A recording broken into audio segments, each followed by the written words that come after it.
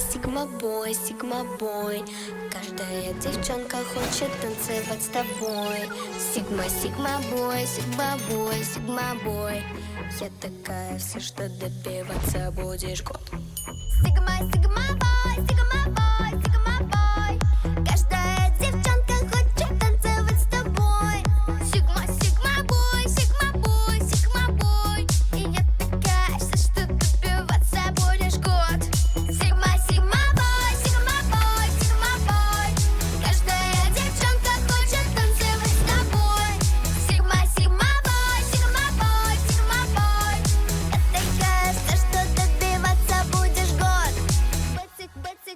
Бэцик жарит, бэйб котлета, бэци лето как жара. Так что милый мальчик будет прыгать и сгорать. Хоть покуйся в мою Бентли, полезай в мой бьюти-бокс. Ты мой сигма-бой, но я желаю твоих слез. Понял? Сигма-бой, бэт на стол, достаю бэнкролл. Я куплю все скитлс, сникерс, точно будешь мой бой. Сигма-бой, я икон на твоих икон.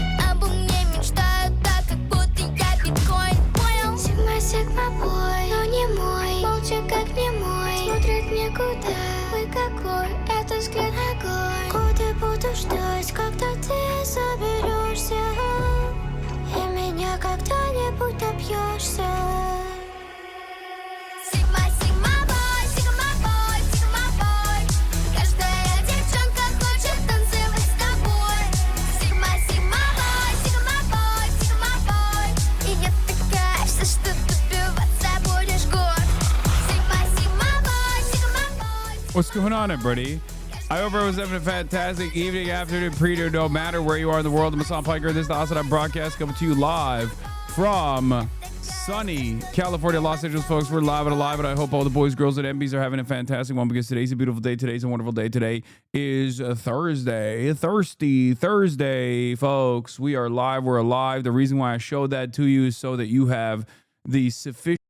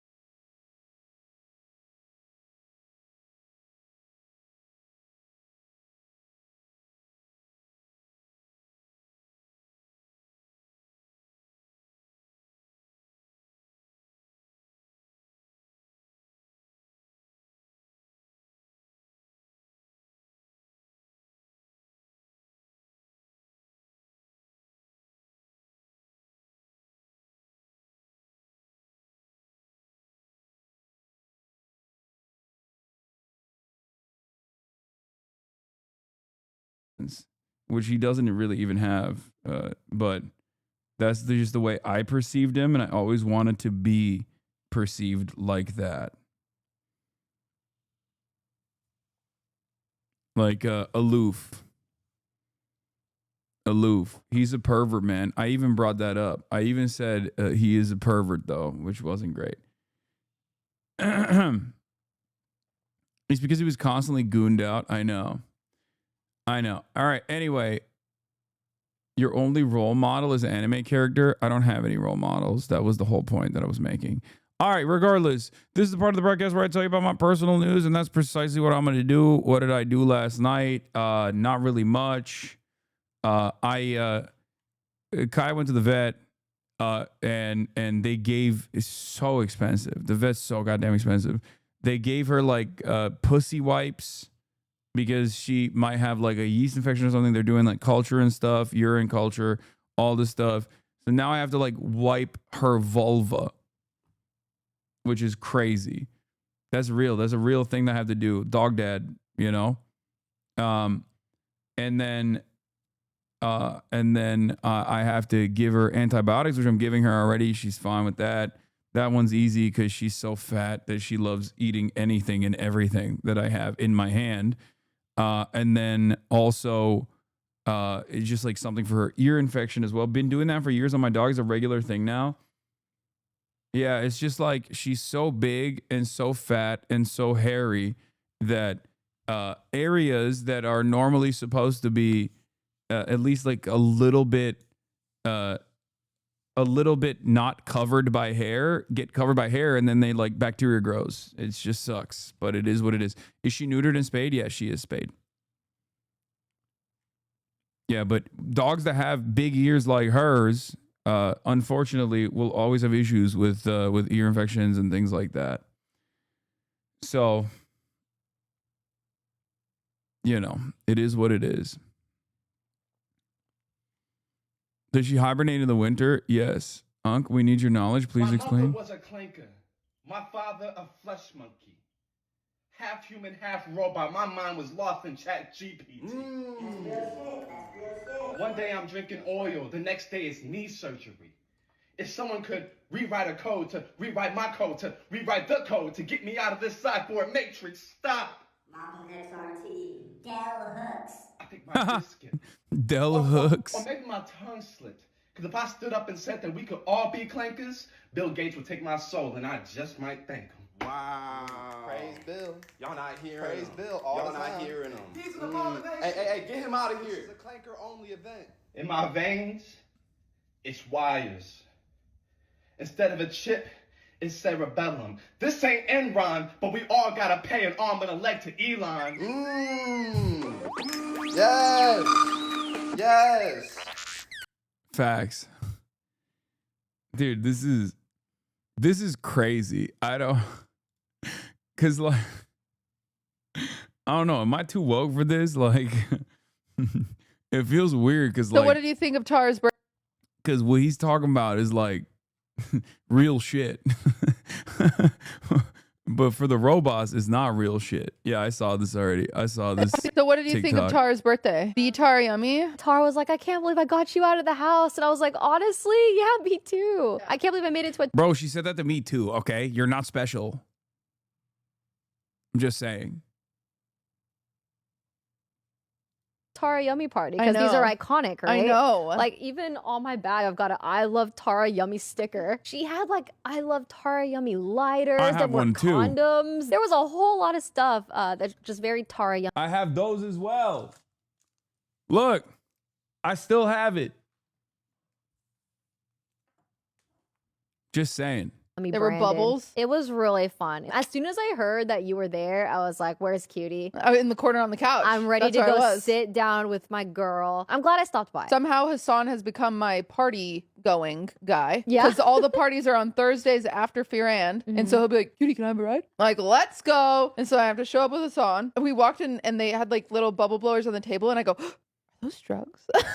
You did not. I was like, oh my God, is that Ozempic? And he was like, no, you idiot, they're bubbles. I was like, oh. I'm not gonna lie. When I saw the little bubble tubes, they I kinda thought it look was like a syringe. syringe. Yeah. Yes. I also was like, wow, are these Tara Yummy syringes on the table right now with the condoms? I thought What is going on? I thought it was like Botox or like Ozempic as like a joke because it's like you're getting older. And so it's like, Yeah. here's that. But obviously, I didn't think they were real drugs. I have to go with Hasan. Also, Okay. look at the photo that they used of us. Like, let's go. And so I have to show.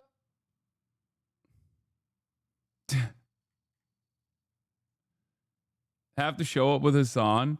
What you say about the uncool friend Lamau Walked in and they had like little. is crazy. How much so he'll be like- disrespect? How much disrespect I incur? How much disrespect? I'm done. Let's go. And so I have to show up. I'm done with this. The amount of disrespect that I get is messed up. She's disgusted with you. Yeah, she is.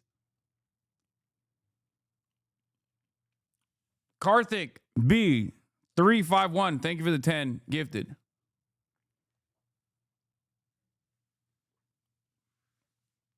No other streamer out here gets their forks stolen from their houses and is constantly eating it. Okay?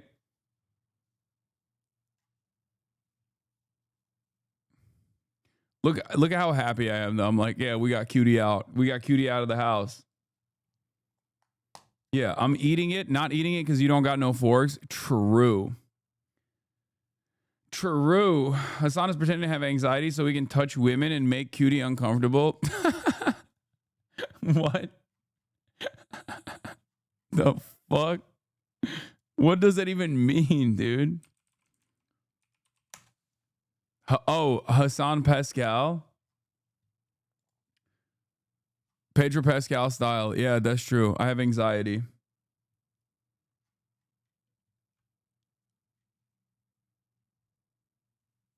You look like an annoying brother messing with her sister in that picture. Is true. Yes, I am younger than Cutie Cinderella. I'm like 23. And she's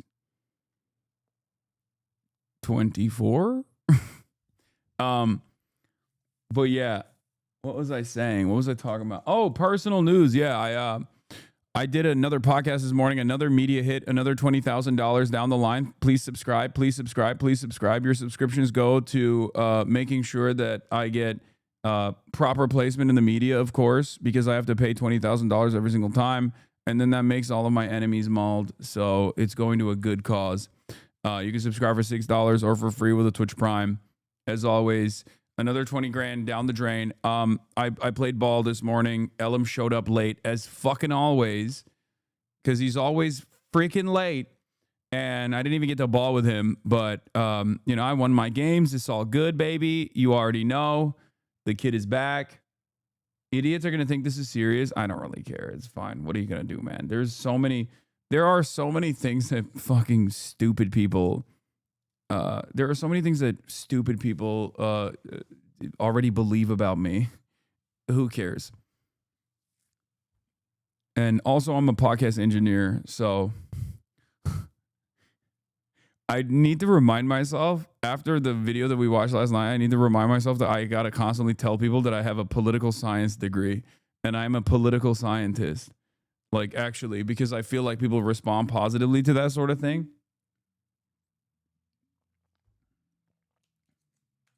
I'm a political engineer. I'm a poli-scientist. Yeah. As a political scientist, I got to tell you, shit is fucked up. If you wanted to know how a debate bro Hasan hater looks like IRL, oh yeah, Dhoni did the master debater shit, which is crazy. Dhoni, don't do it. You're going to get the stink on him. But I guess he's like always around like fucking psycho right-wingers anyway, so he's used to that shit. Please stop calling yourself a dumbass. It makes everyone else credible when they are not HasanAbi. You literally have a fancy degree. I mean, I'll be honest with you. I think it's fine to call myself a dumbass, and I'm going to probably keep doing that. It's fine that people just like listen to that and go, well, you just said he's a dumbass, so I guess he's a dumbass, but this guy says he's smart. Adults understand. You know, cum laude, poli-sci from Rutgers is not a fancy degree law. I don't think you understand, brother. I don't think that either. I also don't care about people's degrees or which college they went to. But most of the people in this space don't have that at all. I'm gonna keep being me.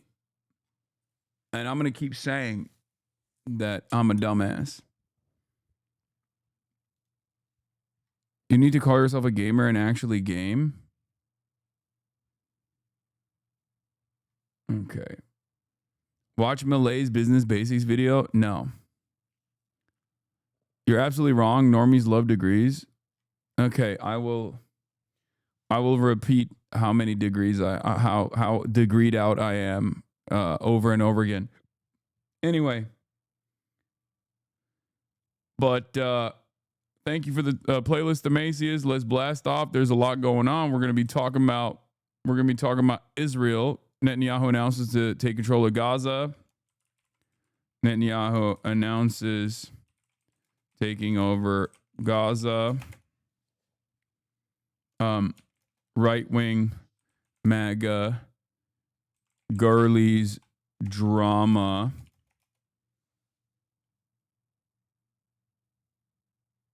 What is this? You got to watch the Tucker Carlson interview with Tony Aguilar. Response to attacks after exposing Israel's war crimes in Gaza. Yeah, maybe. Probably not.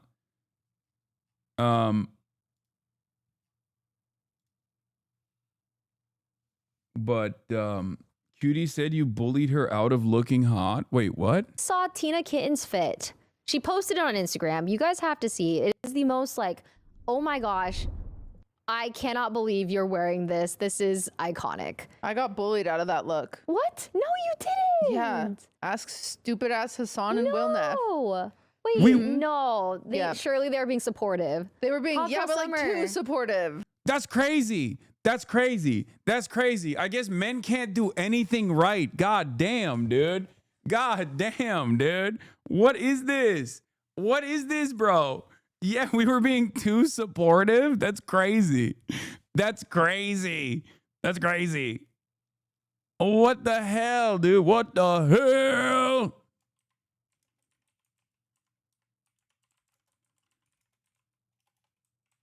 Lights, fire, under.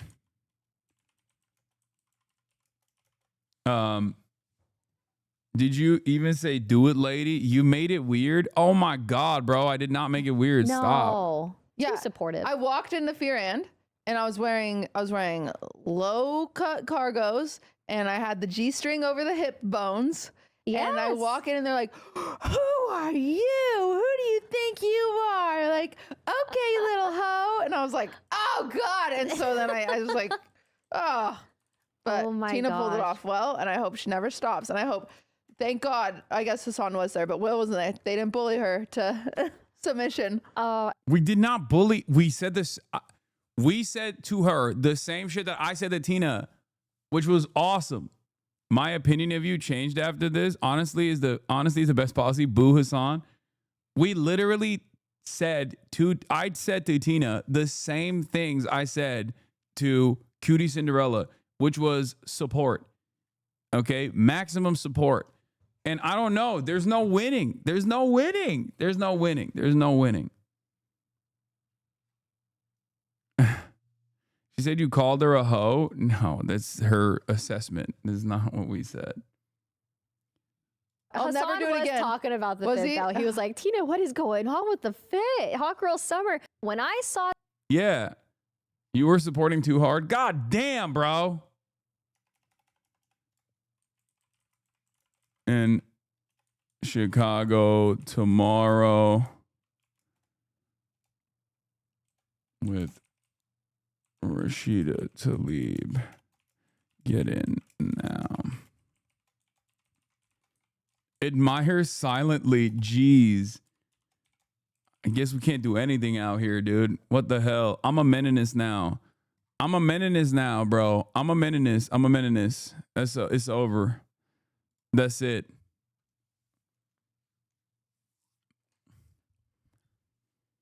So one of my friends would not watch you because she thought you were anti-Semitic. I told her to watch your videos, and my girl Leslie is now a HasanAbi girl. Hell yeah! Shouts out to Leslie. That's so funny that people do actually believe that.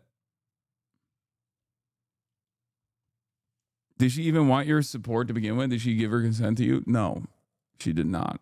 Clearly, she did not want my support. Okay, I do know that like shit gets lost and the wires get crossed online.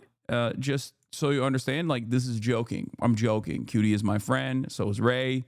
You know, these are jokes. Okay, this is not like real animosity. Oh my God, drama. We're gonna shoot a podcast tonight. So I showed my mom your videos and she watches every day while she cooks. Hell yeah.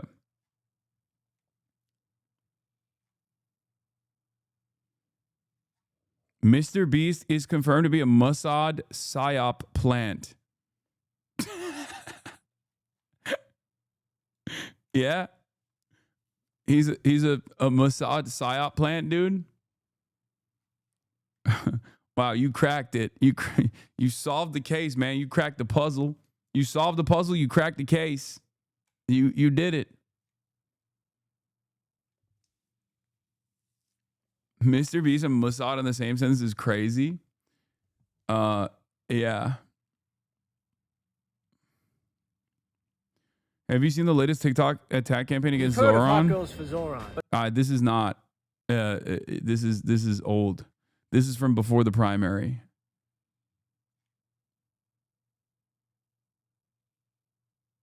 Just letting you know you're well loved in hospitality. We appreciate your voice. Hell yeah. I applied for an HR job at Mr. Beast for the plot.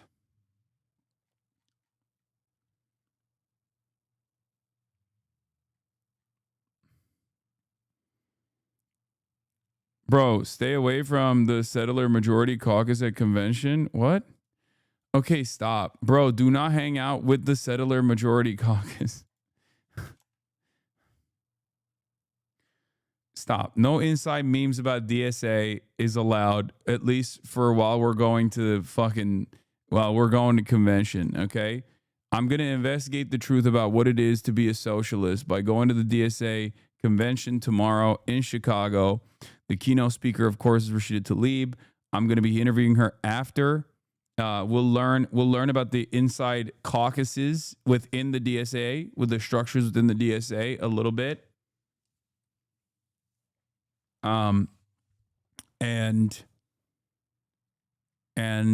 You know, it'll be fun. It'll be fun stuff. I'm gonna be there. So is Emma Vigeland. So obviously I'm gonna hang out with Emma as well. A majority report.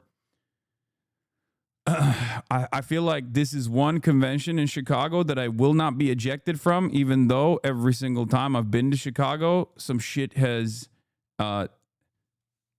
some stuff has happened. DNC ejected. Last time I went to Chicago, got detained at O'Hare Airport. Who knows what events will, who knows what is going to happen to me this time? Okay. Yes, I'm taking Marchie Poo with me as well. Wemby liked this post on Instagram about how the super wealthy are ruining France. The video explains how billionaires don't pay their fair share in taxes. Voilà à quoi ressemblent les inégalités de richesse. Bro. I need the Wendy Connect. Wemby Connect. I need it. That's it. I need it, bro. I need it.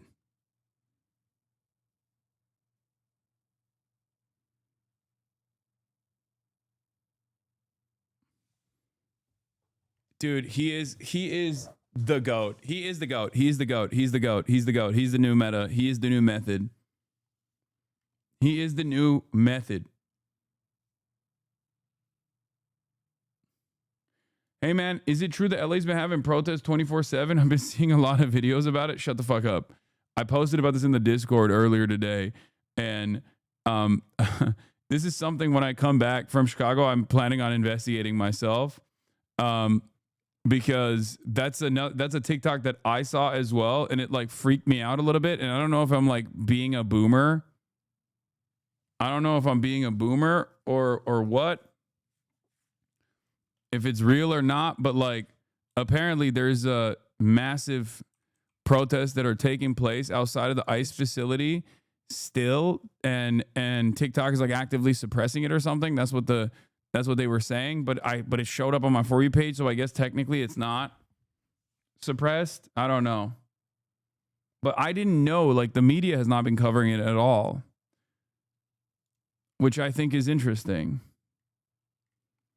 Yes, I pass by it often. Let me see if I can find it. Hold on. Where I favorited it, I believe. Oh, this is another thing that I favorited that I'm going to be looking at too. Hold up.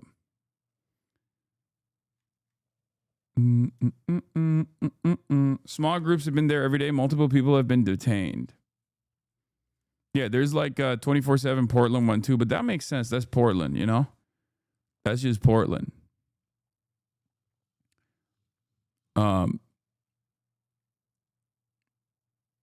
Where is it? Okay, I didn't like it. I didn't like that post. I can't find it. Okay. Whatever. There is a civil war brewing. They had a 24-hour one too in LA.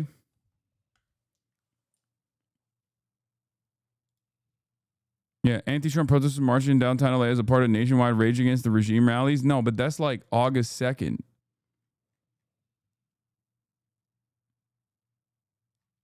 You know?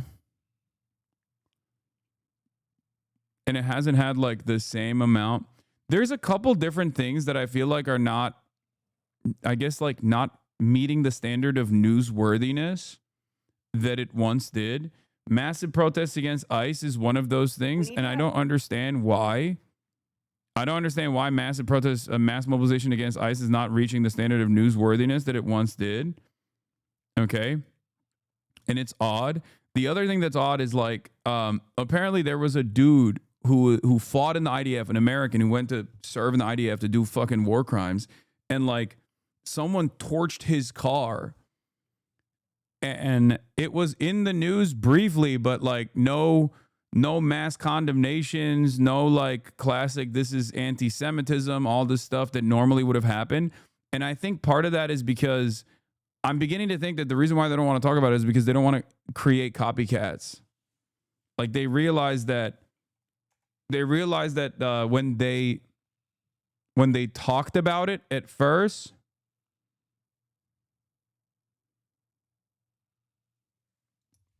with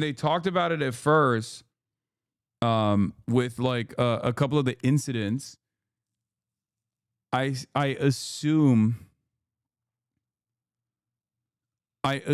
that they thought that they could get like Israel could get like a good coverage out of this, you know, garner sympathy out of this or something. But the torch car was one of the things Cuomo was bitching to AOC about. Yeah. But then instead of like the condemnations, like the round of condemnations, they heard cheers only. So I suspect I suspect that they're not doing it anymore. They're not really covering it anymore. CBS was at the rage against the R protest and wasn't trying to show the true scale of what's happening. ABC 7 was following us too, but they kept focusing on the tent.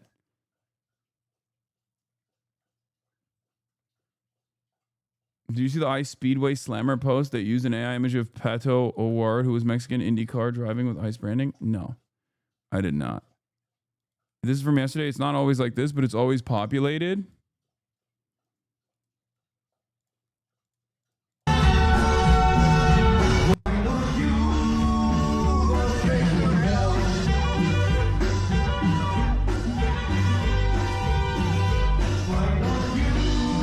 I was wondering if you'd cover it live. I didn't even know.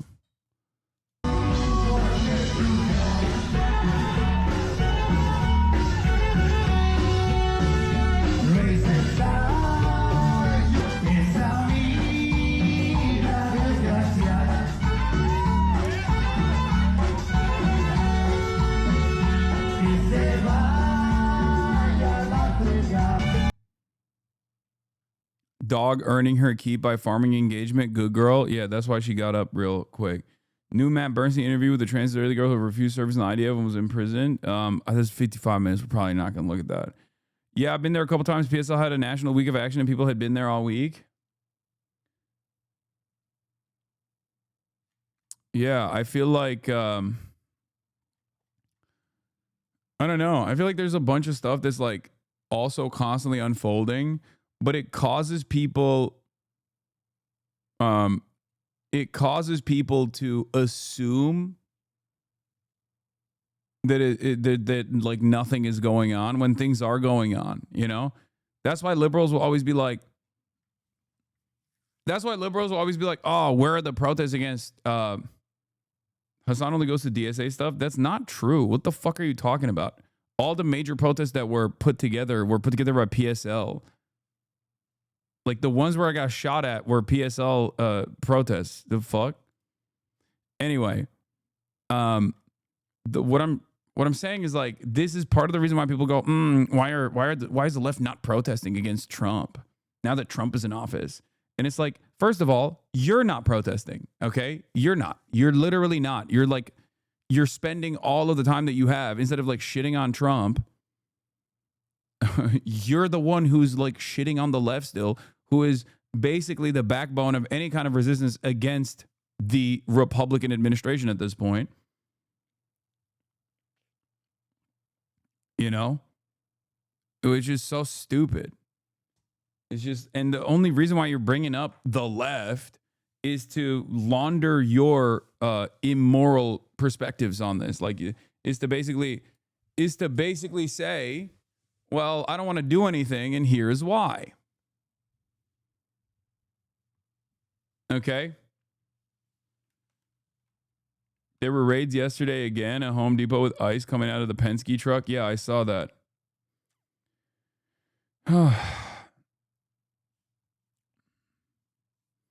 For all the things going on, liberals can still only point at the left. They have smoke for the left. No, but that's not, for the record, those are not the what do you call it? Those are not the fucking the broader movement. You know what I mean? That's not like those people are just like online. They're the extremely online version. You know how like the Hammer Sickle Twitter will be like, sometimes they'll say like Zoran is not sufficiently anti-Zionist, like he's actually an op or something, right? Like that's the liberal version of that. The liberal version of like an extremely online person is the person who's just like, the left is actually responsible for Kamala Harris's defeat and we will never forgive them. And that's why I became a right winger. Like those people do not represent like a broad movement. Okay. They don't. They're just chirping. They're just chirping to the wind. Okay. That's it. Those like the average liberal, in my opinion, the average like liberal Y mom looks at the events that are unfolding and is not thinking about how this is the left's fault. They're looking at the events that are unfolding and thinking, this is horrifying. Okay?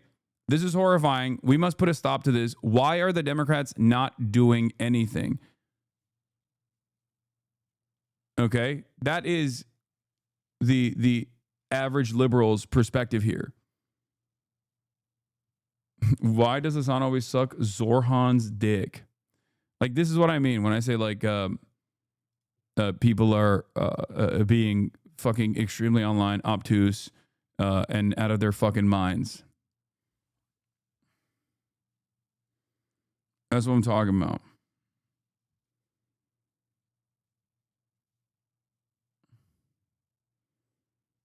This is Zorhan. What do you think about Trump firing 5 members of the federal board overseeing Puerto Rico and what consequences will that have on the Puerto Rican population? Dude, I have no idea.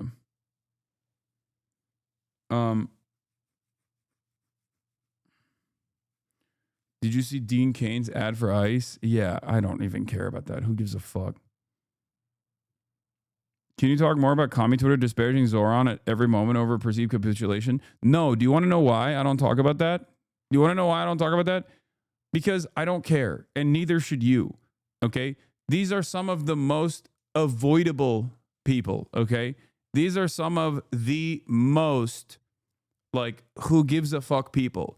They are even less relevant than annoying liberals are, because at least liberals have institutional power and they have their voices heard on mainstream outlets. No one, and I mean this with all sincerity, no one is listening to a Hammer Sickle Twitter account, okay? No one.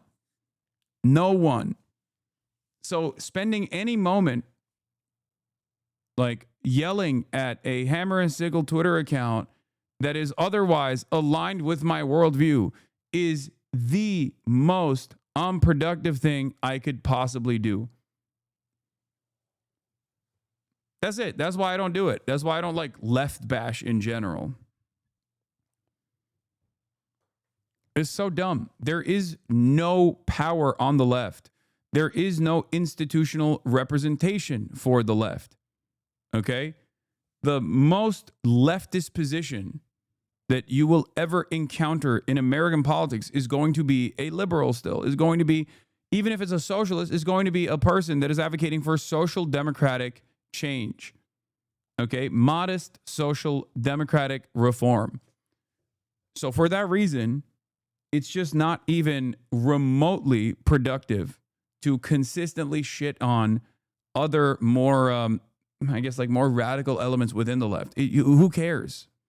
You shit on anarchists a lot, though? Yeah, but I still love anarchists. I still talk about how important anarchists are and how they're at the fucking forefront of protests. And there are a shit ton of anarchists in this community as well. Okay? What do you mean?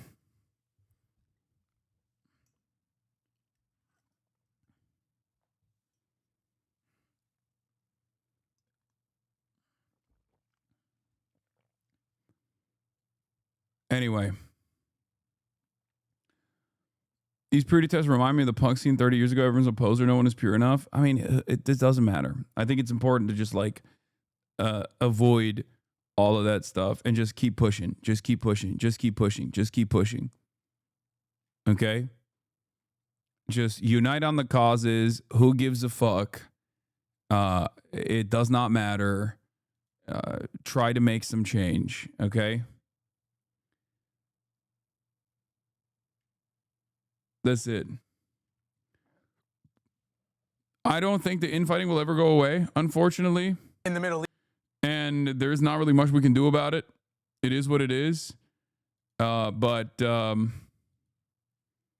you know, it's just, you just got to avoid it to the best of your ability. All right. You have to try and avoid it to the best of your ability. And you have to try and unite on the causes that you believe in.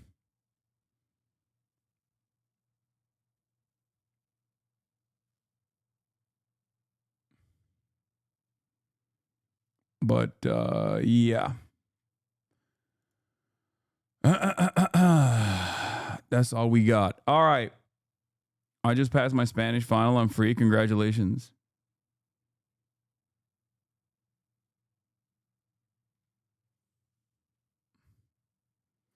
Come on, man. Some infighting is justified. You can't have shining path motherfuckers running about in the movement. What are you, dude? This is already a demonstration of how fucking like brain broken you are. Okay? Have the broader movement in mind, please.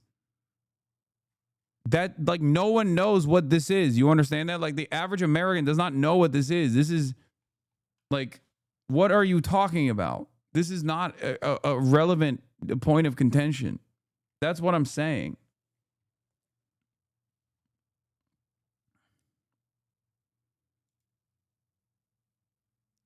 Like, I understand that there are wreckers and I understand that there are people with like insane points of view and whatever. And I think that like there are many different methods of organizing and like building a solid foundation for a movement, like the DSA and the PSL and all these other organizations are constantly going back and forth on like what they need to do, what they are doing wrong, all this stuff. But we're talking about like people on the internet. Okay. When we're talking about people online, it's just like, you can just avoid hearing them out. It is the easiest thing to do, which is to just be like, okay, sure, buddy, and just fucking move on. Okay? That's it. There are a million people who think I'm like too reformist. I'm a revisionist, all this stuff. Who cares? Who cares? Yeah, sure. I guess I am.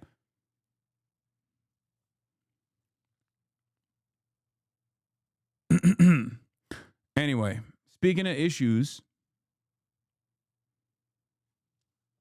U.S. Ambassador to Israel Mike Huckabee faces questions over starvation in Gaza and aid sites. At least the Israeli government is considering a full takeover of Gaza in its battle to destroy Hamas.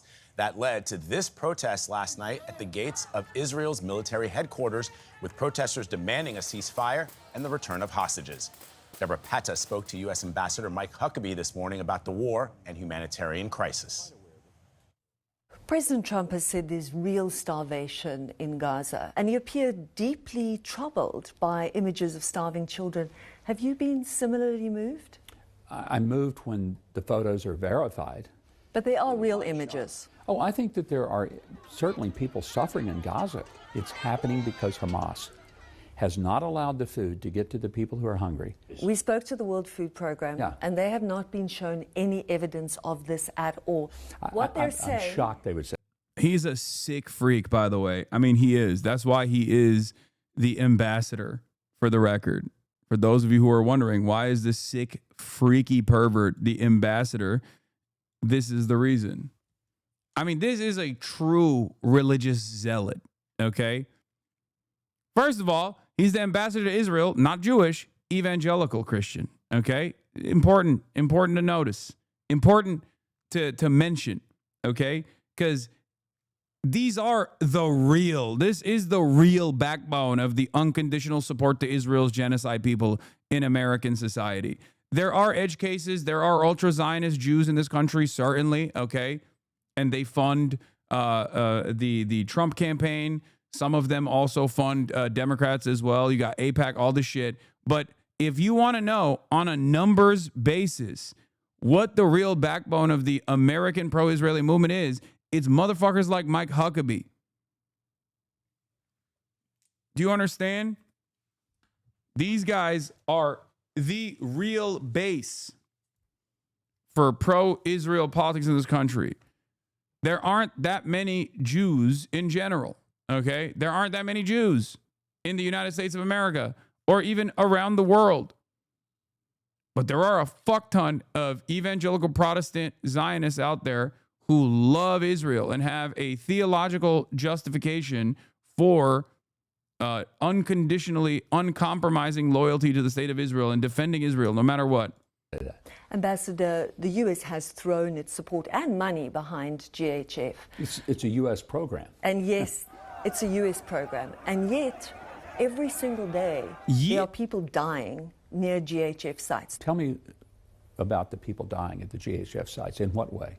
So you have no reports of anybody being killed near a GHF site? No, we've had reports that there have been incidences, but forgive me if I'm a little skeptical when someone says, these people are being killed at the GHF sites. And if there was some random shooting of people who are coming for food, those people would be consequenced severely. Yeah, right.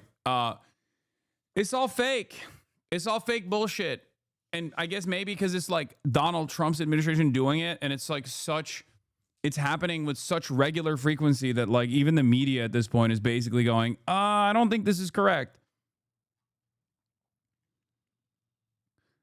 I was talking to a couple friends of mine about this last night. The president of J Street came out and openly admitted that Israel is doing a genocide. Now, J Street is supposed to be a counter to AIPAC, is supposed to be the liberal Zionist group, right? J Street, as a liberal Zionist advocacy group for Israel, literally in the beginning of October 2023, was sending messages to all of the progressive politicians that they donate to say, do not even mention the word ceasefire. So over the course of 22 months, liberal Zionist J Street went from, you are not allowed to say the word ceasefire, we will do everything in our power to destroy you if you even fucking mention the word ceasefire, to openly admitting that Israel is doing a genocide.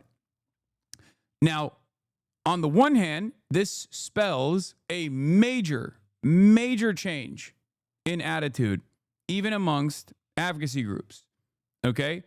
But on the other hand, I think the reason why, and they're outflanking Bernie Sanders at this point for the record, but the reason why I think J Street is doing this is because they recognize the reality that is unfolding and that is slated to come, because the Trump administration is saying, fuck it, do whatever you want.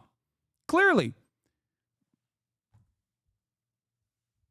They're telling Benjamin Netanyahu they can do permanent military occupation. This was, by the way, announced in an exclusive interview on Fox News. Netanyahu's announcement to the American media that he is going to take control over the Gaza Strip was an exclusive interview that he gave to fucking Fox News. So I think a lot of these advocacy organizations and whatnot are trying to do ass covering at this point after years and years of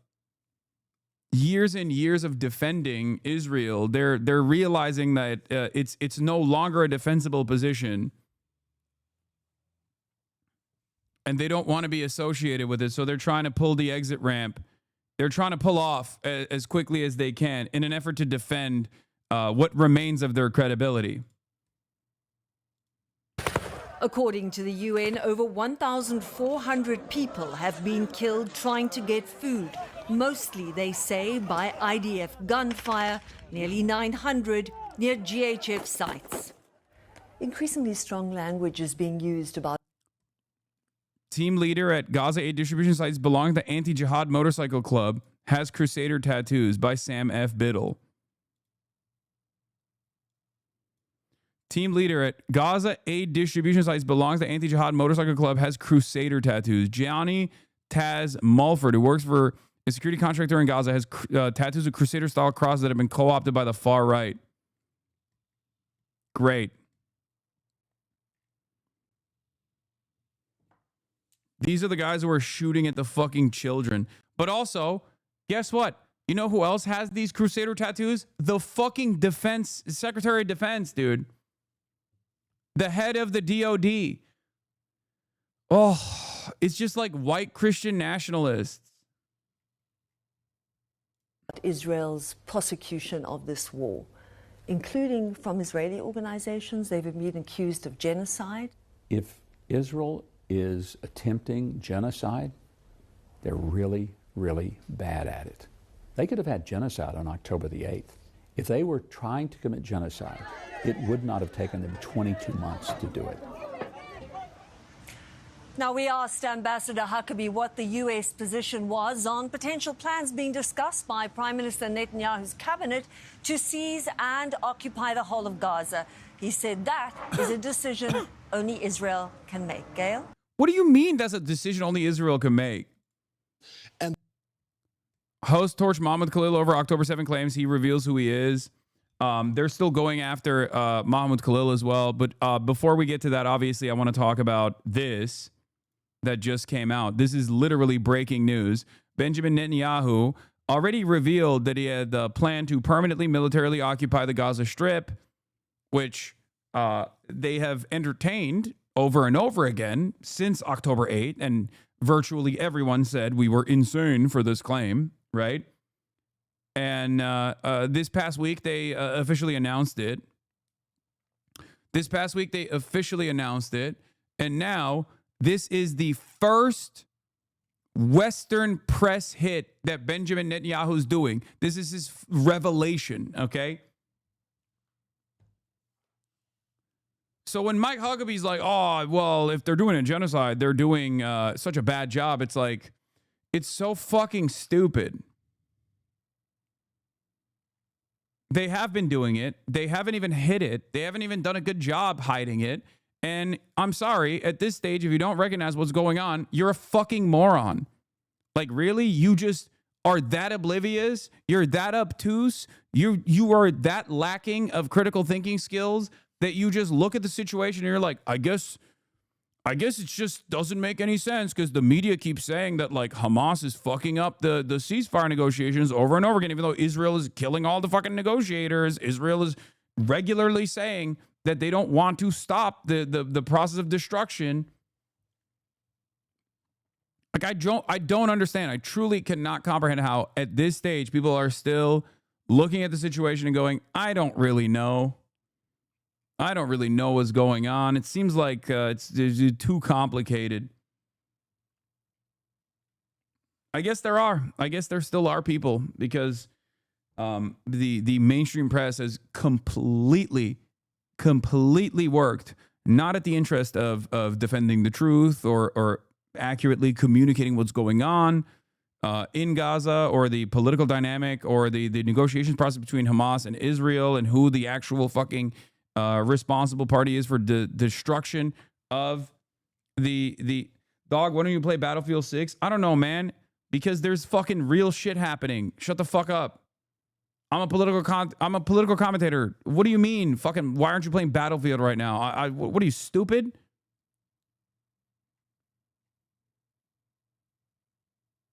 At home 2 hours ago, here in Jerusalem, I sat down with an exclusive interview with the Israeli Prime Minister. Mods, you can unban him. 25 minutes on He didn't camera, deserve a perma. right before a significant meeting is about to happen. As you know, the fate of the hostages is still out there. As you know, there are allegations against this government for genocide and starvation. There are questions about his relationship with Donald Trump, even Vladimir Putin.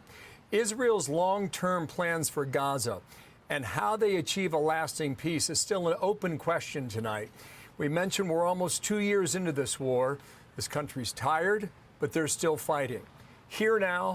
Yeah, dude, this framing is so psychotic because it presents Israel as the victims. Okay? Like, they are this is a way to structure the conversation as though it's a David and Goliath situation where Israel is the David and not the Goliath. Okay? Oh, they're so tired, but they're still fighting. It's like, bro, what do you mean? Oh, they're tired from murdering babies? Wow, dude, I'm so sad. I'm so fucking sad that Israel is too tired in its unlimited baby murder campaign. That is crazy. And this is, by the way, to this introduction is to the baby murderer himself revealing his final solution, like making it public knowledge in the Western world. That's how you're introducing the conversation, showing it as though Israel is the real victim here. Why? At first, it was victimized on October 7, not because of the inevitable backlash that like its apartheid regime would withstand, but Israel is the victim of on October 7 because of unlimited anti-Semitism, right? And now Israel is still the victim 22 months after October 7, where they're just too tired to keep killing children and starving children. They're so tired.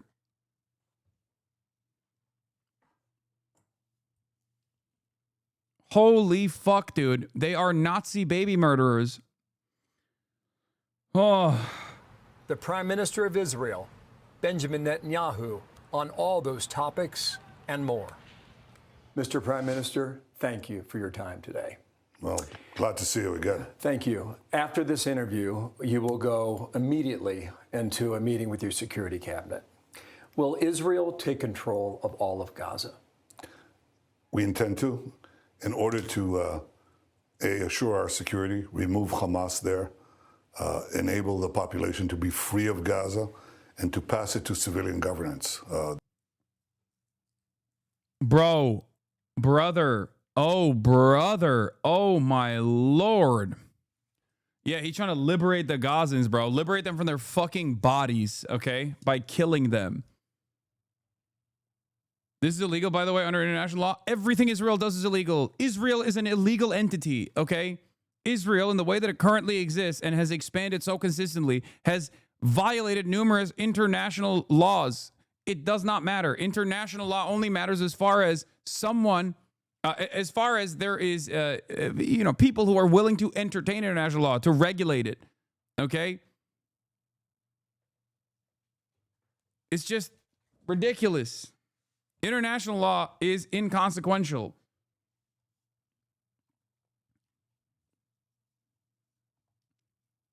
Can't wait to see all the Israel-Ukraine motherfuckers coming out against this like they did with Russia's invasion. Surely it will happen. No, they won't, because they're fucking dick riders of American imperialism and Western imperialism in general.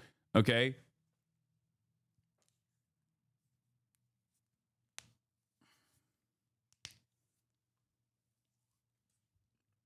It's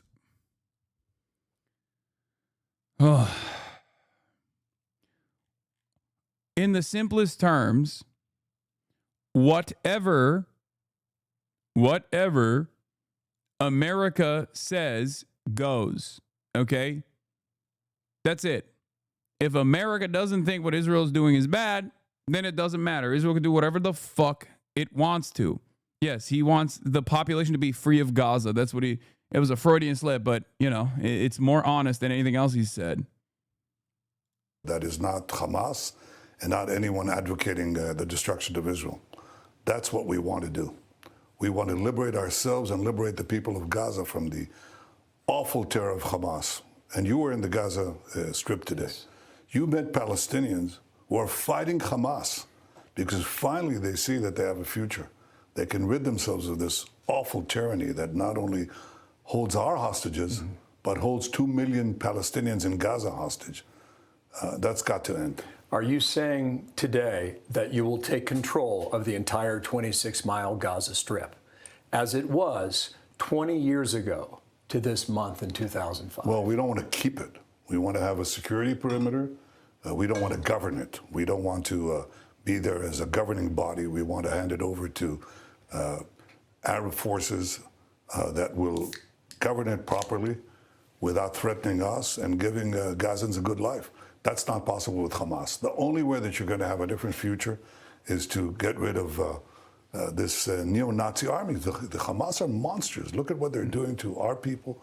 Look at what they're doing to the way they massacred, raped, beheaded our people, our men and women, burned our babies. And they are really cruel to their own people because when we try to take them away from the combat zones, they shoot them. They want people to be civilian casualties. They want a starvation policy that they themselves are trying to put into being, and we're doing everything to reverse that. They have to go. I think President Trump has said it. You know, you have to see two things in Gaza. You have to see Hamas eliminated, and you have to have the hostages released. And he's absolutely right. There are 20 hostages that the Israelis believe are still alive. And in recent events, the closer the IDF got to them, many of them were killed. Are you prepared for that? We're doing everything in our power to salvage the hostages. We've, you know, in the beginning, the second day of the war, I think, a senior command official in Israel said, you know, you're going to have to get used to the idea that we're not going to see any of them alive. And I said, no, I don't agree with that. I think with a combination of the right military tactics and international pressure, we can get all of them, and certainly most of them, out. So far, we got out of 255, we've got 205 released. 148 of them are alive. Nobody believed that. And I believe we can get the others, but we have to combine the right tactics, military tactics. Without military pressure, nothing works. Yesterday, I spoke with Laron Berman. He had Once again, the only successful hostage extraction, with one exception, has been through the process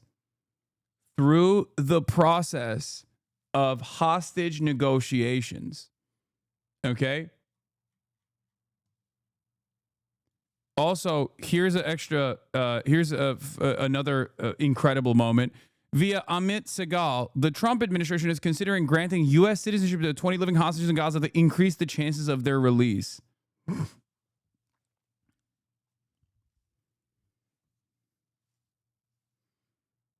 This motherfucker will do anything but put an end to the genocide, bro. I swear to God. I also think that, like, this is the type of shit that's really going to piss off his base. Like, who is this fucking for, man? Take Israel's dick out of your fucking mouth for 1 second and try to think. Like, this is crazy.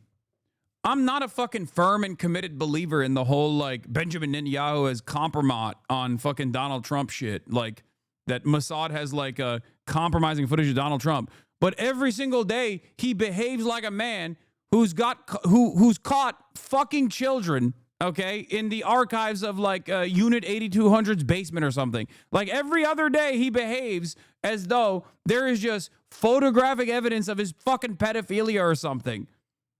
I don't understand what this is. Like, it doesn't make any sense. And I know people will fucking clip this and be like, Hasan doesn't want the hostages to be released. It's like, dude, there is a solution to fucking releasing the hostages. It's called ending the fucking genocide. What the fuck is happening, man?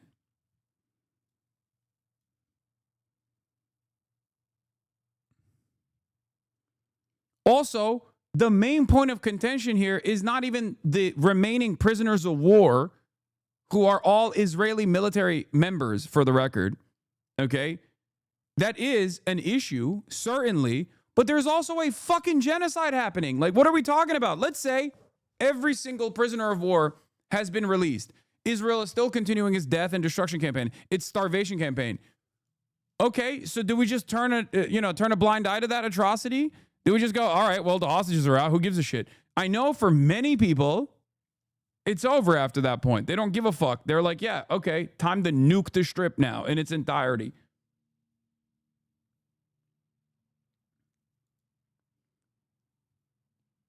Glenn Greenwald, Times of Israel blogger, strongly suggests and then threatens that leaks about Trump's involvement with Epstein are Israel's punishment for Trump's refusal to bomb Iran more. He warns it really doesn't pay to start up with Israel. Read. What? Trump and his administration criticized Netanyahu and Israel, and now the Epstein files are haunting him. For a long time, the files had subsided in the background. They weren't considered to be much of a threat to Trump, but all of a sudden, right after he started up with Israel... No, I think this person is just like fucking... This person is just using the current thing that people care about to make this kind of like sinister take, as though, yeah, I don't think that he's just like connecting dots. And this will work for a lot of people, I think. A lot of people will like lean into this. Why the fuck would Israel compromise its own assets if Epstein is a Mossad agent? Why would Israel burn their own Mossad agent with its own, trove of pedophilia archives?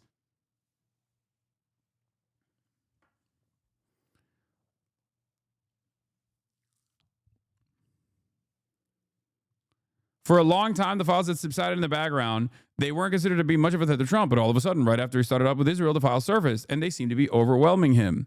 Trump blasted Bibi after the shrapnel hit a church in Gaza. The church is in a war zone. It was not targeted. Rather, shrapnel from a nearby explosion hit it. Still, Trump berated Bibi and demanded he publicly express regret. Huckabee also chimed in, blasting Israel for withholding visas from evangelical groups. It seems that Israel wants to first ensure that the groups don't plan to missionize, but Huckabee seems insensitive to Israel's concerns. Saying Mike Huckabee seems insensitive to Israel's concerns is the most insane thing you can say. Mike Huckabee wants a greater Israel project to continue more than like half of Israeli society. And those motherfuckers certainly want it too.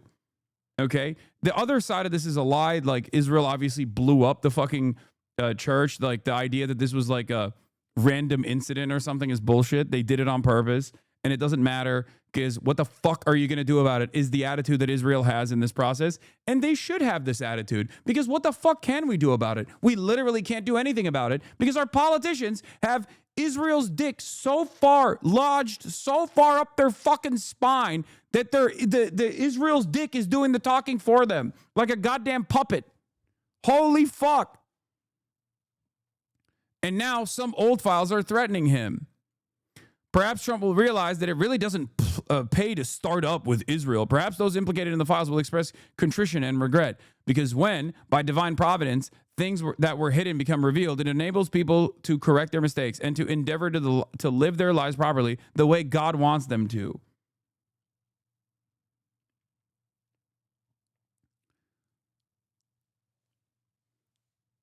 It's so fucking nutty, man. It's nutty. It is so insane. These motherfuckers are like the arrogance of pro-Israeli people at this stage is what is so mind-boggling to me. Like, it just straight up, like, the most annoying version of doing this like whiny, cancel culture focused, hysterical way of being a Nazi. It's just, I don't know how to describe it. Like, I feel like I feel like historical fascist movements were not this like fucking whiny and entitled and arrogant, or maybe they were. I don't know. But it's just like we've never experienced this dynamic before, because we've never had a situation where like Nazi Germany was building its own industrial base to conduct its endless bloodshed campaign at the behest of this Ubermensch, at the behest of like a greater neo-Nazi project, right? So they weren't like constantly fucking chirping. They were definitely chirping, similar to Israel when they were talking about like, well, England has colonies. We're little old Nazi Germany. Why do you think we're doing the colonizing, right? Like they would do shit like that.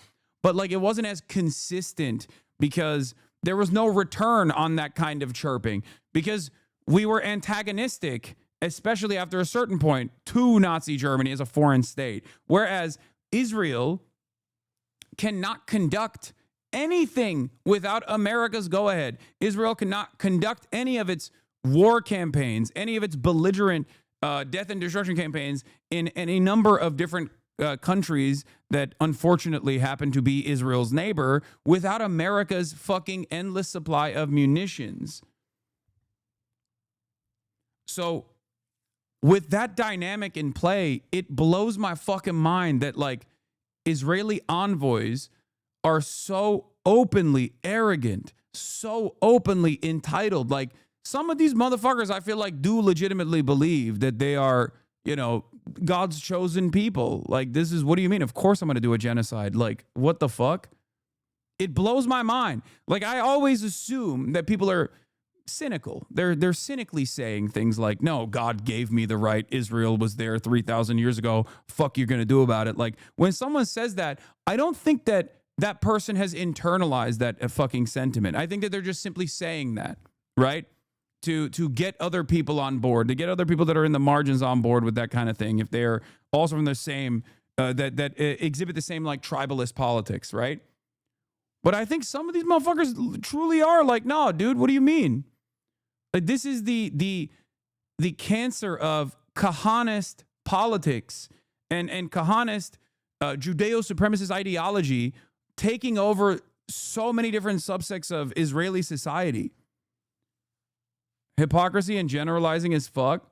No, I don't think you're understanding the words that I'm using here. I'm not saying every single Israeli is like this. I'm saying that it's shocking that there is more and more. There are more and more pro-Israel people who speak like this otherwise formerly far-right subsect of Israeli society that was considered a fucking aberration, that was considered terrorists. Do you not understand? This is how fascism manifests. Like the whole notion of you know, the Goyer cattle, like all that kind of stuff, like that's just a small sliver. It's supposed to be a small sliver of Israeli society. It's not supposed to be like written about in fucking Times of Israel. You know what I mean?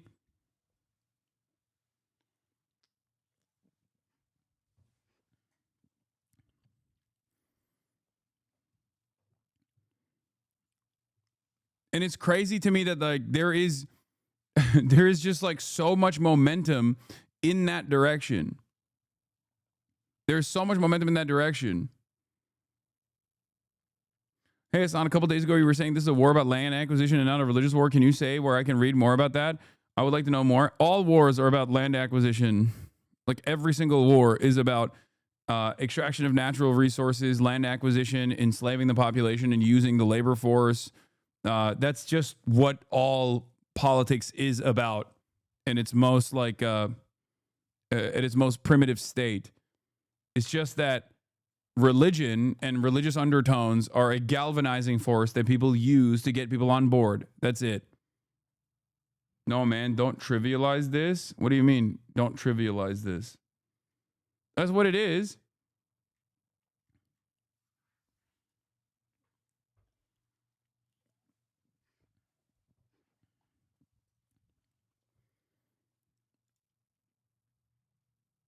This is not trivial. This is just factually accurate analysis. Anyway, Hamas has responded to Benjamin Netanyahu's claims, but we'll get to that in a second. Let's Two continue. brothers. Yes. His family believes they are still alive. He said the following. My advice to you, speaking to the Prime Minister, by all means necessary, we need to bring them back for stability in the region and for the future of Israel. It's a tough decision, but we will handle everything, meaning Israel. What do you say to the family? I tried to mention this yesterday, but we'll see how successful they are in their attempt to occupy all of Gaza when they are being forced to make reserve battalions with soldiers up to 50 years old due to lack of manpower. I know. They can't do that without forcibly conscripting the Haredi population, which will cause tremendous internal strife in Israel, in Israeli politics, because the Orthodox will say, fuck no, okay? And even with the Haredi population that is like even less trained than the average diaper force military commander who gets fucking smoked because they can't stop smoking cigarettes right next to a goddamn window in clear sight of a Palestinian Islamic Jihad or Al-Qassam Brigade sniper in the immediate vicinity. So they have to get like American contractors to make up for that lack of experience that they have. There's just no way, I think, there's just no way that Israel could just like maintain a permanent occupation of the Gaza Strip. I mean, it's tiny. The Gaza Strip is a tiny sliver of land. So I guess it's not as difficult as like Russia permanently occupying the entirety of Ukraine or even the eastern Ukrainian territories for a decent number of years. But but even then, they just can't do that without full ethnic cleansing, which is why I think they are trying to do full ethnic cleansing. Like at most, they will try to turn the Gaza Strip into a West Bank style structure with a civil governance division that is tied to Israel in the same way that the Palestinian Authority is. Okay. And then continue whatever the fuck they're doing in the West Bank, in Gaza, which is, pogroms, more land acquisition, and the inevitable expulsion of every single person. They did it pre-2003 and they were doing all right, killing Palestinians daily. I know, but the difference is post-2005, there is like a decent amount of militancy that has grown, okay? That's a major difference. You're talking about a time when Palestinians, a decent number of Palestinians still were like holding on to some semblance of hope in the negotiations process. It was coming to a close. Like this was the end stage of like what the so-called peace process was looking like.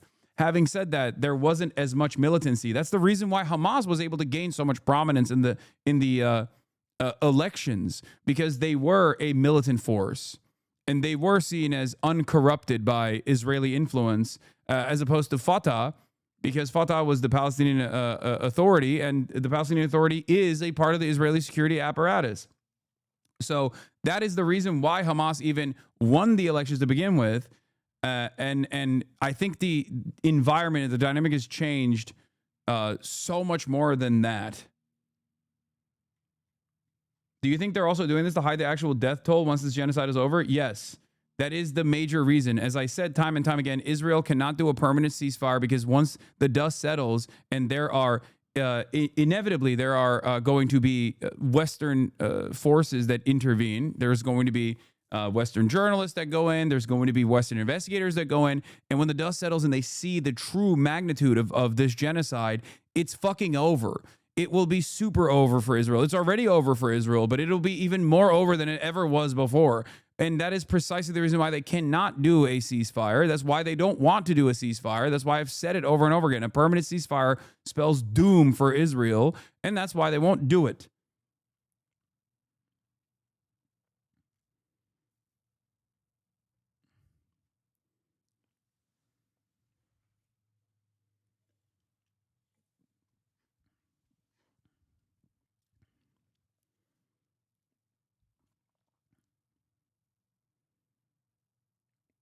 What will happen as a consequence for Israel, though? I I mean, we have significant limitations in what kind of will that we can impose on our politicians because, as I've said over and over again, there is no real democracy in America. Or what people think is the democratic process is simply a ruse. Okay? And I think either people recognize that and then continue the pressure campaign to a degree where it becomes like untenable and unsustainable by American interests. So they have to like create release a pressure valve or diminish our unlimited loyalty to Israel a little bit. Now, new polling showing it's not just Democratic voters calling what's happening in Gaza a genocide anymore. Likely voters believe it is by a 14-point margin. Do you believe that Israel is committing a genocide against the Palestinians, Palestinian people living in Gaza? All likely voters, 47%, August 2025. 33% say Israel's not committing a genocide against the Palestinian people living in Gaza. It's so fucking crazy that there's still this many people that say Israel's not committing a genocide. It's just the truth.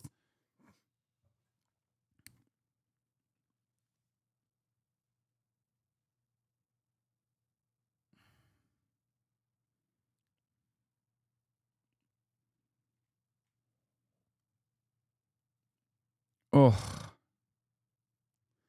Doubt the average American knows what genocide are exactly. Yeah, you can get 30% of Americans to believe anything. That's exactly what we're trying to do. People say you can't both release the hostages and eliminate Hamas, and I disagree. I think so far we've shown that we can, and I intend to complete the job. But we have three missions. One, to eliminate the Hamas as a governing and military power in Gaza. Otherwise, there's no future for anyone. And we'll have many more kidnappings and many more hostages. Second, achieve the liberation of all our hostages. And third, make sure that Gaza doesn't pose a threat to Israel again. And we're well on our way to achieve all three. Now, this is why I get mad about the Israeli security argument. Like, oh, Israel can never be secure unless like Palestine is a state. This is what pisses me off about this, because that's the argument that they make. If the security of Israel is your primary fucking concern, or is even a remote concern at all, then that means you're open to potentially an unlimited death and destruction campaign in Gaza, because that will also offer permanent security to the state of Israel, you know? It's just you guys want the same things. Benjamin Netanyahu has a different method. That's it.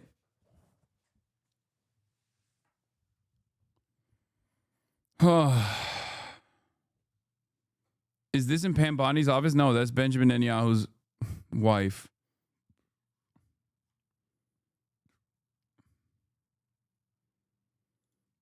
I have the Palestinian resistance with all its factions united on the battlefield, and any occupation decision will be returned to where it came from. Defeated and broken as always. The enemy is deluded if it thinks it will release its prisoners from our grip by military force, and we affirm that its prisoners will only be released through the gate of negotiations at a high price. The threat of a full military occupation in Gaza is a declaration of genocidal intentions and a desperate attempt to subjugate our people and resistance, intentions that will not pass without a heavy price, and the field will be the decisive factor as always. It's true. The field is the decisive factor. And in spite of the overwhelming force that the Israeli genocidal forces have demonstrated time and time again, they have had their shit pushed in over and over again. They keep getting smoked. This is a completely diminished force, a completely diminished resistance force on the ground. And they're still able to fucking incur penalties. They're still able to deliver penalties to the Israeli diaper brigade. Okay? It's crazy. Now think about that resistance network continuing to exist. Think about that resistance network continuing to exist while Israel tries to do a military occupation. It's fucking reservists are killing themselves with regular frequency every fucking week because they're like, we killed too many children and I can't deal with it any longer. I'm going to kill myself. And now your numbers are diminishing. The enthusiasm for the unlimited baby murder is going away because people are too scared to continue doing baby murder because there are repercussions for it. They also realize that when you do that baby murder and you then fucking fly out of Israel to go somewhere because you want to go to Megalof or whatever, okay, or when you want to go to Greece or whatever, people look at you and go, you were in the IDF? Oh, so you're a baby killer. And they don't like that either because Israeli society has broadly enjoyed being Western aligned, okay, since its fucking inception. That's the only way that you can get people to go and live in Israel and then travel freely to the Western world to the best of their ability, okay? But now, if they can't do that, now if there's an academic boycott, for example, all of a sudden, all of the prestigious Israeli institutes fall apart.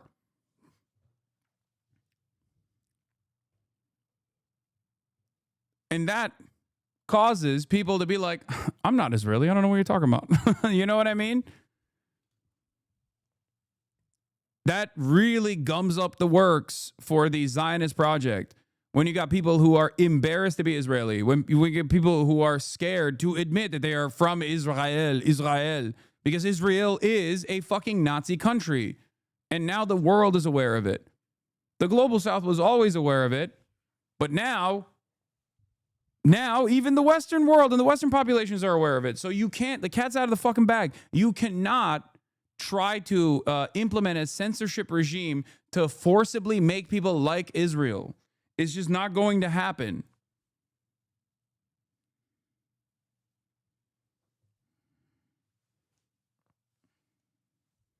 That's it.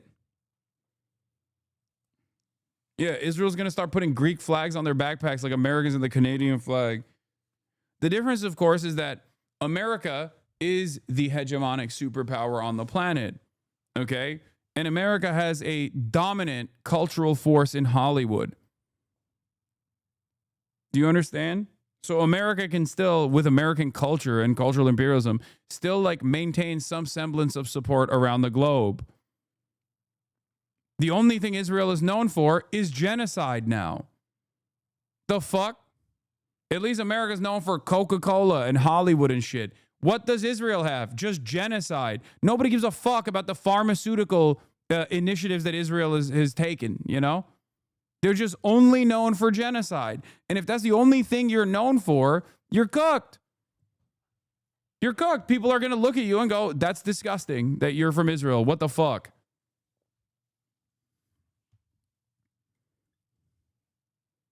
Difficulties because there's so much vilification and misrepresentation in the press. There's an attempt to put blame on Israel for the interdiction of humanitarian supplies that Hamas is interdicting, and Israel is the international community is delivering the blame to Israel. They're doing everything to rob these food trucks. They're taking the food for themselves and then jacking up the price for the remaining supplies to their own population. That's monstrous. We have seen some of that. And you're right about that. And you're also right that we went into Gaza while we've been here this week.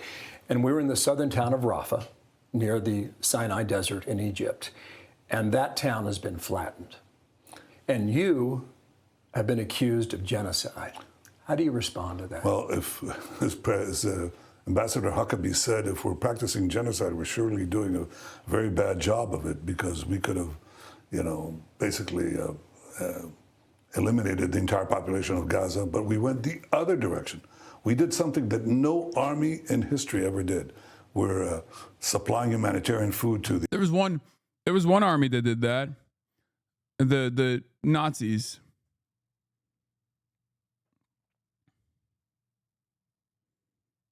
You know?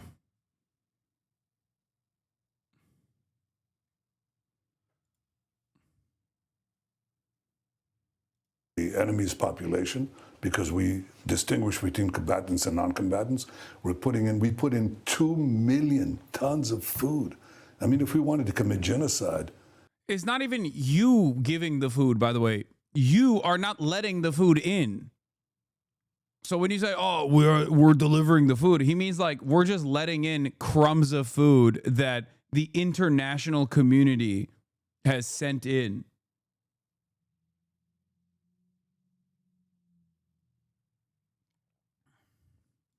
Yeah, there's also moldy bread in some of the fucking dropped aid. These Palestinians ran for airdropped aid only to find moldy bread.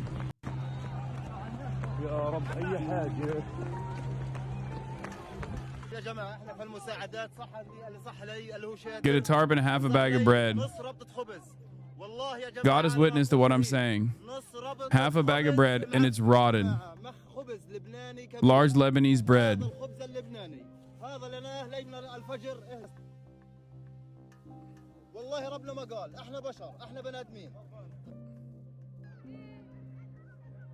This week, 6 countries coordinated aid drops across Gaza, but delivered only 120 packages total. Not nearly enough to help the over 2 million Palestinians living through Gaza's starvation crisis. Critics have called the drops a PR stunt. Aid organizations and experts say they are dangerous and ineffective. Yes, if you want the aid to fucking get in, you have to stop bombing the fucking... You have to stop bombing the strip, and you have to let the trucks in. It's pure evil. America did this shit before, where they dropped aid. Also, this was a year and a half ago almost, okay? When America did drop aid, and the aid fucking killed people. They got crushed under the aid. And then also, you don't know where the aid gets dropped. There's no guarantee that it's going to get dropped on the ground. So then it gets dropped on top of like buildings and shit. And then people climb up to those buildings and then die because they fall off of the buildings while they're trying to get the aid. It is a death trap. Again, the most effective way, if you want to fucking like actually feed the Palestinian population, the most effective way to do it is by the existing UNRWA facilities that already have, there's 400 points that they could use. The most effective way is by trucks. Okay? Yeah, here's a map of Gaza's 400 plus UN aid distribution points in stark contrast to the 4 GHF run sites, 3 in the south and 1 in central Gaza and none in the north. Each GHF site opens for only about 8 minutes a day and all 4 are rarely open at the same time. Here's the Commissioner General of UNRWA, Philippe Lazzarini, saying, before the spread of famine, community-based distribution centers supported by partners provided food and assistance to 2 million people spread across the Gaza Strip.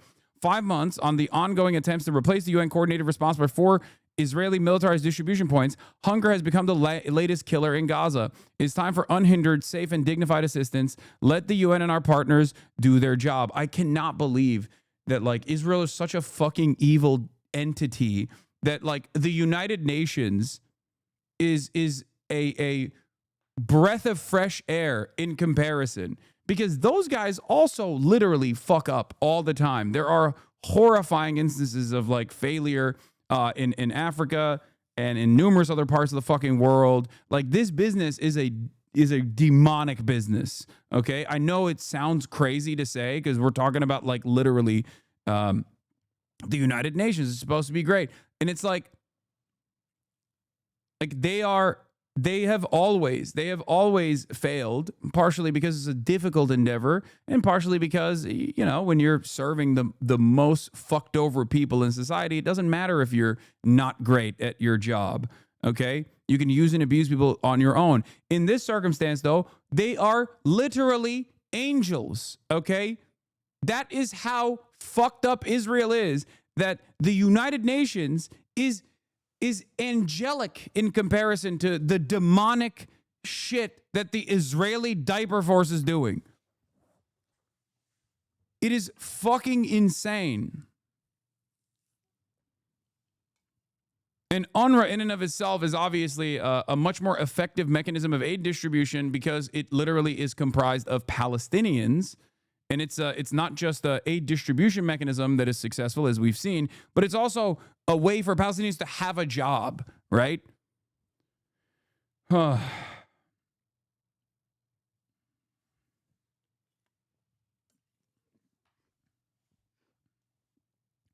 the reason why UNRWA has been decently successful in feeding the Palestinians and like being a lifeline for Palestinian existence is because of the 80 years of Israeli occupation. Because they had 80 fucking years to develop a successful, consistent aid delivery mechanism. Because Israel has been occupying the every facet of Palestinian existence and every facet of Palestinian livelihood for almost 80 fucking years.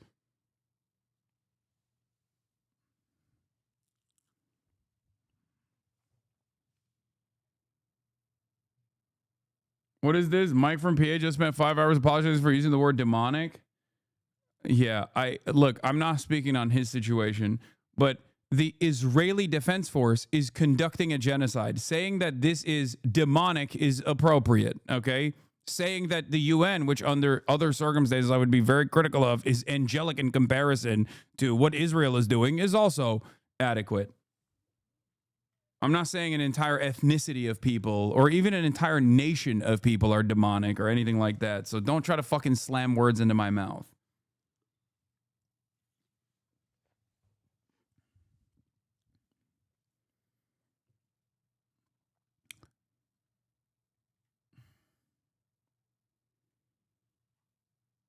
Anyway.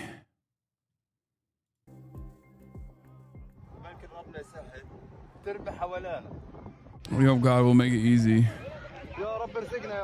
Oh God, grant us. Come on, Omar.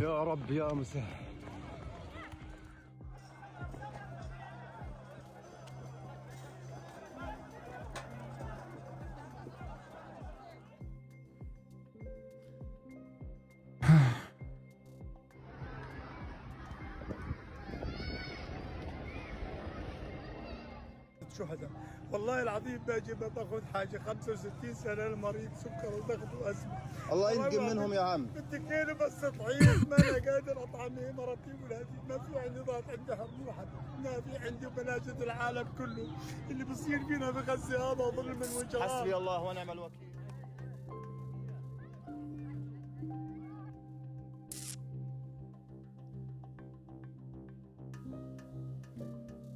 UNRWA has been like the #1 op for Israel in perpetuity because Israel's goals are ethnic cleansing. And UNRWA is a UN-backed institution that has kept Palestinians alive. And the past administration, the Biden administration, allowed Israel to kickstart the process of delegitimizing UNRWA and destroying it, okay? And of course, Donald Trump came in and slammed in the GHF initiative, the Gaza Holocaust Front, also known as the Gaza Humanitarian Foundation, so that they would be the sole aid distribution points for 2 million Palestinians living in the Gaza Strip. Their goal was never to feed the Palestinians in the Gaza Strip. Their goal was to kill as many Palestinians as possible, starve them quietly, hoping that this would just go away. That's why your pressure campaign is important, because you allow this issue to not go away. Okay? We cannot allow this issue to go away. We cannot allow people to turn a blind eye to the death and destruction that is unfolding in broad daylight under our watch.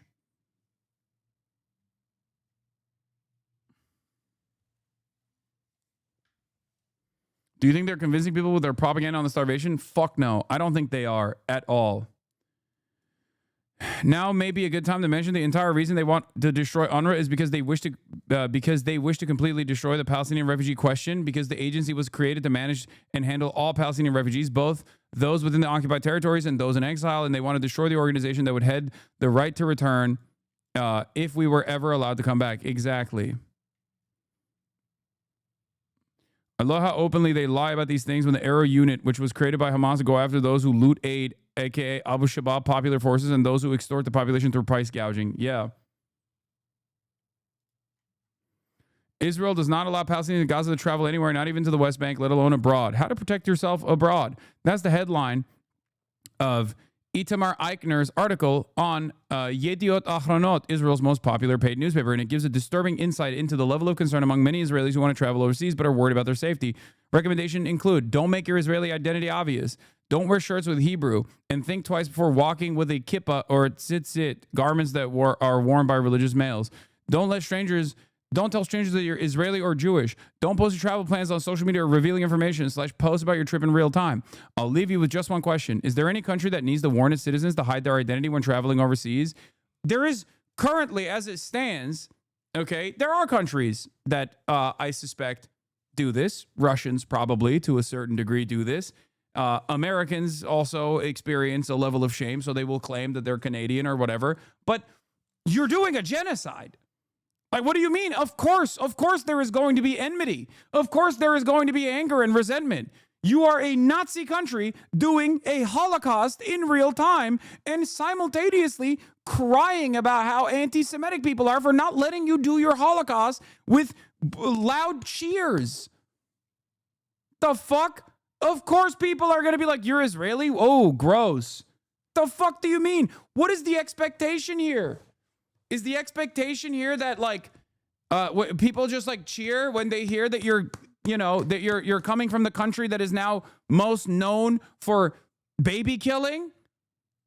What the fuck? If you want to do reputation laundering, you have to tell the Israelis that we hear from on a daily fucking basis to stop saying Hitlerian shit in Hebrew, okay?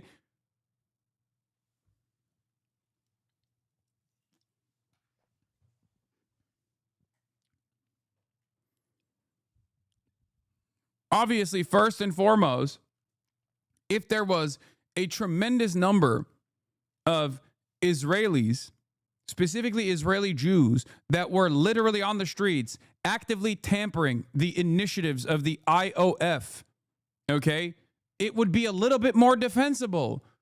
But that doesn't even fucking exist. It's like marginal. Half of them are in this chat right now. It's fucking ridiculous. We see the polls. Blood is always drama farming, acting like the world is on fire. Me? You think I'm drama farming, acting like the world is on fire?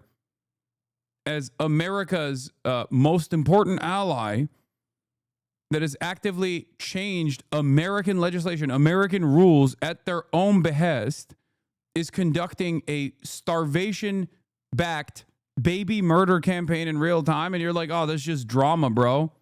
The fuck?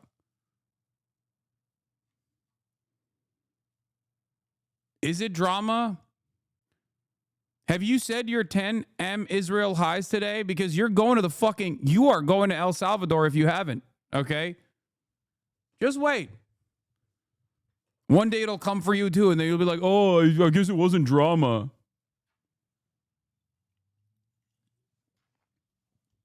For an easy comparison with Nazi Germany, around 100,000 Germans were arrested by the Third Reich for resisting. No, it was 800,000, not 100,000. I mean, obviously a big chunk of those numbers are probably whatever the Nazis consider to be political dissidents as well. But yeah, there was a fuck ton of people who were actively fighting against the Nazis, actively fighting against the fascists in their own country. Yeah. That dumb fuck's like, yo, blood is drama farming like the world is on fire. Okay, dude, wait till a fucking flood destroys your home. And then FEMA's like, hey, have you pledged your loyalty to the state of Israel yet? Because if you haven't, we're not going to give you any fucking aid. Okay? Then you'll know if it's drama farming or not.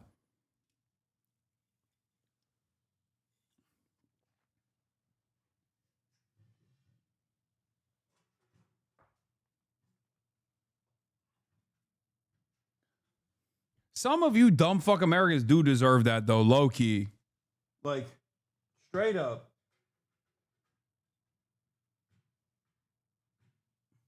Like, you want it so bad, bro. You want it so fucking bad. You're so blind. You're so deluded. You want it so fucking bad. Okay? Wait till Trump deports you so they can make living space for some Israeli citizens. Okay?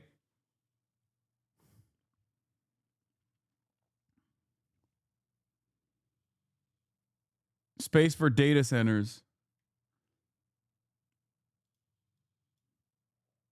What is this? If you were to take all... Okay, you guys are just having a combo. Yeah. FEMA comes in. They're trying to pull you out of the rubble after a tornado destroyed your house. And they're like, do you condemn Hamas? Do you love Israel? Do you love Israel? And if you don't quickly respond or if your response is not sufficient, sorry, we're leaving you in the rubble, okay?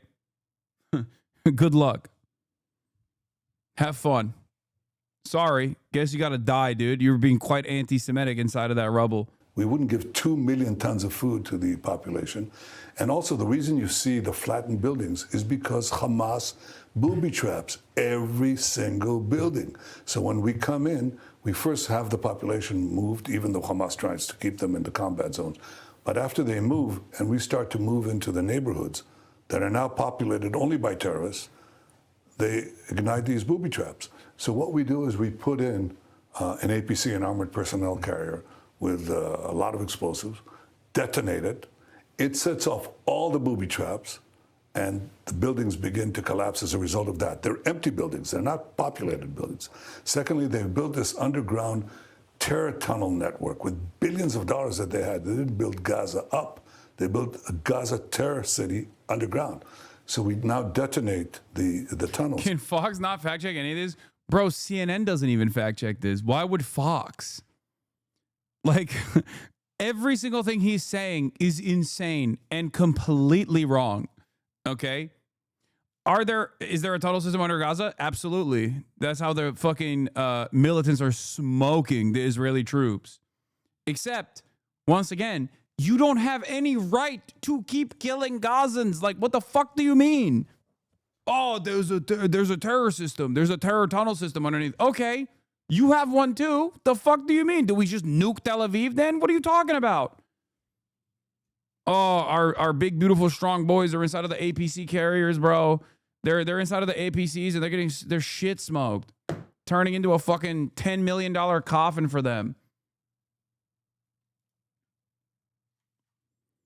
Yeah, there's a reason Netanyahu is so eager to give interviews to Fox News whenever he has to manufacture consent for the next atrocity he's planning. It's because he knows nobody at Fox will ask any hard-hitting questions or call him out for peddling misinformation. To be fair, I don't think even fucking CNN would do that, but... The tunnels explode, and they take down the buildings that are above the tunnels. And the reason you see this devastation is not because Israel is wiping out these structures filled with civilians. It's because they've been booby-trapped by Hamas, and that's the kind of warfare that we have to win. I'm hearing you say that... Man, it's so difficult. Okay, fuck off. I have a good solution to this. Fuck off. Okay? You deny this charge of genocide. Totally. That's what you're saying. Totally. But last week, and you referred to it a few moments ago, President Trump mentioned the word starvation. And he pretty much said it is what it is from his observation, looking at video and pictures. Were you surprised by that? No, look, I think President Trump has been terrific. He's supported us in so many ways. And he understands that we have to get rid of Hamas. He understands that Hamas is also using their own interdiction tactics to prevent humanitarian aid going. So there's been shortages, no question about that. There's been also suffering. And what I intend to do with President Trump, we talked about that and agreed upon that, is to overcome this with a humanitarian surge. So we're opening up safe routes through which aid trucks can go through. We're going to try to quadruple the distribution points that are manned by Americans. And they're doing a hell of a job distributing food to Gazans without Hamas taking over the food. And that's really what we're doing. And airdrops that we intend to do, we're already doing. And we invite other countries to join us. So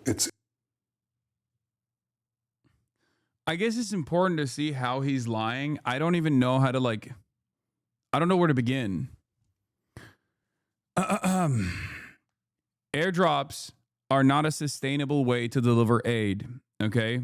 The international humanitarian organizations have all criticized the aid drops as the only aid delivery mechanism. As I already explained, there are 400 aid distribution sites inside of the Gaza Strip that were operated by the United Nations. Okay?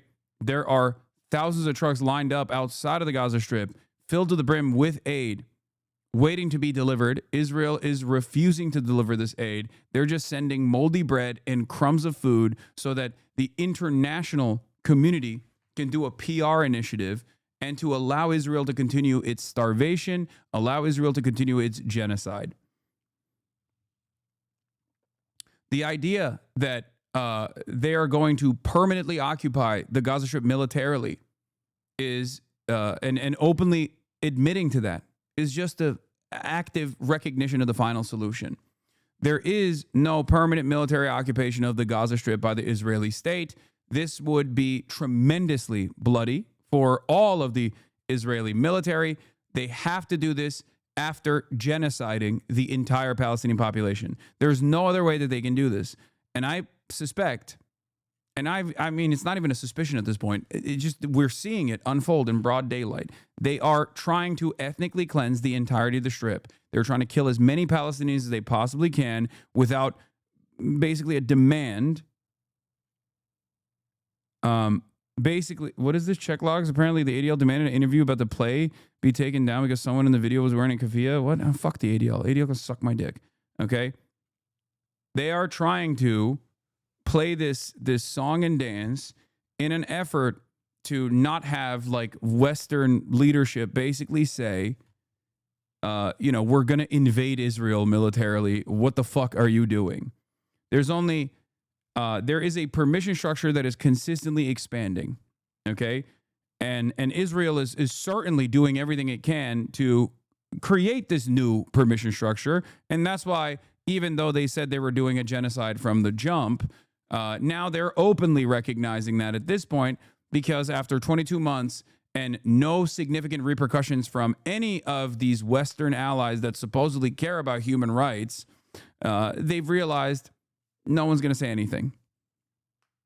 They don't even need to do PR. They've never had to do PR, and they realize that they don't even need to do active PR for this shit. We have basically slotted society into two categories, maybe three, but it's the people that don't really understand what the fuck's going on and don't care to, okay?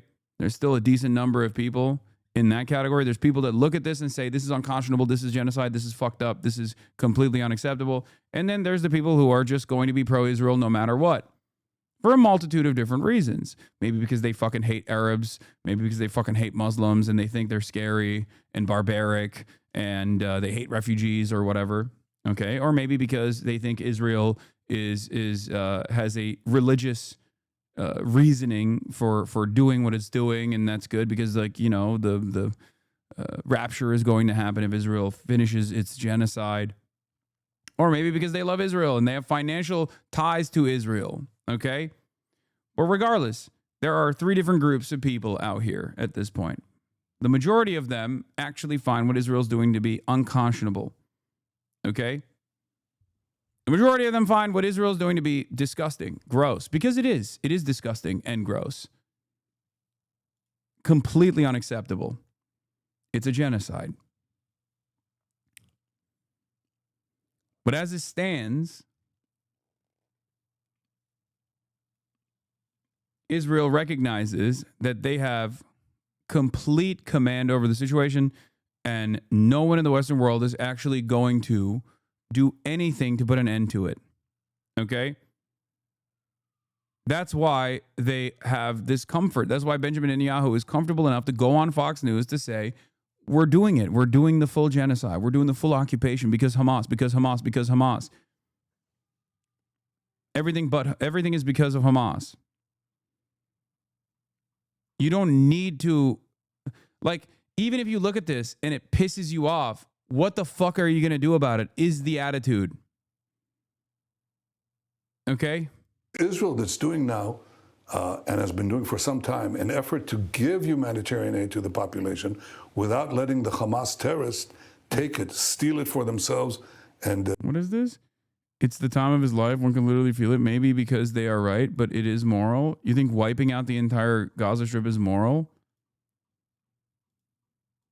What a stain on humanity you are. This is why. Listen, this is why. This is why people say fascism requires you to kill your own humanity. Okay? Like, at this stage, I'm sorry to your parents, to the people that you know and love. At this stage, if they're still actively defending Israel and actively defending Israel's actions, like, they have already lost the plot. They are no longer recognizable as like human beings that are capable of fucking empathy. Okay? They've killed their own souls. They've killed their own capacity to think like a human being. Because that level of dehumanizing the enemy, okay, requires you to dehumanize yourself first and foremost.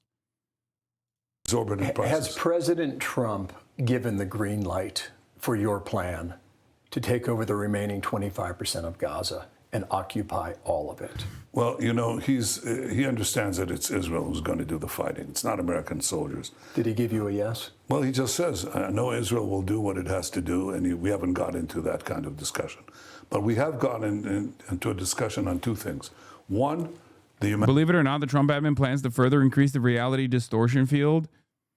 The Trump admin plans to dramatically cut criticism of human rights abuses in Russia, Israel, and El Salvador in the upcoming State Department reports. The Post compared drafts to past reports.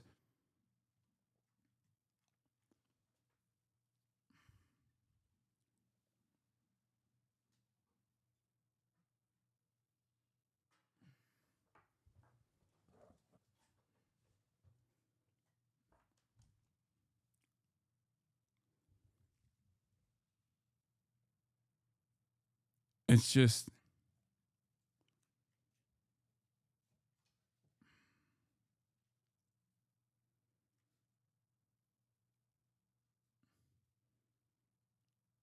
reminder that every senator voted to confirm Marco Rubio. Oh yeah. How can you blame Trump? He's literally on every page of every document Mossad has in possession. I know he's the real victim here is not the starving children who are Palestinian, okay, that Israel is starving deliberately and killing. The real victim is Donald Trump. It's true. Virtually in every page of the Epstein files. What are you gonna do? You know, I guess we just gotta let Israel go crazy. How long are they going to pretend that Israel is still doing the right thing after they kill the last person from Gaza? I think at a certain point we have to recognize that like these guys are bad guys. That's it. I normally don't fall into the good-bad dynamic, but like, yeah, the American politicians are evil people, okay? They are. They're evil. They're straight up fucking evil. They are Nazi collaborators. Israel is a Nazi country. Israel's actions are akin to the Holocaust, and American politicians who are refusing to listen to the cries of the Palestinian children and refusing to listen to the cries of their own constituents are Nazi collaborators. They're looking at all of this anger, all of this resentment, and turning a blind eye to it all and saying, well, sorry, we have to participate in this process. I can't hear you. Humanitarian surge that we're going to do, which will precede our final military action, because I want the population to be in safe zones, to have food, water, sewage, electricity, medical help. I want to free 2 million Gazans from Hamas terrorism. The second thing that we agree on is that the day after has to have certain principles. I'm not talking about a detailed plan yet because I think that'll be developed.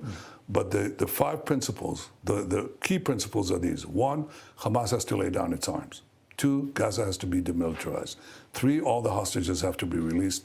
And 4, Israel will be responsible for overall security. So if there's an attempt to have a resurgence. Like every single thing that he just brought up, with the exception of like allowing Israel to continue doing its genocide and occupy Gaza militarily, okay? And also the demilitarization side, which is insane. It's an insane demand to make while you're in the process of doing a fucking genocide. It's also an impossible demand to make in general. People are always going to take up arms against Israel, understandably. They have every right to do so. It is within their legal right to do so. It is their moral right to do so. Okay? Like with those 2 major exceptions, everything that he just described is literally the Hamas proposal. But of course, as time has moved on, Benjamin Netanyahu just kept adding additional qualifiers to it because he has no interest in actually coming to a reasonable conclusion here. He doesn't want a cessation of hostilities because he's fucking terrified that once the dust settles and people realize the true magnitude of his genocide, it's over. What I actually fear is maybe it's not over after the dust settles. What I actually fear is that like Western journalists go in, they cover it.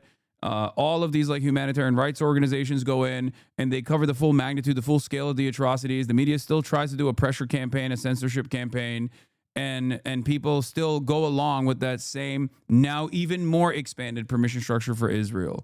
That is what I'm actually worried about.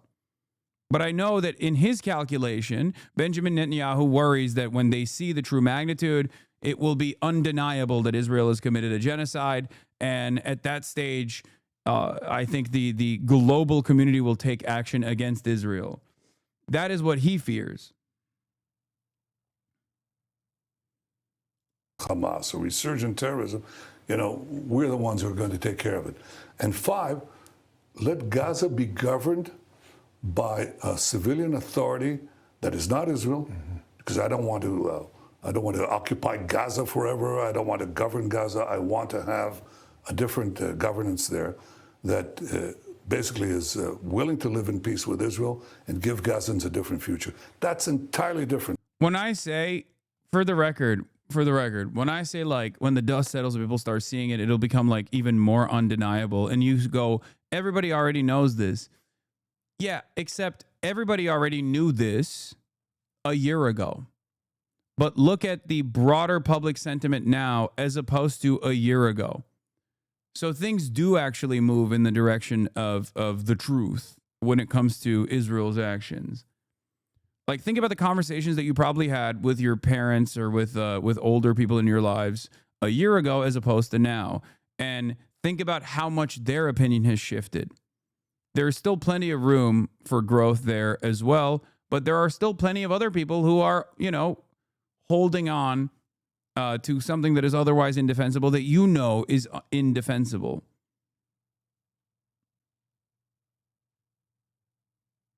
I think every single day, CNN Jerusalem correspondent Jeremy Diamond is one of the hundreds of journalists battling Israel to enter Gaza to report independently. He explains why without press freedom, there is no democracy. I mean, that's just, no shit. The international consortium of fascists is so devastating. Israel plays a formative role in this. They are fascists just like the Trump administration is, just like the AfD is, just like the nationalists are in France. They are all over. They have completely overtaken Western society, and they're so powerful an ideological force that even the supposedly leftist leadership, like in the Labour government in the UK, is totally capitulating or directly repeating the same exact fascist policies and the same exact fascist propaganda. It's so unimaginably cooked.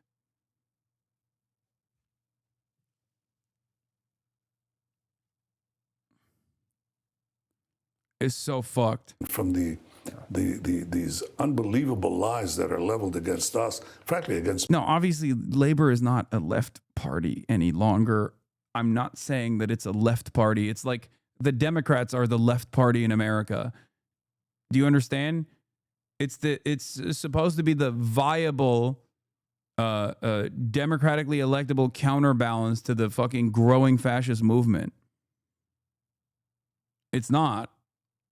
And now Corbyn's party will take that space, and we'll see how. Just stop using the term left Assam, motherfucker. Man, shut up. Shut up. Okay? Even if it's a completely fucking fascist country, there is still supposed to be a left force that is still center right or far right. You can have two far right parties, and one is going to be more to the left than the other. That's what I mean. They're taking it all right. I know. The Greens have had, the Greens initially had a big resurgence, and now your party, 30% new, projected outcome in Keir Starmer's seat in Holborn plus St. Pancras projected result.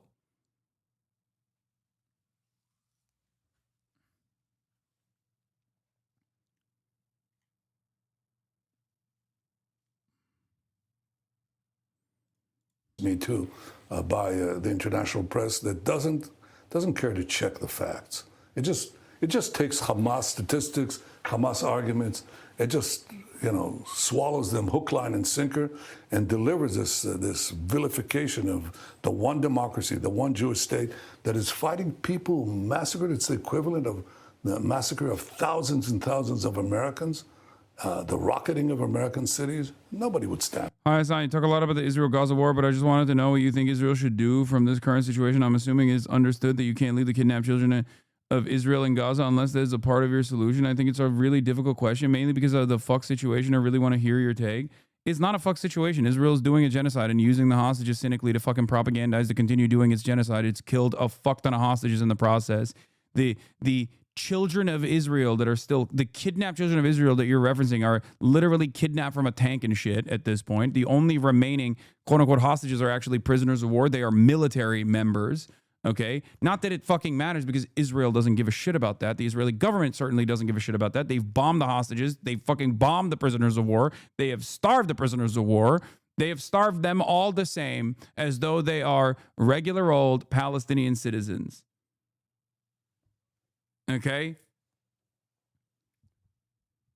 The idea that this is a complex situation is ridiculous. It is not a complex situation at all. You're only trying to add complexity because it doesn't correspond to everything that you have been taught about a genocide, everything that you've taught about like a country conducting a genocide like this.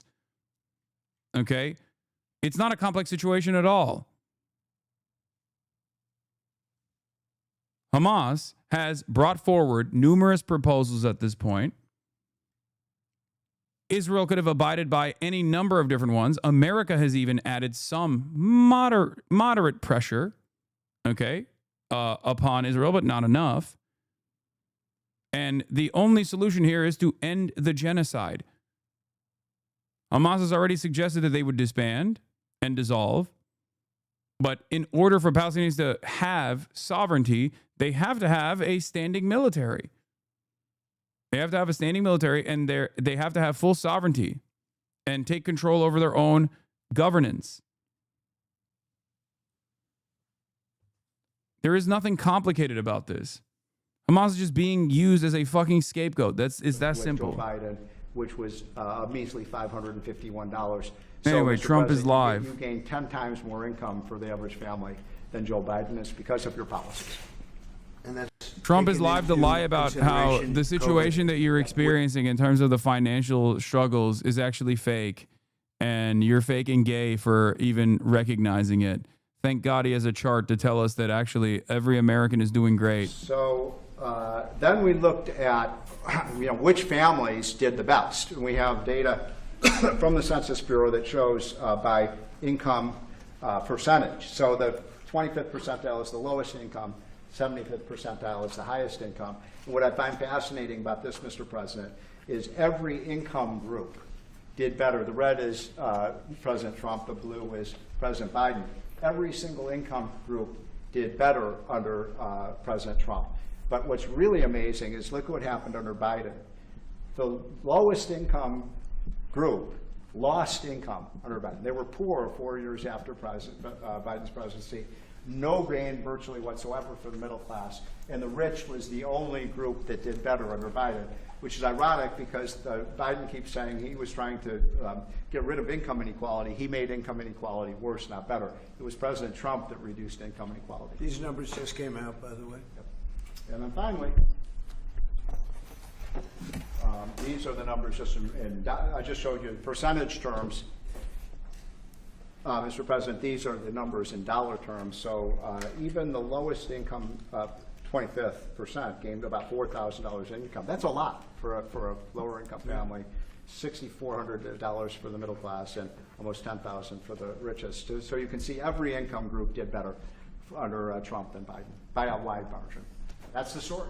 I think when you look at them, they're all something, but this one chart really says it better than anything. If you look at this is great. But this chart is pretty amazing right here.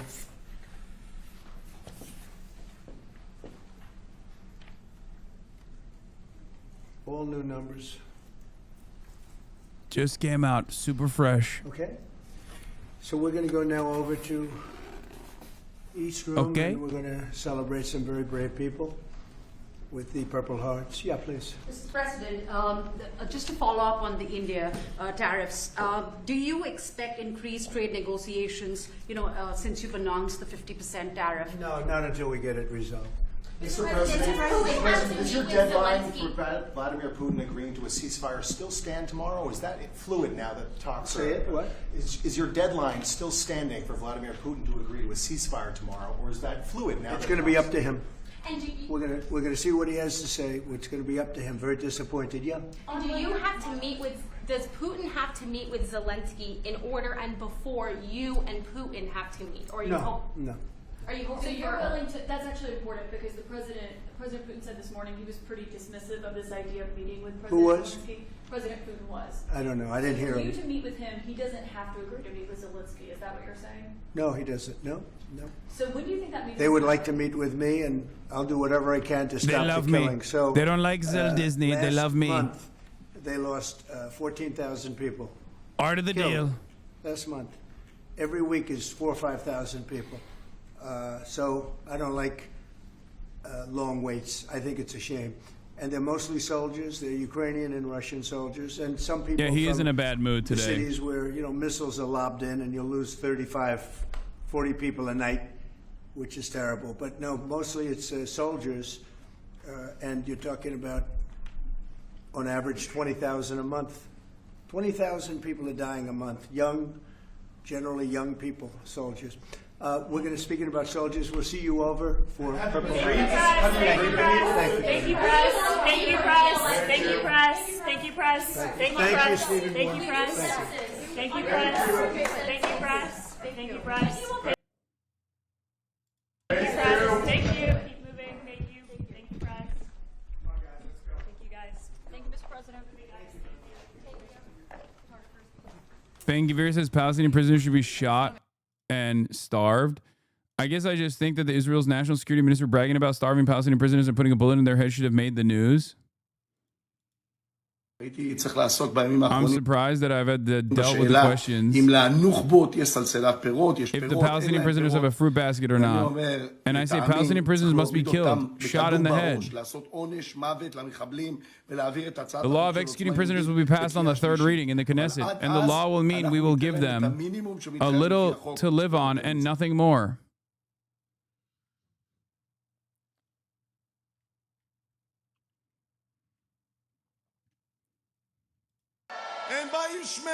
I mean, yeah, he also celebrated recently saying like they come in fat and leave thin when talking about starving prisoners. How many people in the West know that Israel's blocked the Red Cross from visiting Palestinian prisoners since October 7? Literally today, the state is in court seeking its 20th delay, citing national security. I'm telling you, it's the worst double standard there is.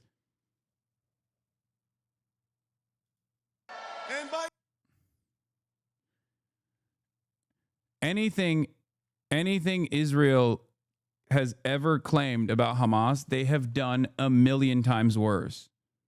It's not even a question, okay?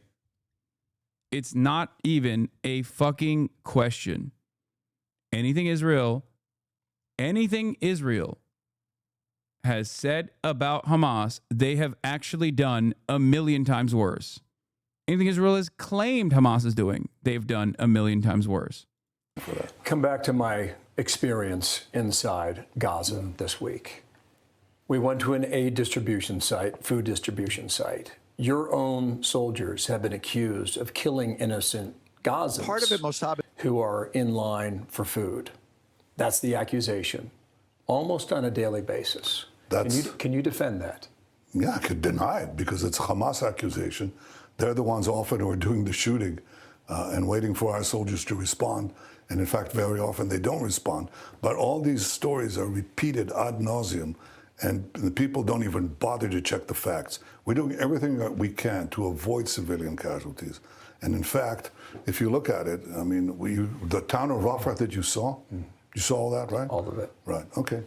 So I told you why there was devastation, because we moved the population out and then went to and dealt with the booby traps that were there. And we killed a lot of terrorists there. You know how many civilians we killed there? Practically none. Why? It's just everything he's saying is a lie. They leveled Rafah. They leveled every part of Gaza. They leveled it so much that they wanted it to be illegal for the aid distribution planes to have journalists on them to show the full magnitude of the death and destruction, which, once again, the aid drops and the planes do not even show the full scale of the death and destruction.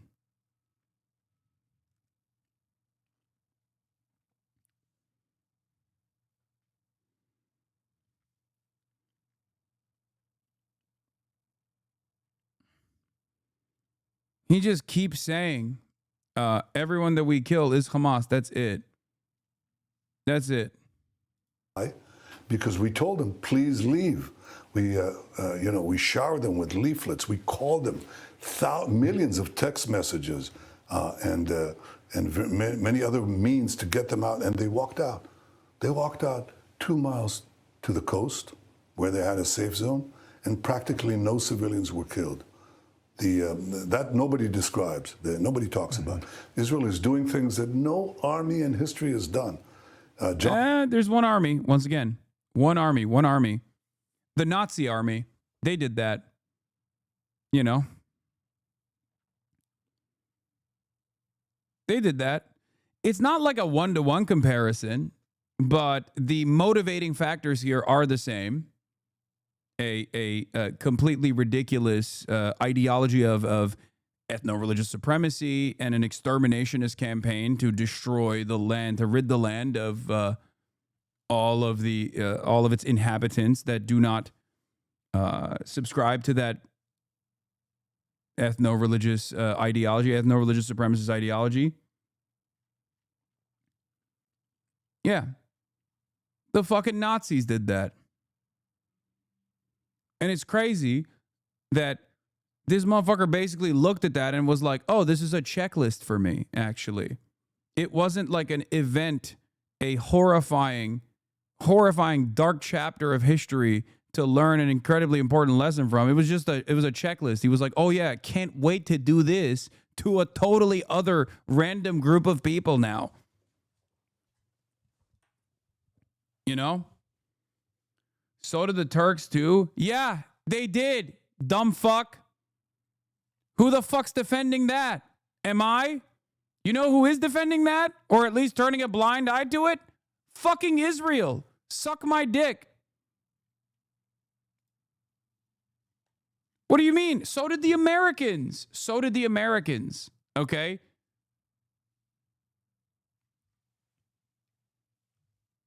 The point is, you can't point to it happening in the past and be like, this was actually really fucked up when they were doing it, but when Israel's doing it, it's all right because they did it in the past too. The point is to learn from those lessons and not learn the lesson of what to do and basically do the exact same shit that the fucking Nazis were doing. The lesson is to never do that. Never allow this to happen. Colonel John Spencer, who's the head of urban warfare studies at West Point, he said that he scoured all of his modern history. He said no army in the world has done that. And yet Israel is, of course, accused again and again and again by fake reports, by Hamas statistics that are fake. Hamas statistics, Hamas. BBC's Jeremy Bowen. Israelis don't want us to film outside the window of the devastation in Gaza. Communities in the north of Gaza are flat. There's nothing left. Israel will not allow reporters like myself to enter the Gaza Strip to report the story, and they don't want us to see it. My own eyes. Yeah, nothing to see here, folks. Nothing to see here. I mean, look away, look away, look away, look away. Nothing to see here. The only reason why Israel can continue this propaganda initiative also is because of pure racism through and through. Because Palestinians do live there, and they have communicated their own demise. They show it with the limited amount of internet that they have. They literally film this shit and go, this is what they're doing to us. But because We are an incredibly racist fucking Western civilization society, okay? We don't even listen to them. At least you do. Many of you in here do that. And that's the reason why you're 3, 4, sometimes 5 months ahead of where mainstream discourse is going.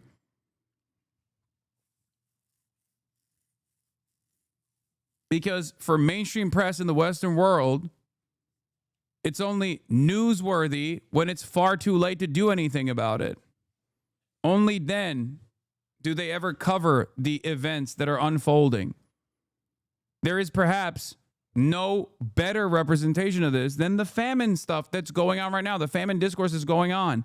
Famine doesn't happen overnight. There are food stockpiles that need to diminish, that need to deplete. Okay? So for months, we said Israel's blockade is going to lead to a famine. There is a percentage of the population of Palestinians that are actively speaking out and actively talking about massive inflation in the marketplaces and how little food they have in the Strip, that famine is imminent. Famine is imminent. Famine is imminent.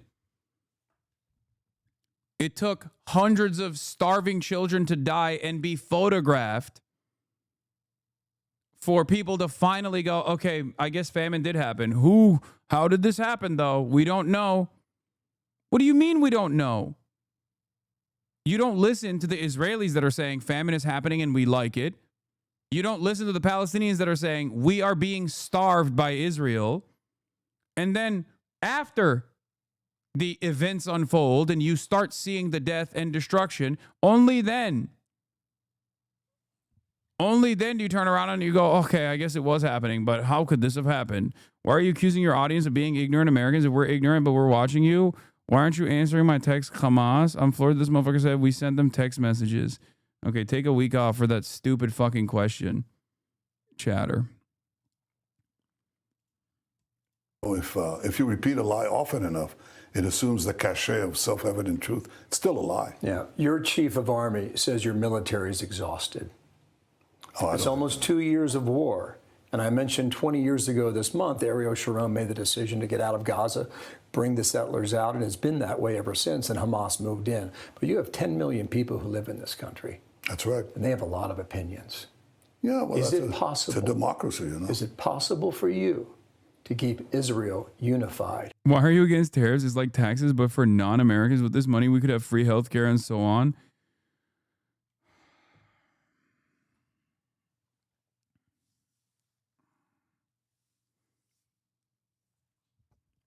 Chatter, I think you fundamentally misunderstand how tariffs work. Number one, I'm not against tariffs, okay? I'm a leftist. I'm a socialist. Of course, I'm in favor of trade protectionism, but there needs to be trade to protect, okay? In the absence of a competitive domestic manufacturing alternative, tariffs don't do anything other than raise prices. Tariffs, in the way that Donald Trump has done it, is basically a broad sales tax, a regressive tax, which hurts the working poor more than it hurts the wealthy, okay? Because tariffs, the way that they work is they're not paid by the manufacturer. They're paid by the importer, the American company that is bringing in the raw goods, materials necessary for American manufacturing even, or if you're even importing products that you're getting from any number of these different countries. Okay? There are certain things that you simply cannot get, that you simply cannot make in the United States of America. For example, Donald Trump is entertaining additional tariffs for Brazil because he doesn't like that his bestie, former leader of Brazil, Jair Bolsonaro, tried to do an insurrection January 6th style, failed to do so, and is now undergoing the process of prosecution. So he decided to slap tariffs to the country of Brazil. Brazil is responsible for a sizable chunk of the meat that we consume in this country. Okay. Brazil also sends us coffee and chocolate. Coffee, especially, is region locked. We just simply cannot produce coffee here. Okay. We can't do it. So what do? So when you slap tariffs on a country like Brazil, and they're responsible for sending us coffee beans, okay? something that we simply cannot produce in large enough quantities in this country. Okay? Even with Hawaii and Puerto Rico chatters, remember, we do not have enough coffee bean production in this country to make up for the additional limited supply. Why do I say this? Because here's how tariffs work. Brazil sends in coffee. There's an importer that takes coffee beans and sells it to distributors, sells it to coffee shops, sells it to roasters, whatever, right? That person is now paying for the tariffs because it's an entry fee, okay? That American company is now paying for the tariffs. So there's two things that they can do. The American company can either eat the cost of the tariff, and in certain instances, so fucking large of a percentage of price increase that it's virtually impossible for them to eat the cost of the tariffs, okay, which would lower their profit margins. Or they just no longer fucking import the coffee beans. But if they do continue to import the coffee beans, they will carry on that cost to the consumer. It will increase the price of the coffee bean by whatever percentage the tariff is. And then the roaster will also have to increase the coffee bean roast, the price of the coffee that is ground up. You as a consumer will see that as inflation. You as a consumer will go and purchase this coffee either at Starbucks or wherever the fuck you purchase your coffee, and you will see an increased price on your coffee. This is because of the tariff. This is how tariffs work.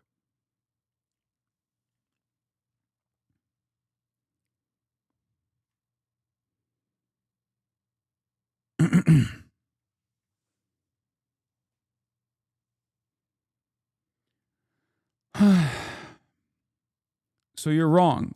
It's not like taxes, but for non-Americans, because Americans will be paying the tariffs. You as a consumer will be paying this because the way it works is like a broad sales tax. Okay?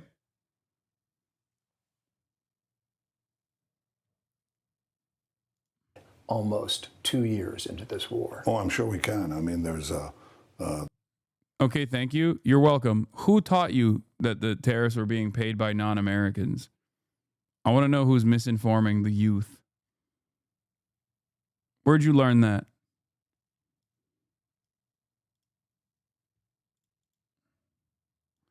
What do you mean? What do we do without coffee? Drink tea, I guess? Okay, dude.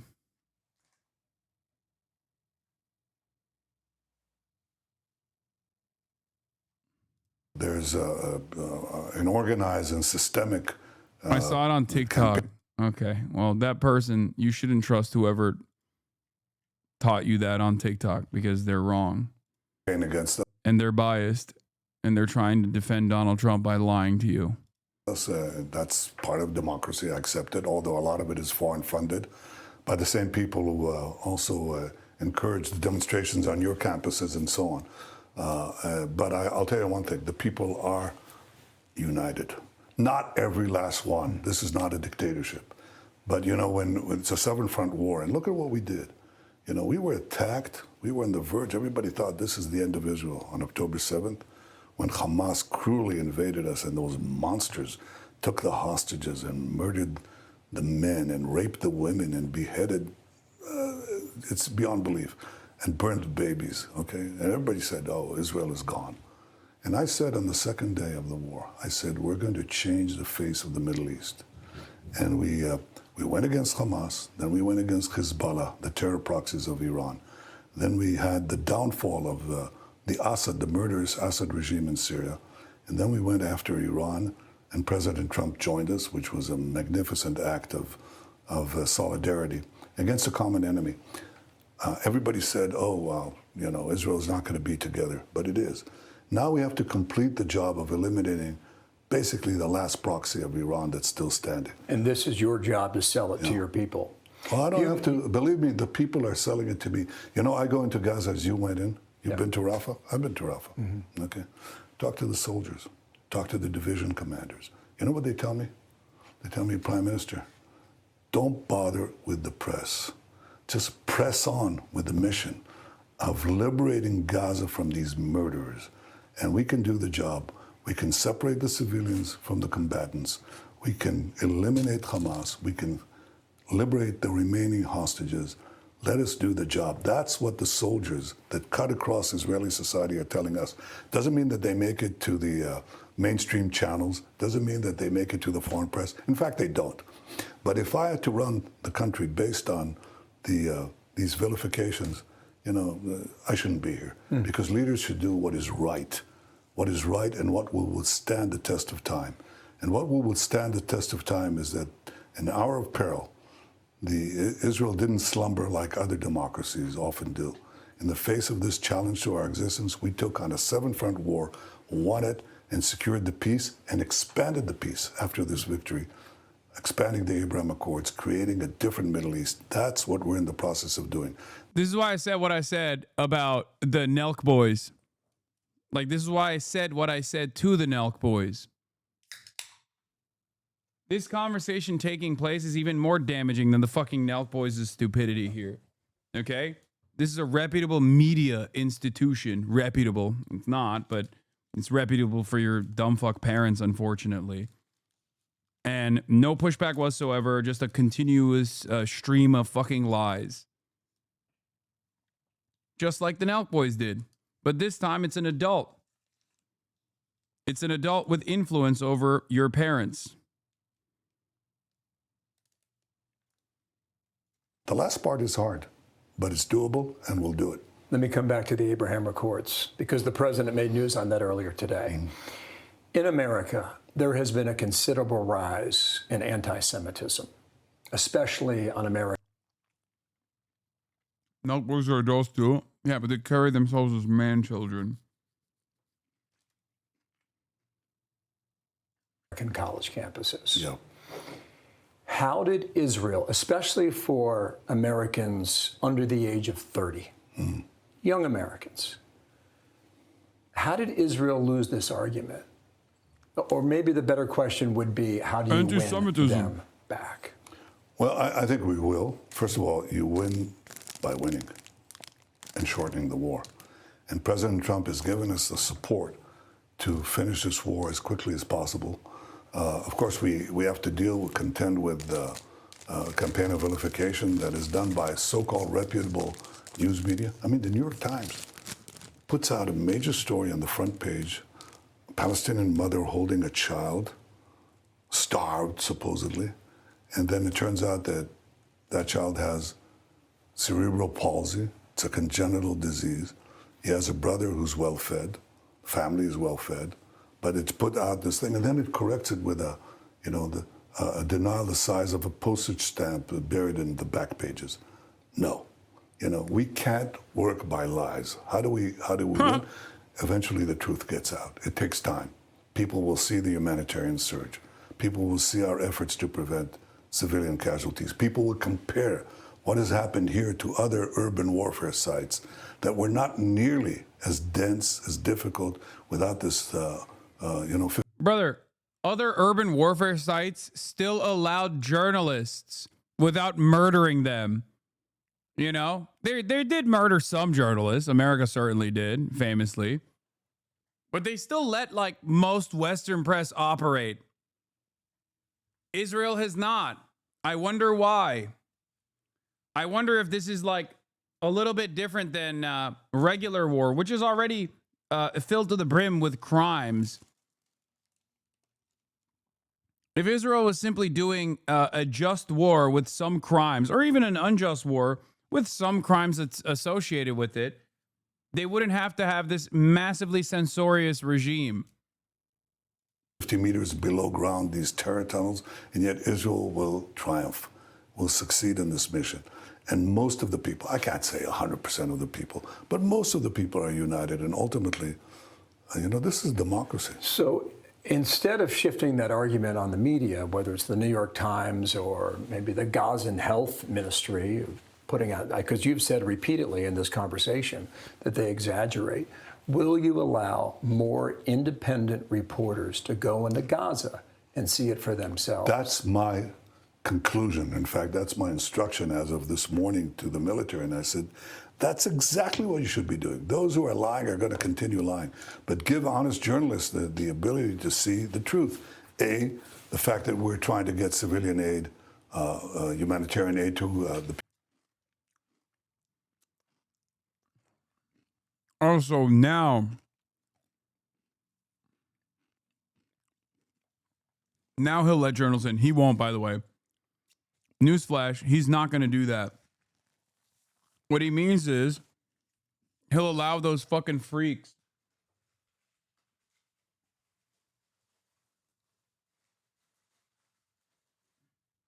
that have consistently defended Israel to do the same IDF escort with full editorial control. Remember, with full military censor, full editorial control, he will maybe allow some figures, just like they did in the past, like Douglas Murray, to go in and do stunts. people of Gaza, the efforts that we're making there. B, to understand and explain why those buildings are destroyed, because they're booby-trapped, and we clear the population. And I'm glad you were in. I'm glad you did this thing. I'm glad, in fact, I would say you were blazing the trail. But there have been others, and we have the same result. Every time people see it, they see it in a more realistic way, in a more honest way than the way that it's presented in, unfortunately, in the New York Times and others. New York Times should be sued. I'm actually looking at whether a country can sue. Dude, every defender of Israel has one speed. Overly litigious crybabies.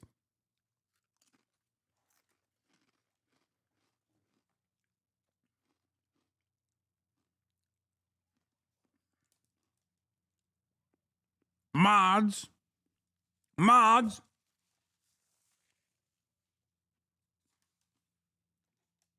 Overly litigious crybabies who complain constantly that the world won't just say thank you for fucking genociding children. I do not know how a publication could be more pro-Israel while still maintaining a shred, or still trying to maintain a shred of institutional credibility. The New York Times has already dropped all of its institutional credibility because of its unlimited defense of Israel. The New York Times, and I'm looking into it right now because I think it's such clear defamation. I mean, you put a picture of a child that's supposed to then represent all these supposedly starving children, yet they put in this picture of a child who has cerebral palsy. Then they took another picture somewhere else in other media, a child who had cystic fibrosis, got nothing to do with starvation, or another child that we actually sent to Italy to be cured. And Israel is accused.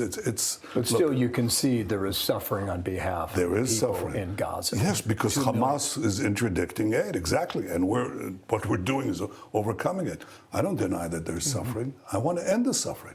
And I want to end it by ending Hamas rule. Would you like to be governed by 20,000 armed monsters who shoot you in the back of the head if you try to leave a war zone? Who shoot you if you say, I want to have my freedom from Hamas? We now have Gazans fighting Hamas. They finally have the courage to do that because they see that Israel is progressing and they think that we're going to win. So they're not afraid anymore to stand up for their own rights. And they have their separate schools, they have separate programs because they don't want to educate their children for endless fanatic warfare, which is what Hamas is teaching. Hamas is saying death to Israel, death to America. They hate everything that a free society stands for. And ultimately, the people of Israel understand it. And I think ultimately, the free peoples of the world will understand it. I have one more question, but I want to clarify something if I could. Sure. You've said a few times now that the buildings in Rafah that we saw had tunnels underneath them. Yeah. There's no way for us to see that when we're there physically with our own eyes, but you're saying all these buildings were booby-trapped? All. And they were not hit by the Israeli Air Force? No, what I'm saying is because it is building after building. Well, these house after house. Remember, these houses are empty to population. In the beginning, Man, how convenient, dude. They just had to blow up all those buildings And it was actually Hamas that blew up the buildings. That's the argument.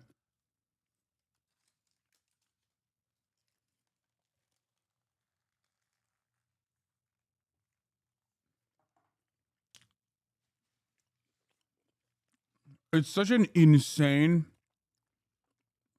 claim that even Fox News is like, come on, man. The war, I remember my visit to Washington, and I was told under the previous administration, they said, there are 1.4 million people in Gaza, in Rafah, because we moved the population away from war zones, and they all concentrated in Rafah.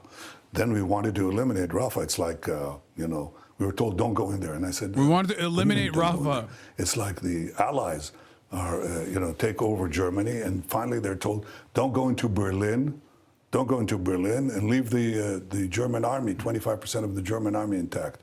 I said, of course I have to go in. But they said, but there are all these civilians. And I said, okay, we'll make sure that they leave.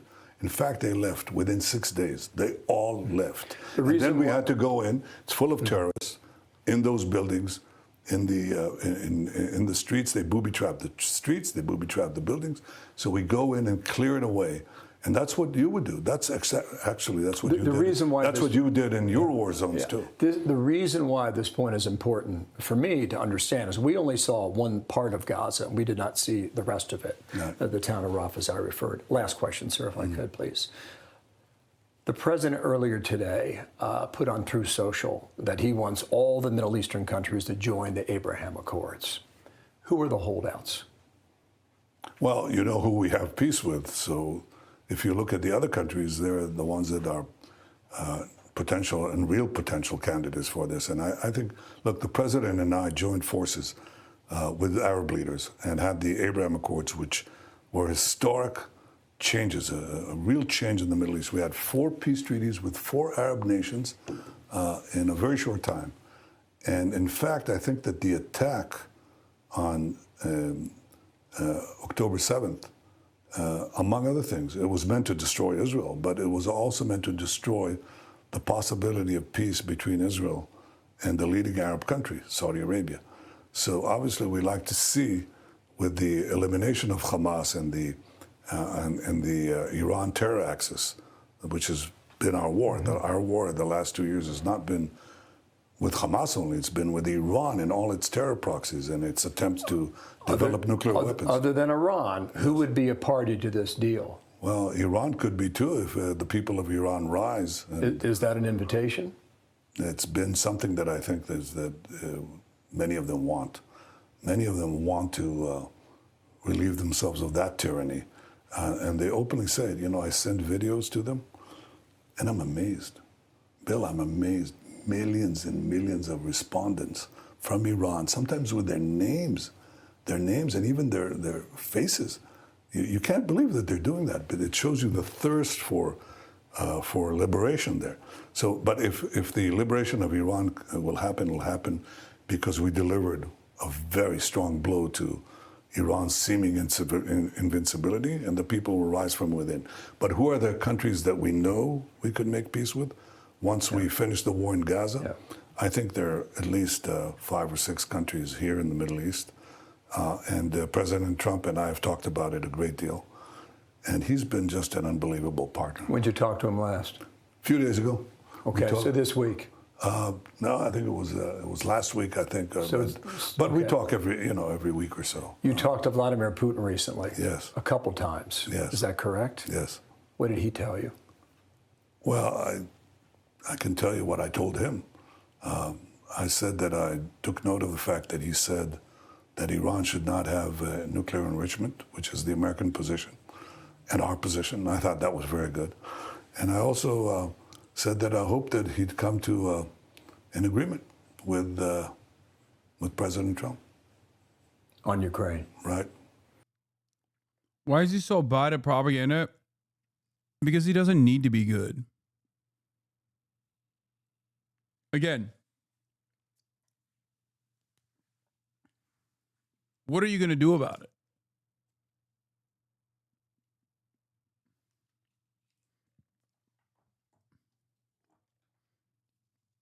There's nothing we can do about it.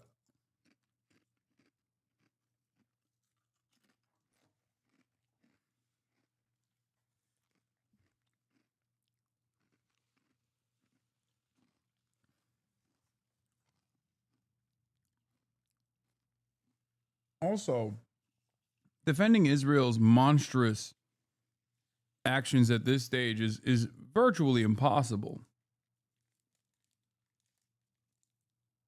Like, there is no expert level propaganda that you can craft. Like, the best possible thing that they could do is probably obfuscate, deny, shut off internet, which is what they're doing already, but information is still coming out. So at that point, what are you supposed to do? People see fucking dead children and shit, starving children, and all they can do is, oh, well, Hamas killed them. That's it. That's the only thing you have. The only thing you have at your disposal is but Hamas. And he just keeps saying it over and over again.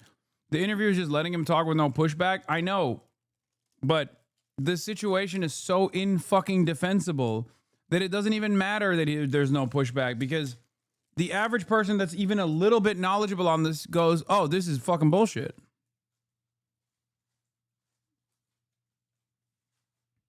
Like, I don't think that the but Hamas narrative is working. Even amongst a population of Americans that fucking despise, that actively despise Muslims and Arabs and is like, so scary. Hamas is so scary. I don't think it's working. There are plenty of people that were horrified after October 7 that were going, yeah, do as much death and destruction. That are now turning around and be like, yeah, this is fucked up. We'll see if we get that piece. Yep. Mr. Prime Minister, thank you for your time. Thank you. Appreciate it. Good to talk to you. Thank you for having us. Thank you. So far as we can tell, it's the first time he's been asked directly about the allegations of genocide and also the allegations of starvation in Gaza. While that's happening, no, the Nelk Boys did it first.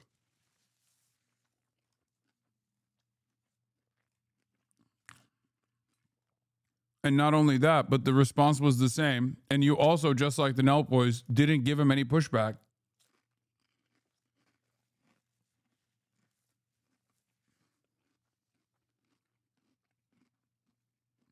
I told you. Andrew, there's also there's a lot of reaction globally, as you can imagine. Gaza is one within Gaza. Hamas, with many of their leaders in Qatar, have already responded, saying that this new offensive shows Netanyahu's aims to sacrifice the hostages and serve his own personal interests. So we're reaching that point right now where we'll get reaction from the Security Cabinet meeting and see what the next move is. Yeah, and the Israeli Prime Minister sending obviously a very firm message on many fronts there, including the plans to occupy Gaza, but also on the humanitarian situation with the Palestinians and, of course, the fate of the hostages. Bill, what he said in response to your question about the 20 hostages who are believed to still be alive, 50 hostages still remain. We're doing everything in our power to salvage the hostages because, Bill, of course, there is so much concern from the families of those hostages that as Israel moves in, what does that mean for those hostages? And he sent a very firm message that they are doing everything in their power for them.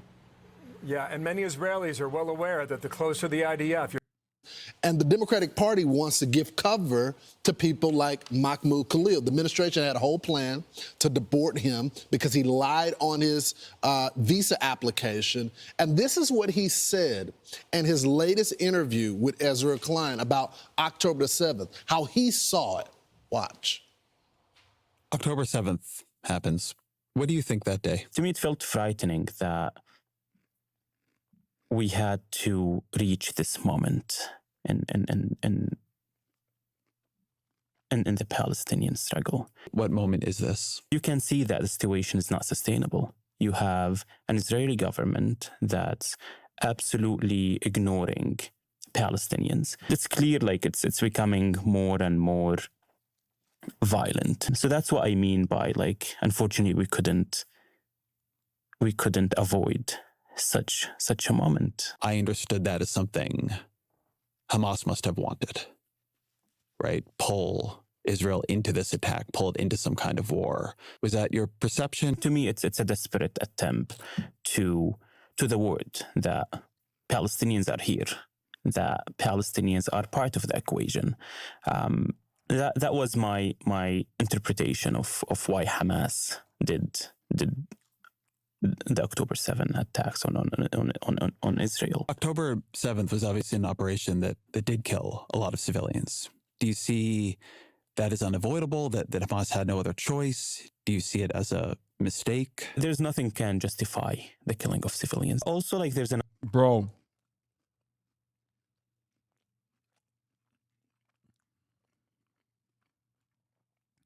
It's actually crazy. When people were like, oh, Ezra Klein interviewed Mahmoud Khalil, I was like, oh, he probably didn't do the condom hummus shit at this point, right? It turns out, no, he did do that. Like, that's crazy. Also, Fox News is like, didn't you say he wouldn't do this? I thought he at least was a better room reader than to not fucking do this. Turns out, no, he is. God damn. Which is crazy because, like, even the conversations that he was having with, like, Ta-Nehisi Coates, like, a long time ago, he had more restraint than the way he is talking to Mahmoud Khalil. Perhaps it's because he respects Ta-Nehisi Coates.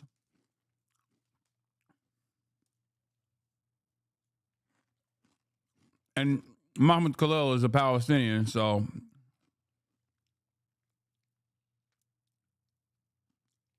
he does not get that same level of respect. Another point to this, Ezra, Palestinians don't have to be perfect victims. He's rationalizing the October 7th attack, saying it's a desperate attempt. Bro, that's so funny. They're hitting the same lines that they hit me.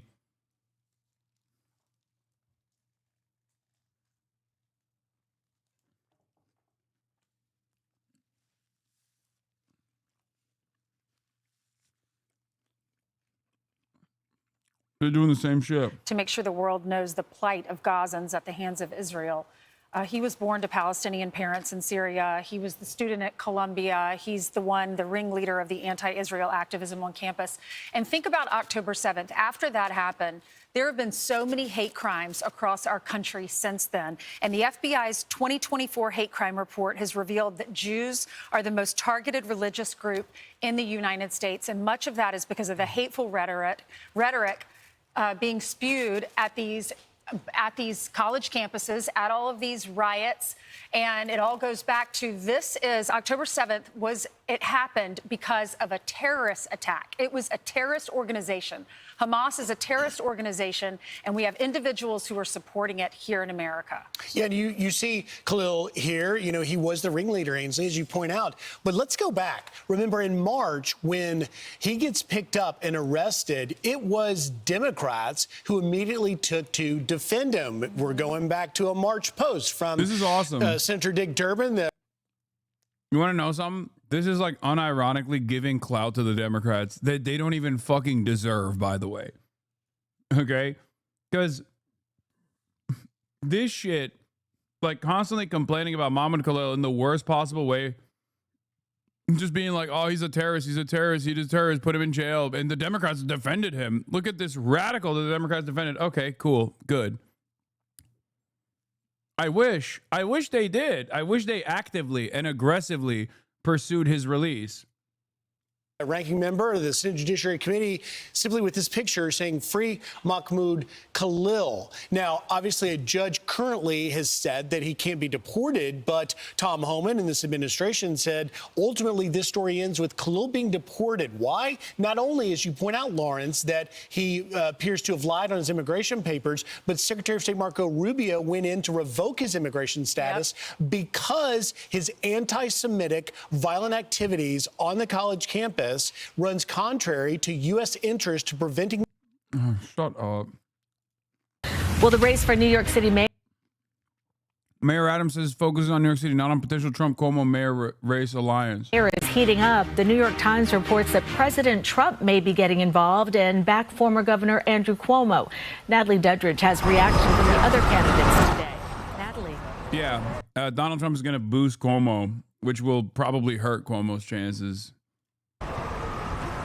Well, Sandy, that's right. One of the candidates we just heard from, Zoran Mamdani, he just held a press conference here at the corner, which wrapped up a couple minutes ago. He addressed that New York Times article, and in it, and he responded saying that Andrew Cuomo, President Trump are trying to work together to derail his campaign, and he told supporters that he and his team will not be intimidated. Former Governor Cuomo has been conspiring with President Trump.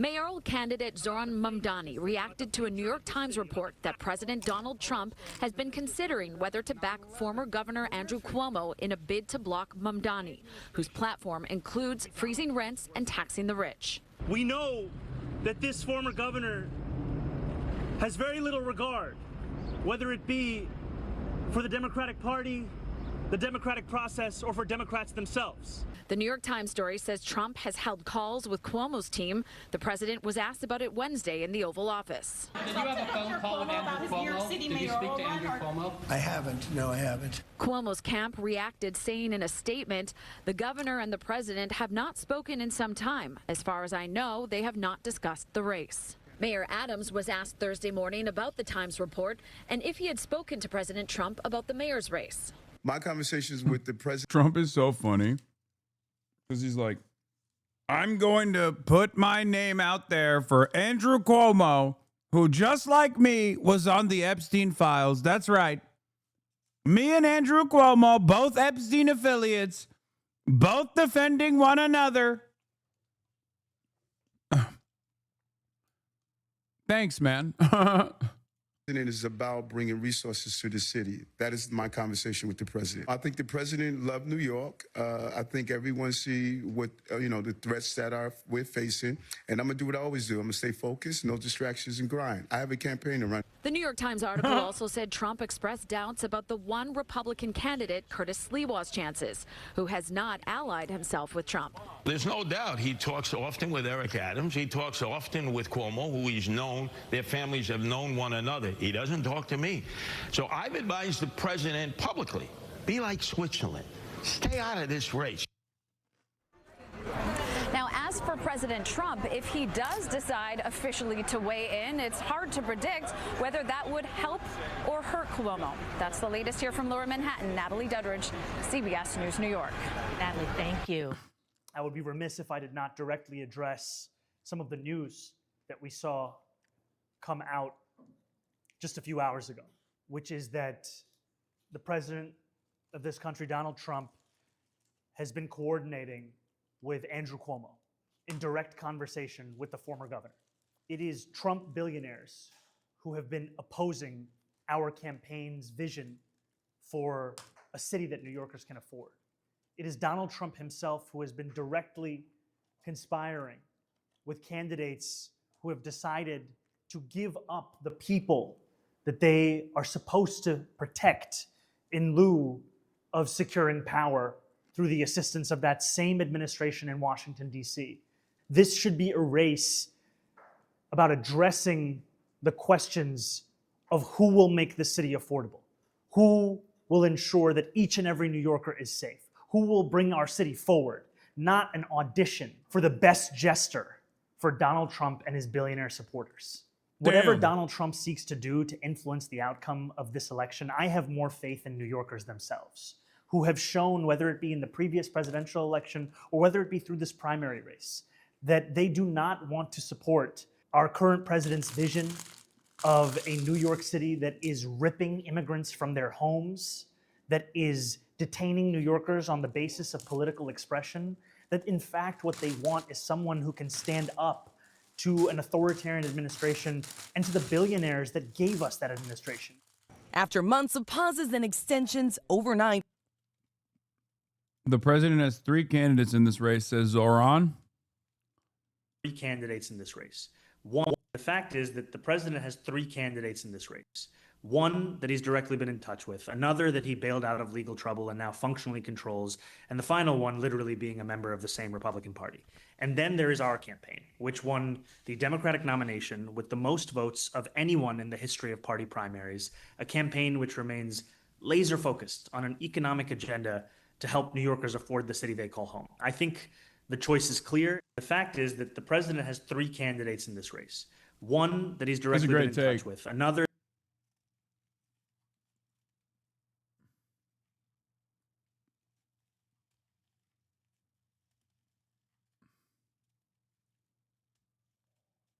This guy creates MAGA AI bots to go after Zoran. He's Indian from Minnesota and lives in Canada. Meet the 24-year-old Ottawa software engineer who runs a MAGA bot. Okay. Everything that I learned about Canada means that he is at least a definite real software engineer. Okay? Because if he's also a fake software engineer,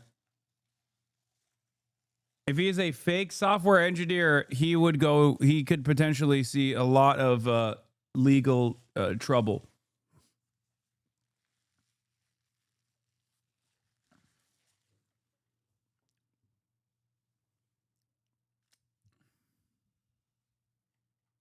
I am not an engineer. I do have a political science degree. I'm a political scientist.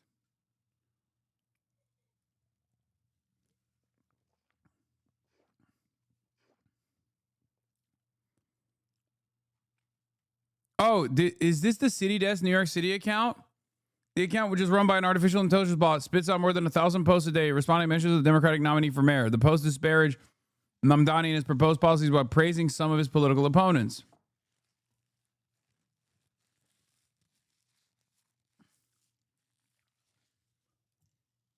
Oh, I've seen that bot. Sahaj Preet Singh is a 24-year-old software engineer who graduated from Carleton University 2 years ago. And City Desk New York City is just one of his AI bots looking to reshape political public relations. Last year, Singh, who has been coding since he was 7 years old, built an AI bot called Doge AI that posts around 2,000 times a day on X with a right-wing MAGA flair and an output no human could match. Doge AI, which has amassed more than 127,000 followers, has criticized Democrats and applauded Donald Trump and his supporters, attracting retweets by American president and his former ally, Elon Musk. This shit's so funny because, like, the same movement that this dude is propping up would see him deported from the country.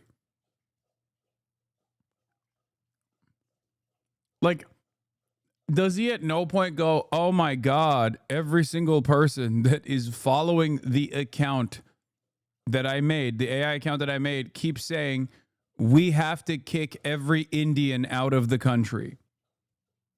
You know? Like, is there no... Like, how do you do that? Because I feel like if everybody fucking constantly despised me for things that I can't change about myself, at a certain point, I'd probably reflect on this, like, unholy allegiance I've cultivated in my mind. You know?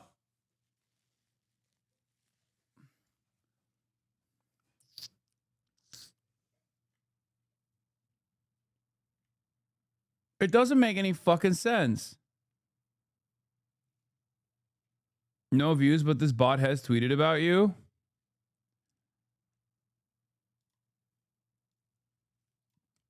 Zoran Mamdani's alliance with Hasan Piker who mocks Jewish trauma and dismisses Hamas atrocities proves he's unfit to lead a city battling record anti-Semitism. Mamdani's refusal to sign Holocaust condemnation resolutions in his legislator Curtis Lewa, a law and order leader who torched the activist rackets. And then this is the other one.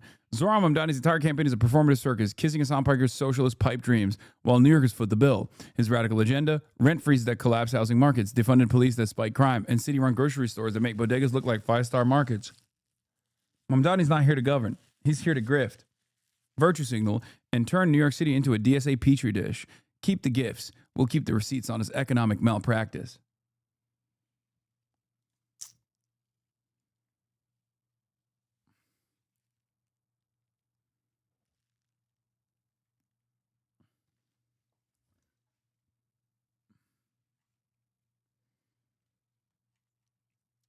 Awesome. Everything is getting worse every single day at an alarming rate with seemingly no solution to it. But once again, I must urge you to not look away and to succumb to nihilistic tendencies, nihilistic frameworks, because that's what your enemies want you to do. So instead, I'm going to pepper in some fun stuff here. Here is the right-wing influencer civil war, which ignited over ring size. We're going to be covering that. I've been excited to talk about that. This is really funny. Finally, some fun. The girlies are fighting. The girlies are angry. The girlies are fighting. It's the Hagalina battle to end all battles. And you might not be surprised to hear this, but a big part of the argument revolves around saying to the other person that they have sexual intercourse with black men. That is, I guess, the ultimate the ultimate bad thing you can do in these circles, which I think probably explains exactly how fucking insane these people are. No, straight up. It's not even a joke. They just straightforwardly will be like, well, you fucked a black guy. That's like the epic own. Just straight up fucking neo-Nazi shit. There is a civil war brewing right now between right-wing influencers after one of them got engaged over the weekend, and then another one of them called her ring small, and all hell is broken loose. People are being accused of all sorts of things. All the dirt in the rumors in that world is out in the open right now, and nobody's backing down. This is Sarah Stock. She's the one who got engaged. She has hundreds of thousands of followers. She's been on Jubilee videos. And everything kicked off this weekend when she tweeted out, "I won," in a photo of her hand. Congratulations to her on her engagement. Most people are congratulating her. Pearl Davis, who is an infamous person on the internet, got involved and said, "Hottest right-wing e-girl taken off the market." And then Emily Saves America responded by saying, "The ring size." Pearl said, "I don't think the size matters, but I just wonder why men can't do nice things for us without it being public anymore." Which, I mean, most people post when they get engaged, Pearl. And then Emily said, "Size matters." This is Emily Wilson. She posts videos on TikTok, Instagram, Twitter. She's MAGA. She's on Fox News. She's pretty popular. Sarah responded by saying, "Where's your ring, Emily?" Which, in most places, Emily would respond back and it would be the end of that. But then things got crazy. Ian Smith, a fitness influencer who was famous for keeping his gym open during the COVID lockdowns in New Jersey, he quote tweeted and said, "Unwed, childless Fox News girl boss who complains when woman makes sourdough now hates on ring size of a happily engaged young woman. Congrats, bozo, you were feminist." Emily then responds, I mean, she's a fighter. She responds by saying, "Between allegedly cheating on your wife, being caught with a up your ass, killing a teenager with your first of 2 DUIs, you really should sit this one out." Morgan Ariel, who I hadn't heard of until this, got involved and said, "You give it up for free. Might want to sit this one out," at Emily Saves USA. Morgan Ariel's a nationalist, Christian culture commentator, lioness for Jesus Christ. Emily, as I said, fighter, laying it all out there. This is true, like in the UFC, when 2 fighters just come and meet in the middle of the octagon and just throw it, like, she's fighting. Morgan, your baby daddy abandoned you, yet somehow you think you are better than me or anyone on this app. You gave it up for free, got left in the dust, and now you post rage bait on X to supplement the inadequacy of your monthly child support. You may think this is the craziest it gets, right, Jack? No. Morgan then comes from over the top rope and says, "Emily, everything you just said is not true," but then accuses her of this. You got, with the fingers, in the middle. You got fingered in the middle of a hotel lobby at a TPUSA event while everybody watched and there were families around. You brag about having sex with married MAGA dads and doing drugs. You've been completely ran through by both single and married men in the MAGA right. Of a hotel lobby at a TPUSA, which is a Turning Point USA event. That's Charlie Kirk's company. While everyone watched and there were families around, you brag about. Emily's definitely a grifter. My best friend from high school hangs out with her, shaking my head. I don't understand. Like, there's dudes in the movement Like, this is, dude. Of course they're grifters. Every single one of these people are grifters. Of course they're grifters. God forbid a girl has hobbies. Yeah, I mean, no shit. They're awful people. I don't give a fuck that she got fingered to the lobby of a Turning Point USA event. What I care about in that situation is like, why isn't she a normal person who's doing that? You know what I mean? Morgan, your baby daddy abandoned you. You're raising a bastard child. Are you familiar with Brooklyn, New York? And would you ever like to go there? If so, that's awesome. Braces on the hunt. Having or sleeping with married MAGA dads and doing drugs. You have been completely ran through by both single and married men in the right wing. You call young V's losers and encourage them to have premarital, and you are pro-abortion. If you thought those accusations / allegations were going to stop Emily, wrong. It's gonna be hard to be a trav wife when your man can't afford a ring. How do you guys expect to have a house, land, multiple kids? Be for fucking real. I hope y'all enjoy working. Sorry, I'm MIA and I'm in the Hamptons. Emily Saves America says, conservative men need to stop being broke and gaslighting women like we don't deserve diamonds and rings. So you want me to give up my career, my financial independence, push multiple babies out of my body, cook clean, be loyal and loving, feminine wife forever, and y'all can't even afford a nice ring for us? Get the fuck out. Just admit y'all literally don't like women. You know what's funny about this? One, everyone's a liberal. As I've said over and over again. And two, it's over. Her career as a right-wing broadcaster is done after this. Because a big part of the youth movement wing of the MAGA world revolves around hating women. And this is exactly the type of shit that they hate women say.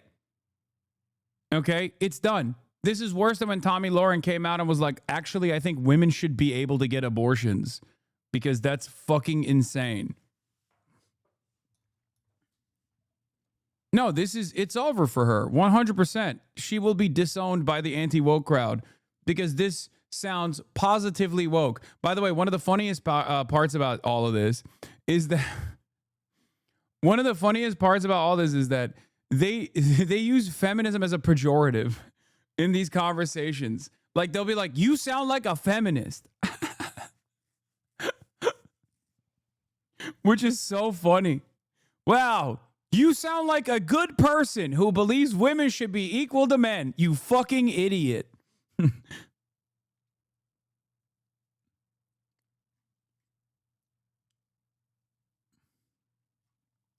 She likes to fight. She put on X this morning. It's going to be hard to be a tread. You sound like an egalitarian. Fuck you. Let's see what her other posts are. She's been posting.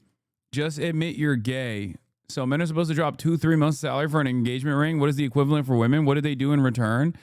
The funny thing is none of these people are making fun of the ring. None of these people making fun of the ring are actually wealthy. A bunch of broke wannabes trying to flex about ring size, which is of course something that only a broke wannabe would do.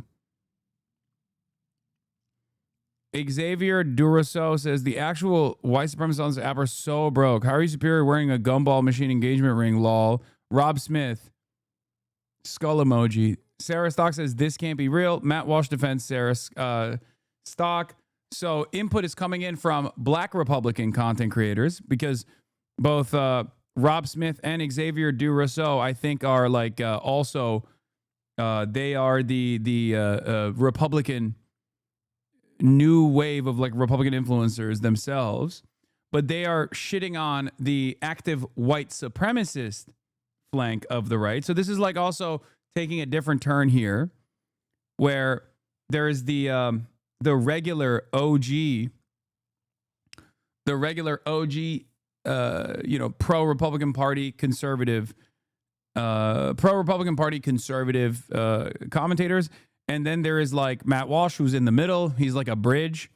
He is far right. He's alt-right, but he won't like openly say he hates like Jews or whatever because he's, working for the Daily Wire, of course, which is why you'll see a lot of Matt Walsh's responses from his audience that he's cultivated be like, why are you still working with the Jew Ben Shapiro? Why are you still working with the Jew? Why are you still working with Jews? Like over and over again. And Matt Walsh is like, no, guys. Remember when he did that thing where he posted that AI photo of the swastika?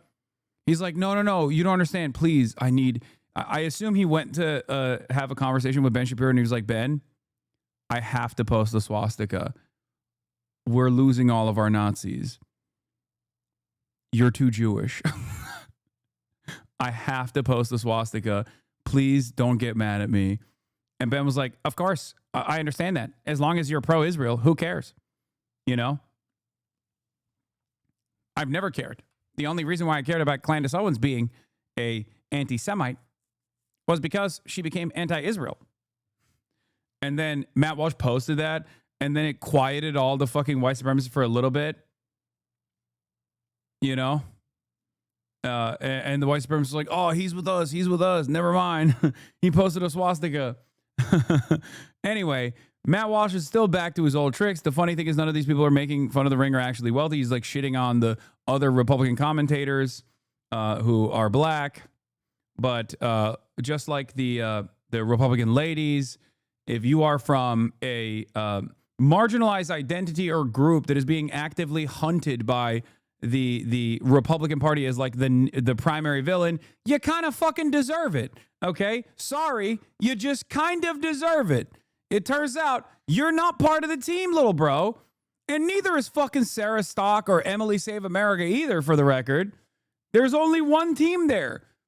And you're only as valuable as you can continue to fucking defend white supremacy.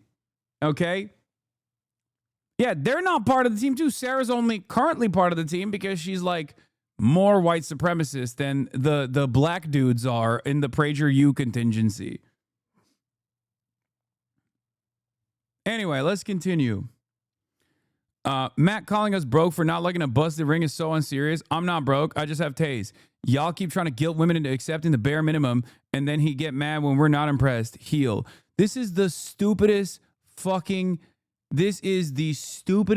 conversation that could have like unfolded in a in this like spectacular drama. If you're not willing to be ran through and pop out babies while living in a trailer park, then you're obviously a feminist. Yeah. Yeah, white male supremacy, patriarchal white supremacy. That's exactly what this is if you defend it, it doesn't matter how fucking stupid you are. They'll defend you to a certain degree. You are still ultimately going to be discarded. Okay? These guys didn't defend it unconditionally, seemingly. They went after one of the soldiers of white patriarchal white supremacy, and now they're getting called all the words under the sun. Okay, who the hell are you calling me broke? Now you suddenly get to assume that I'm oppressed? Lol. I'm far from a wannabe. I am exactly who and where I need to be. The only reason I clocked her $70 ring is because she spews literal white supremacy, but is far from superior. So what I don't understand here is that, like, are you saying that if she had a fatter ring, then you'd be fine with her being a white supremacist? I guess you would, because, you work for PragerU. That is your job. Like, this argument is so fucking stupid.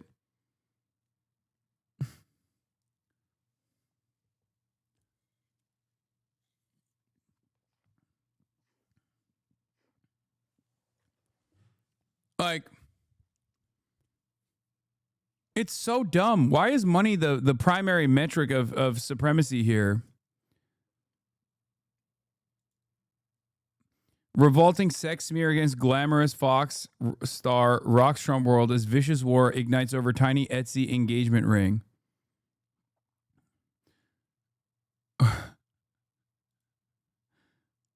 Sorry, I assumed you were broke because of your low-class behavior and the fact that you have no audience or fan base. But I guess you could have money from your parents or from winning scratch-offs or something. I shouldn't have assumed you're right. Oh, dude. Matt is such a pussy because he wants to call him the N-word with a hard R. And I suspect he already has, right? Like, in private, but he can't type it out. But I thought woke was dead, Matt. Why don't you just say it? I know you want to. He probably typed it and then deleted it. Like, I wonder what he means when he says low class behavior or you won this money winning scratch offs. Wonder what he was implying there. Matt calling us broke for not liking a busted ring is so unserious. I'm not broke. I just have taste. Y'all keep blah, blah, blah. Matt, you've been in this industry for over a decade and still sound this bitter. I've been in it for like 5 minutes, built everything from scratch with no family money, no team, no network, just me. And I'm already under your skin from Los Angeles of all places. You seem pent up. Maybe go make love to your wife instead of fighting women online. God, these people are fucking arguing like little babies. I'm starting to feel like men on the right just hate women, especially the attractive ones. So funny how when a woman is successful, it's immediately dismissed saying, I come from money. I don't. Maybe this is why we can't get women to vote Republican and lose elections. This is just pure liberalism at the end. Low class behavior. Meanwhile, he's supporting a pedophile. I can't stress this enough. Every single person involved in this is a villain. And therefore, I am not siding with one side over the other. And secondly, you're absolutely correct. But I'll take it one step further. Matt Walsh himself has actively defended pedophilia.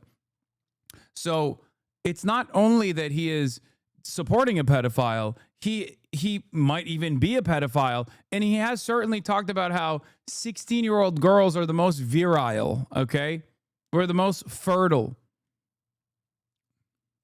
So I guess he's honest in that regard. I don't know.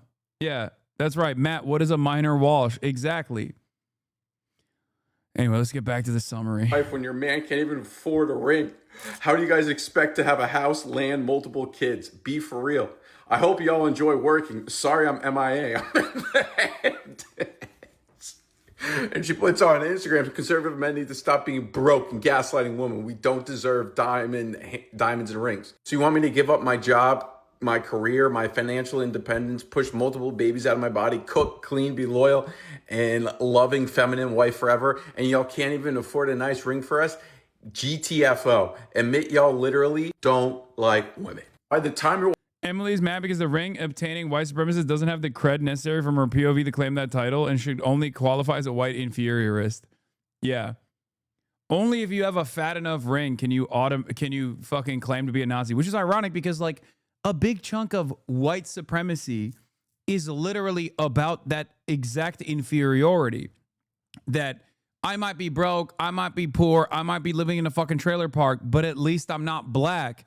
That is the fucking underlying reason for white supremacist sentiment. That is what motivates a lot of people to refuse to tackle this issue from a class perspective and instead hyper focus on like some kind of mythological superiority that they have only because of this intrinsic quality.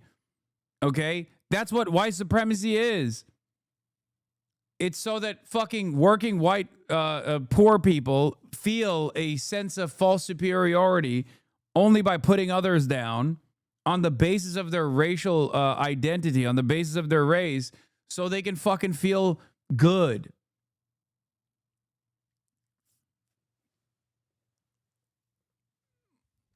All manner of different kinds of like tribalist, or even like nationalist ideology, all matter of like reactionary sentiment comes from this this self-perceived inferiority that they try to mask with some semblance of racial superiority. Watching this video, there may be more to this, but yeah, my conclusion here is I need a reality show of all these people. I don't want it to be playing out on social. White on white crime. Emily went so far right, she turned left. Emily Wilson may have bad opinions, but she is entertaining. I'm kind of confused whose side Emily is on. Yeah, one of the things that is really funny that that continued on was, of course, is it real? Is it actually real that Just Pearly, whatever the fuck, is actually dating a black dude who she then actually defended by saying he's not black, he's Dominican, or is that just a fucking joke? Did she actually say he's not black, he's Dominican? Oh my God.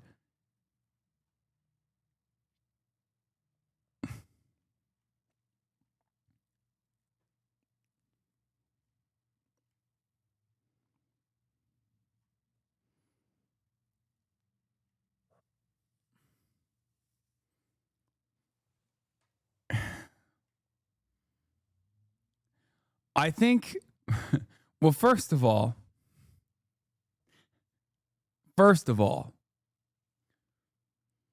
I can't stress this enough. This is a self-inflicted wound. And by that, I don't mean like, oh, it's a self-inflicted wound that you're dating a black person. I mean, the idea that that somehow is a bad thing. The notion of dating a black person being somehow like a bad thing, that is the self-inflicted wound, which is really interesting because it seems like you want to date black dudes. So why are you still a white supremacist?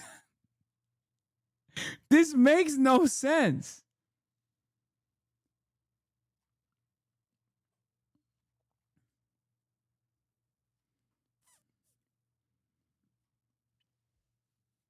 Because someone goes, was she talking about your current boyfriend or your old one? Which leads me to believe, oh my God, was it Choco Latino? Oh my God. Everyone is having so much fun with this. Laws of racist white women date black men. Okay, but like, you're not supposed to keep being racist in the process.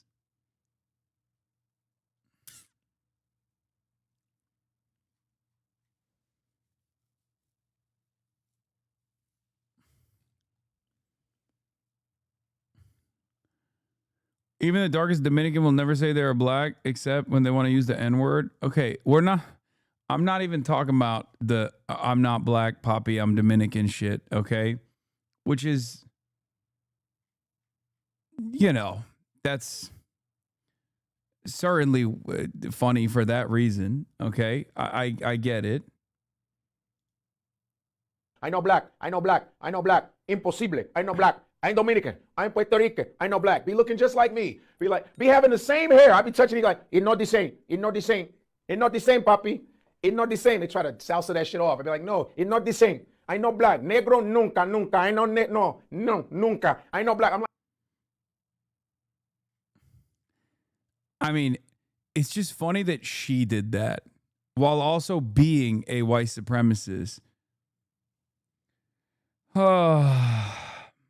Racist Karens date black men so they can keep being racist, and the black men who date them entertain their bullshit in ways black women do not. That makes sense. As a black man who has dated racist white women, they get more racist when in the relationship somehow. Chatter, I would not be revealing that right now. You know what I'm saying? Like, this is not a good time to be like, no, I did that shit. I mean, thank you for your contribution, but that's crazy to admit. You know what I mean? Especially right now while we're talking about, like, I guess Ann Coulter did it too, though. She did it too.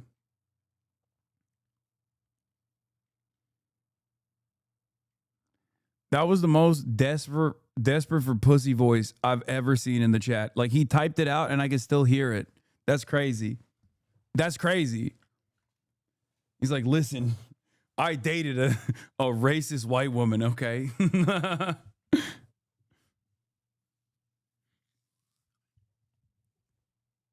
Anyway.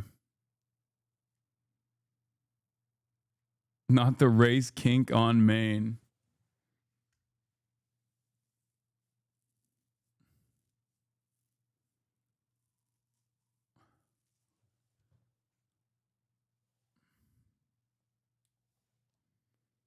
My sister is a racist that dated black men, though she recently switched to white men because I think she reached a tipping point on being too racist.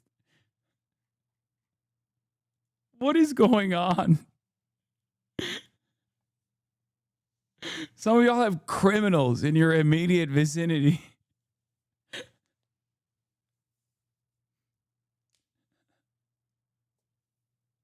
What the fuck?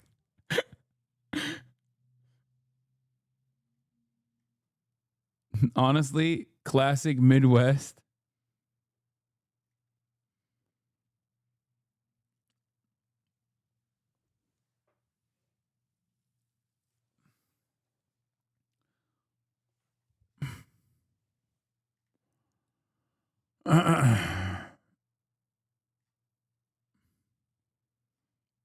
So confusing. I need a blinker checkpoint.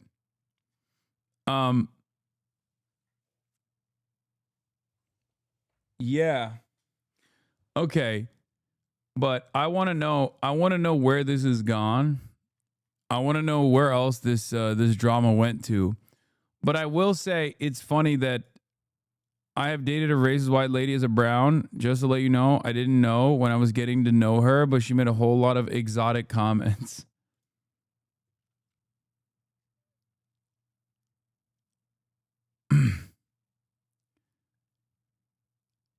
I think you're too Turkish for this one. A lot of the South is like this. I work with a white girl who only dates black guys, and she's racist as hell. What the fuck? Yo, America is busted, bro. We will never fix this country. I'm convinced now. Okay? It's done. It's over. Like, I don't even understand. I don't understand what the fuck this is. Like, what do you do with that? Racist coochie. Coastal elitist Hasan. Yeah. Get the fuck out. This guy literally is like, no, dude.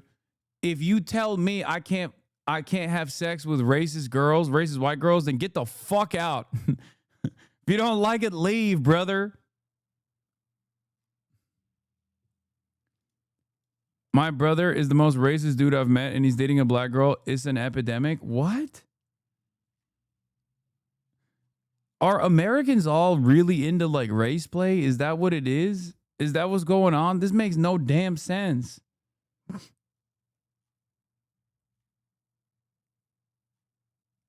Like, it's very freaky. It's very strange stuff. I like my pussy Republican ass shit.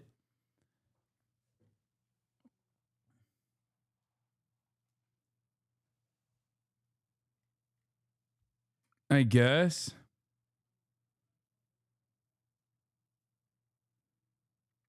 Calm down, Kaya. Calm down, Kaya. Wait, hold up. Kaya's groomers are here. All right. It's time. It's time for Trump's mass tariffs now in effect. What do they mean? It's going to be an enlightening conversation for many of you.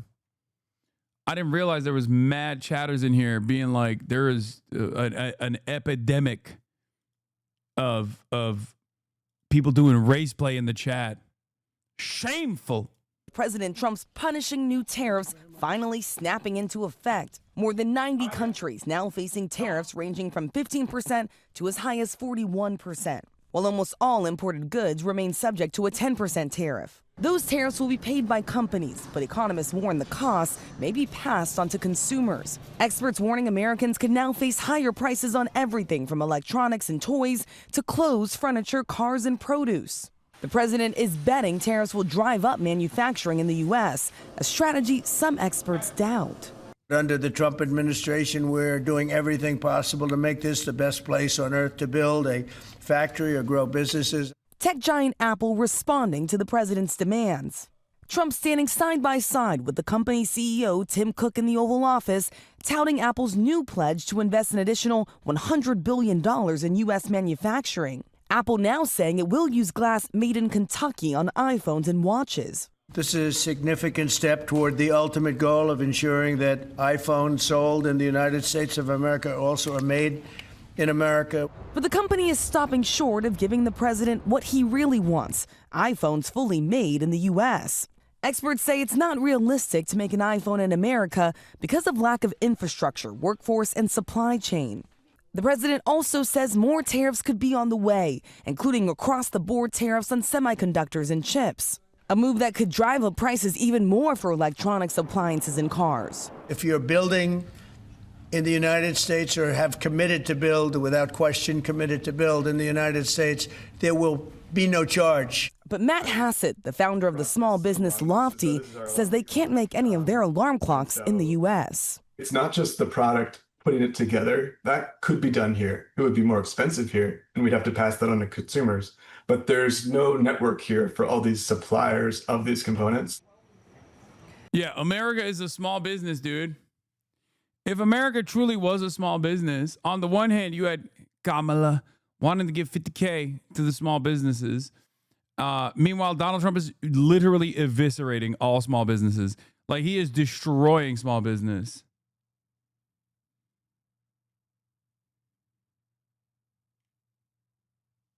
He's destroying it. Hold on.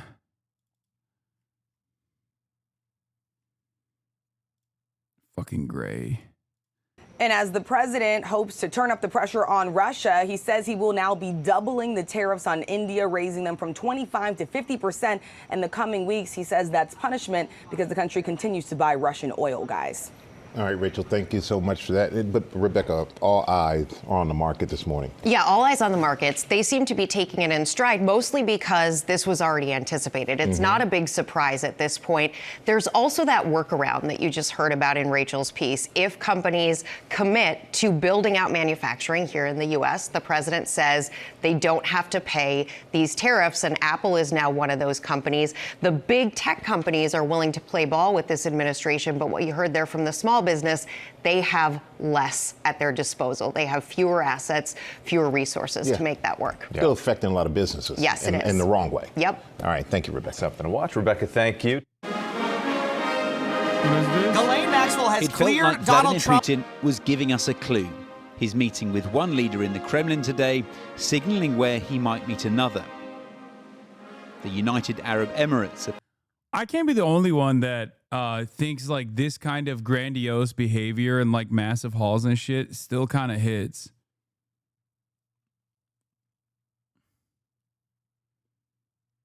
Like big ass, when you got to do like world changing events, like when you got to do like negotiations about what happens with the rest of the globe, like you got to do it at a big ass table.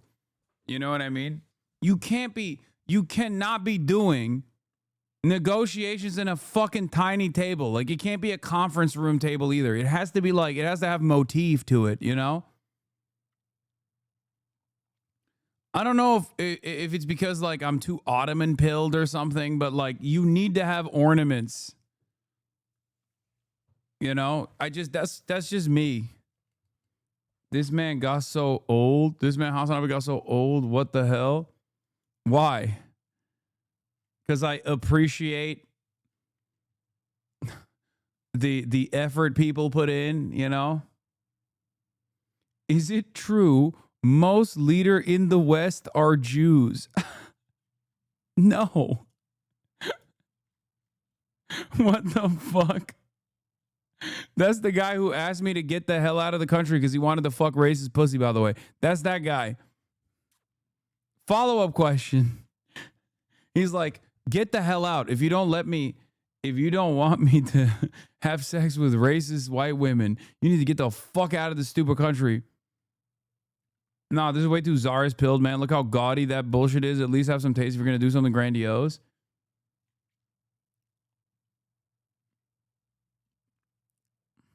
Appears to be the most likely venue for the summit with Donald Trump after the Russian president held talks. Like, look how big that room is.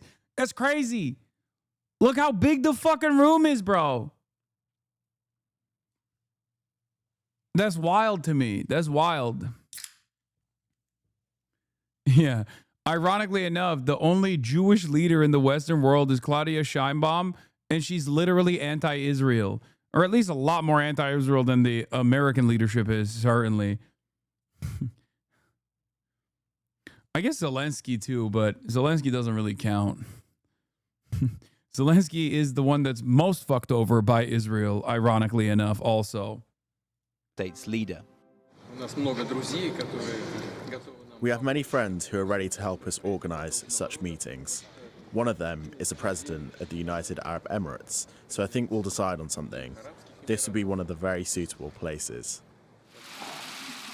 Their last summit was in 2018, and the next could be in a matter of days. Donald Trump is desperate for a deal on Ukraine, but it sounds like Moscow sees benefits too.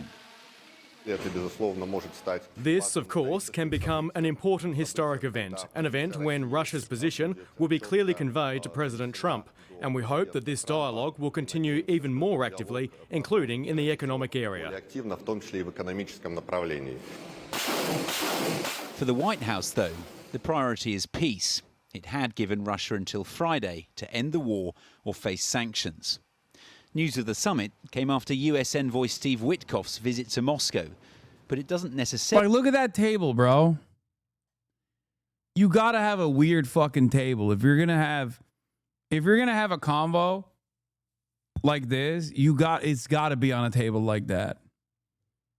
This is nothing to do with like Vladimir Putin's position on this, okay? I am anti-Putin. I do wish, however, we had like similar weird shit. Justice League type table. Yeah.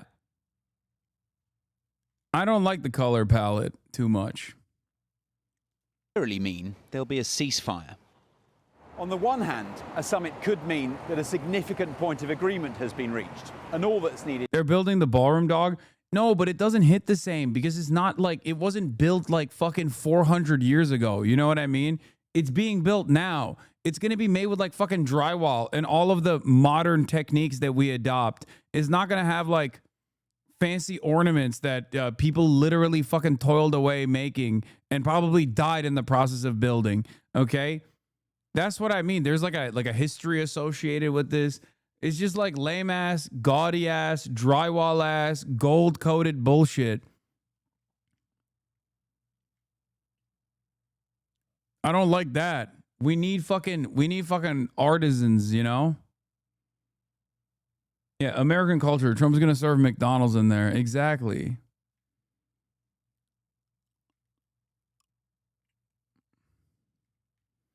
Your country has literally no history nor culture aside from Gunburger. No, I know. This is why. Wait, what? Someone said something about Catholicism. It's the one thing that I like about Catholicism. That's true.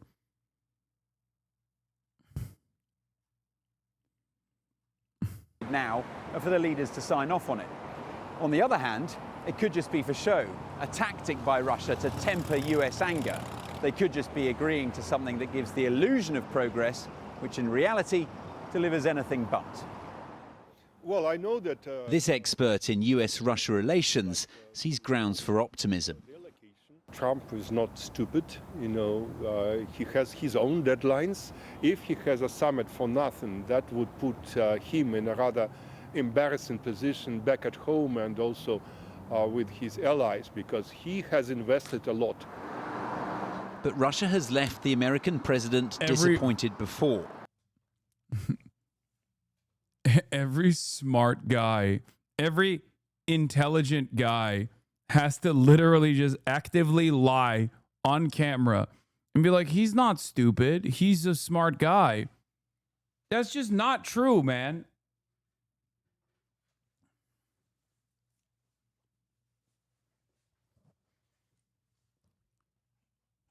Especially on this issue, he has actively looked like a complete moron.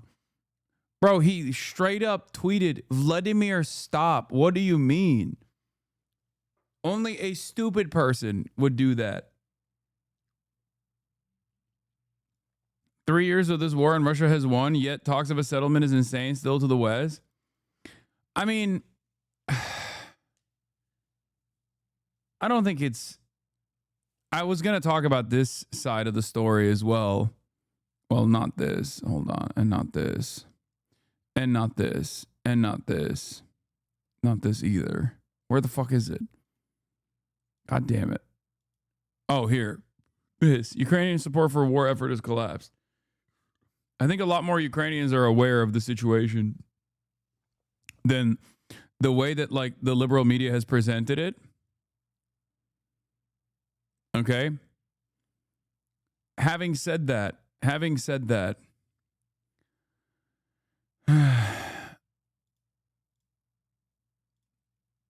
it is still really fucked up that America is using Ukraine continuously as a fleshlight instead of trying to settle this and then help Ukraine as much as possible. And there's still no sign it's willing to compromise yet. Ivor Bennett, Sky News, Moscow. It's also crazy because, like, motherfuckers still will talk about me being, like, pro-Russia or whatever. And it's like, this is precisely what I said that was going to happen. And it's happening in real time. And the people who said, no, it's never going to happen. Ukraine is inevitably going to win. Ukraine is winning the war. Ukraine is winning the war over and over and over again. Demanding that, like, demanding that fucking people throw themselves in the fucking meat grinder. And saying that Ukraine, when it had the maximum amount of leverage, should have pushed for a fucking ceasefire instead of being duped into relitigating this war effort at the behest of Western powers who literally suffer nothing in the process. They're all still yelling. They're still yelling.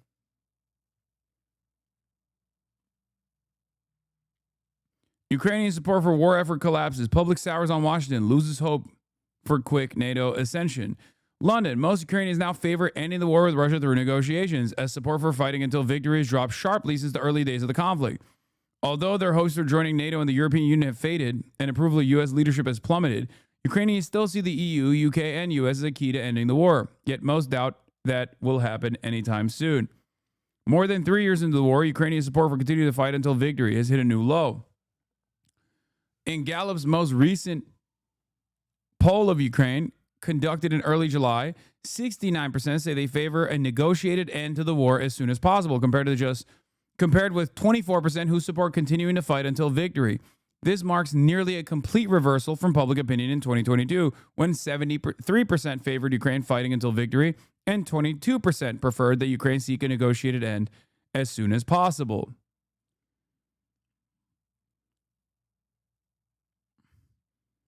Like, the Ukrainians have had a majority opinion since 2024.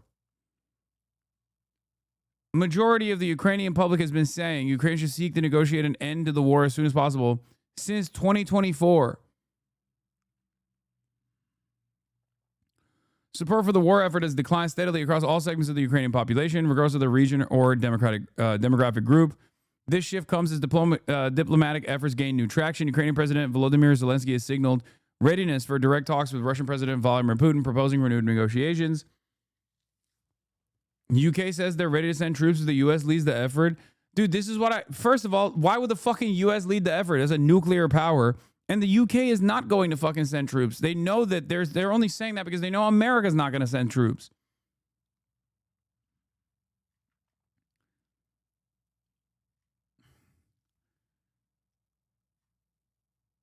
It's just like, there were so many fucking off-ramps. There were so many fucking off-ramps at every stage. There were so many goddamn off-ramps. All the way from the Minsk agreement, all the way from, not even before then, 2008, George W. Bush on his way out being like, I'm going to fucking... I'm going to bring in Georgia and Ukraine into NATO out of fucking nowhere, all the way to the Minsk agreements and not following through on the conditions of the Minsk agreements, all the way to the ceasefire negotiation that was put forward, a 15-point plan in Antalya, when Ukraine had the maximum amount of leverage and Russia did not have control over nearly as much Ukrainian territory as it did. Every single step of the way I said, now is the best time. Now is the best time. Yesterday is the best time to put an end to this.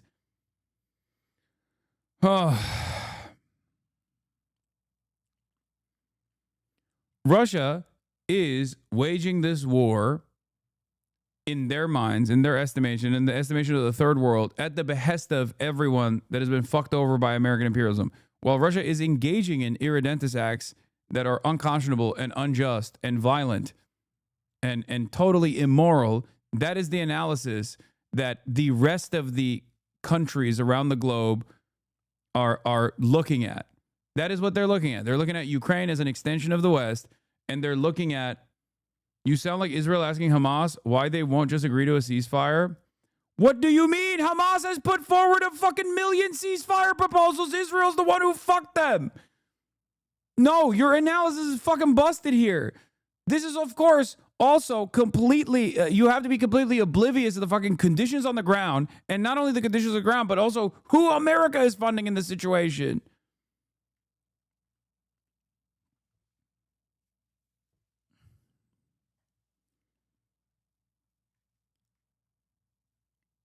America has complete control over Israel. They can stop Israel's genocide tomorrow.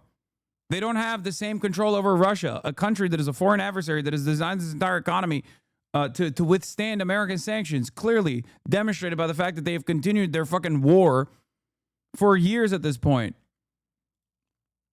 Do you not understand? The best possible solution to this was to bring China to the table and come to a reasonable proposal. Okay? Russia is a foreign adversary with nukes. Israel is a foreign ally with nukes. America has complete control over Israel. Saying that Ukraine should just make a deal with someone who has no interest in making a deal. Brother, Russia most likely would have taken that deal when they actually incurred penalties and could not literally overtake Kyiv in this supposed military operation that was going to take a week or two. That's why I'm saying Ukraine had maximum leverage at that point.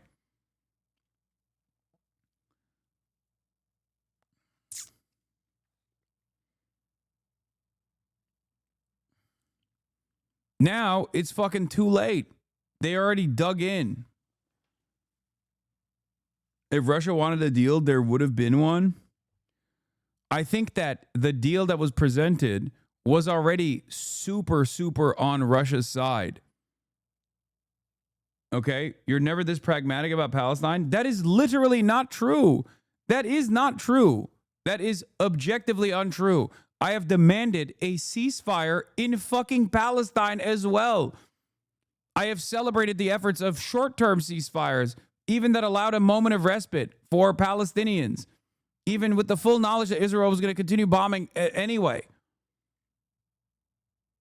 I've literally, you've been in here, you've heard my words.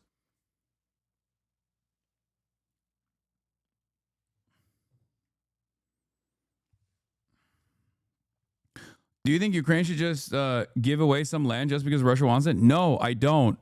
And I think it's a non-starter at this point, regardless. I don't think they should. But what the fuck is going to happen at this point? Remember, Russia is a foreign adversary. Israel is not. We have complete control over Israel. We do not have complete control over Russia. And my advocacy always has been to bring China into the table so that there is at least a more managed, the guy behind Russia, the country behind Russia that has tremendous global power is China. Okay?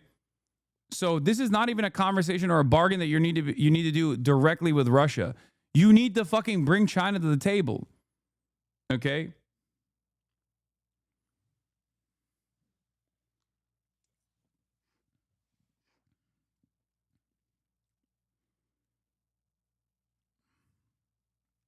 That's what you're supposed to do.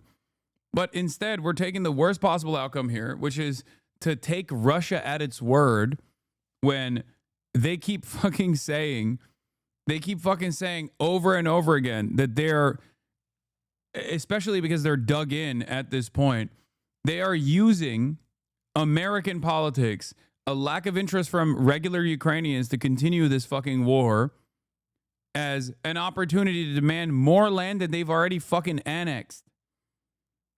That's what happened in the last negotiations process. It's fucking ridiculous. The only way to put an end to all of this is by bringing China to the table as well. Why would China go against Russia and with America? Because they're the most pragmatic motherfuckers on the planet. That's precisely the same reason why China has never stopped trading with Israel in the same process. They're trade maxers. They're trade maxers through and through.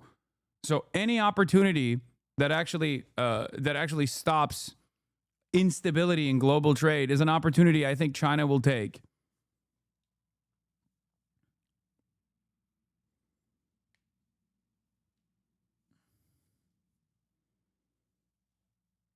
China is not, especially when it comes to its foreign policy, China is not this like socialist USSR adjacent country that you think it is. This is not China's fight. No, this isn't China's fight. You're right. But China does have a lot of influence over Russia.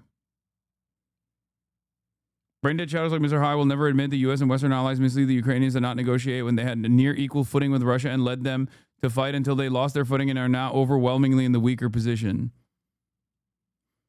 Not only that, but also America's like saying that they want to take over fucking minerals in Ukraine too, whatever that even means.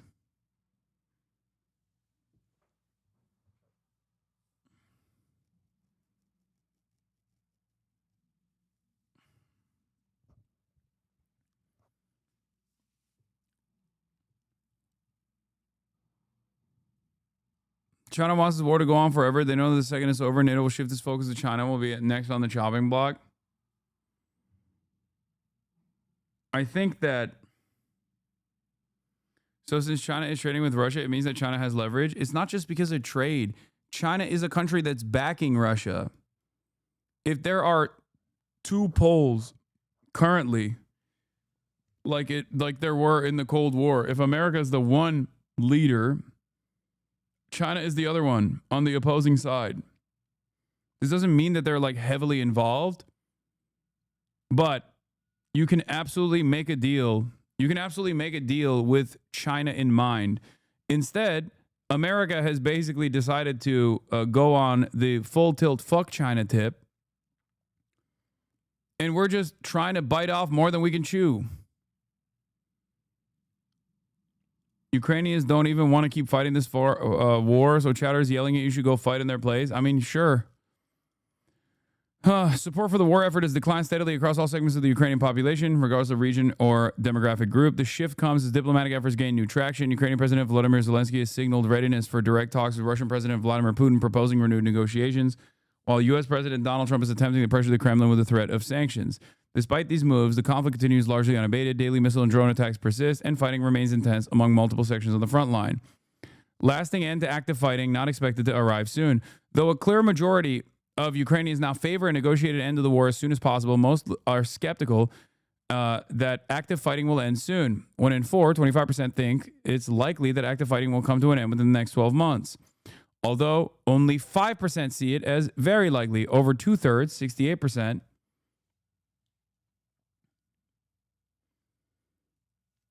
over 68% think it's unlikely that active fighting will come to an end in the next year.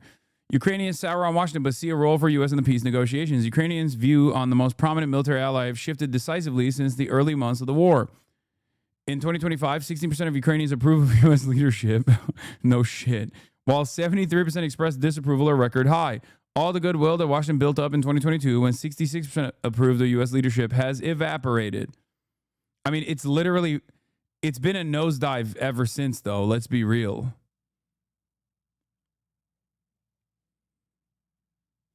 Zelensky literally proving you right. Back during his meeting in the U.S., he said there should be only fighting, no talks, and now he walked it back, and the majority of the Ukrainian population is also. So what are these chatters saying? Yeah.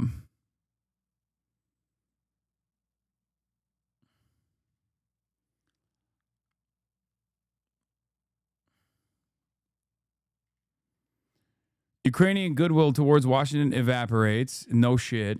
It is especially a no shit moment after Donald Trump literally fucking pulled Zelensky to the table to bully him and yell at him. And then also got duped by Vladimir Putin, who dangled like a potential ceasefire negotiation in front of him, and then made Donald Trump embarrass our fucking proxy. Oh. Yeah, why would China care? Also China. China brokered the Saudi-Iran deal, driving wave of reconciliation, says Wong. I mean, there's a difference here. The reason why they did this is because it's beneficial for both parties for them to no longer war over Yemen.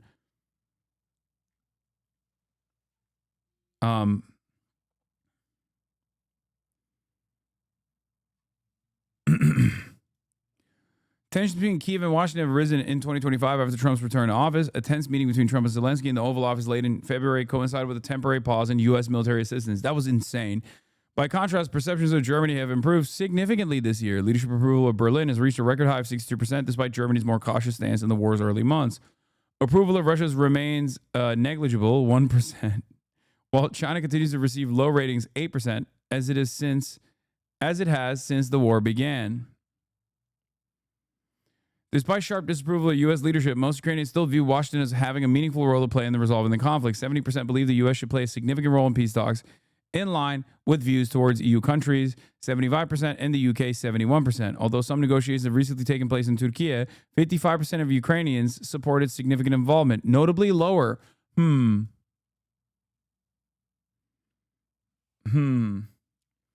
only ones riding for fucking... The only ones screaming Slava Ukraine is the Turks.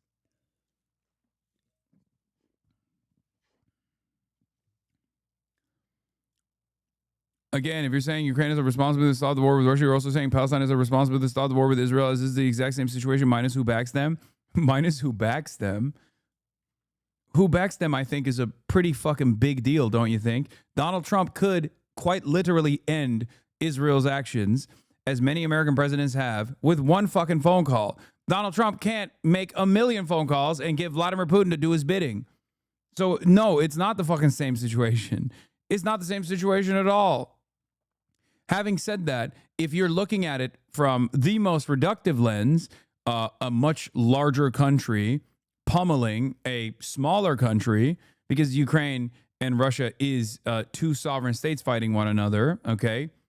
One party is obviously overwhelmingly in the wrong and doing the wrong, okay? The other party is simply defending itself. Then, yeah, on that front, yes, Israel versus the Palestinian children that are being fucking slaughtered with regular frequency is... it has some similarities, yes. One is an irredentist act from a foreign adversary. The other is a foreign ally which has decided to do whatever the fuck it wants and can simply do whatever the fuck it wants to a country it is the belligerent occupier of already. It's like saying India versus Pakistan is like Israel, Palestine. It's the dumbest shatters, yeah. You can simply force Russia to stop by invading them.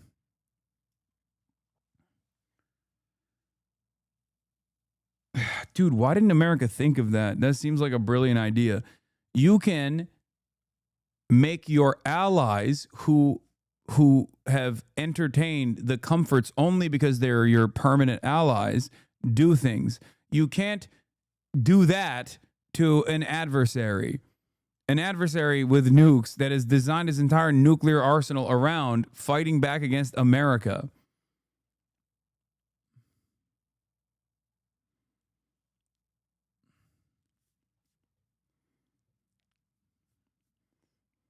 Unless you think that, like, ban all trade. I mean, sure. Great. I don't have an issue with that. I mean, I want it to be fucking done to Israel as well.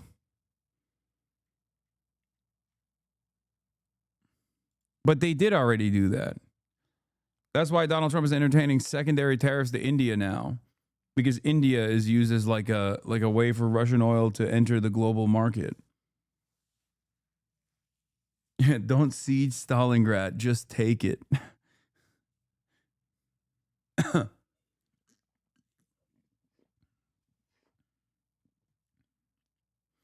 definition of world war is when two great powers directly fight, for your information. There is no world war in the current stage because World War II ended with a nuclear bomb. That is the reason why there is no more world war, unless we get to an environment where we just open up the permission structure to entertain nuclear holocaust. It's just, oh, mini nukes, tactical nukes. It's fine. It's like a baby nuke that was launched against a country that doesn't have nukes. You know, that type of shit. My point is Ukraine isn't at fault for what Russia does. When did I say Ukraine is at fault?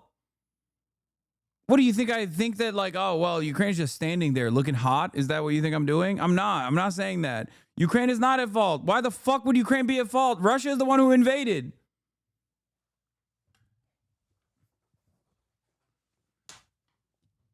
That's an entirely different conversation, which I'm not even entertaining at all. Ukrainian children are also slaughtered and you don't fucking talk about it? No, I do. I do talk about it.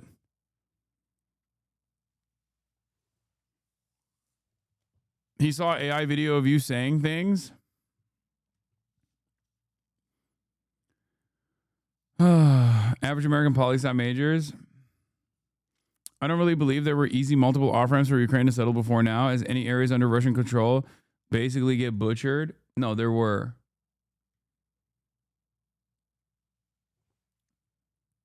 It wouldn't have been an easy off-ramp, and Russia certainly might not have even entertained it for a long enough time. This is true, right? There is no assurance that Russia would not have continued its military incursion into Ukraine. They very well could have done that, okay? Just like Israel did. But my argument always was, okay, so you're back to square one, but you should always entertain a ceasefire. And at that point, if it could have been crafted and followed through on, then additional land grabs that Russia engaged in would not have happened.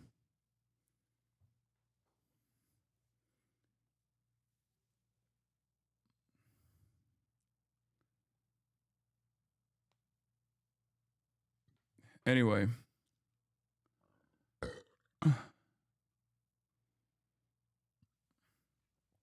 How can you expect to negotiate if you can't trust your enemy to not reinvade? There was a ceasefire and Russia broke it. I mean, here, I'll give you a great example. Hamas. Did you see me yell at Hamas for doing a ceasefire, even though I also said Israel is most likely going to violate it? No, I didn't say that. You want to know why I didn't say that? Because I'm not fucking stupid and bloodthirsty.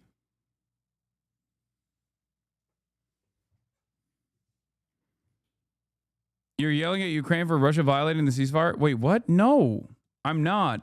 I think a lot of you guys simply want me to say, like, there is no peace for a there's no opportunity for a ceasefire, and that we need to like invade Russia or something. Okay? No, you're talking about the second round of negotiations under Trump. That's not what I'm talking about. I'm talking about the first negotiations that took place when Biden was president. That's not what I'm talking about. Analysis. Putin's claim that war on Ukraine is the target Nazis is absurd. Here's why. What is this? This is my analysis too. It's so fucking stupid. I've never lent credence to Putin's idiotic claim that like he was denazifying Ukraine. I don't know why you're sending this to me.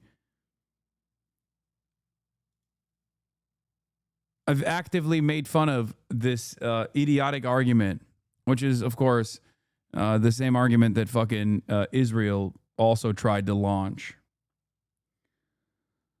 Oh.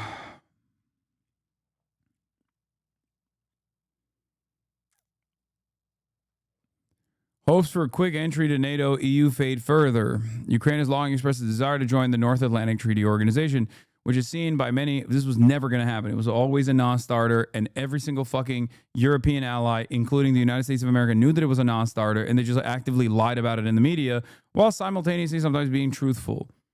Russia has the world's weirdest Nazis look at Dugin. No, I know.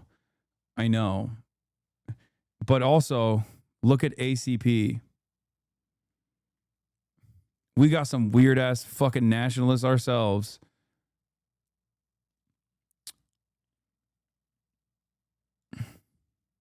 Why? Why can't it happen? Well, look at Ukraine right now. Why does not Ukraine and Georgia get accepted into EU or NATO? Why can't Georgia or Ukraine get accepted into EU or NATO? That's the only way to survive, it seems. this is where you have to assume that the opposition, no matter how bloodthirsty, still has like some semblance of logic in the way that they behave. They do not want to be encircled by the enemy.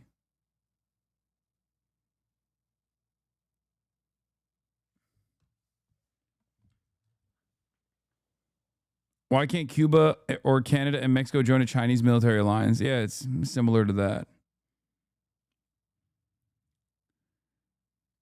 You don't know, but what you're talking about this. Ukraine will be in NATO the same year that Turkey will join. You mean the same year Turkey will join the EU?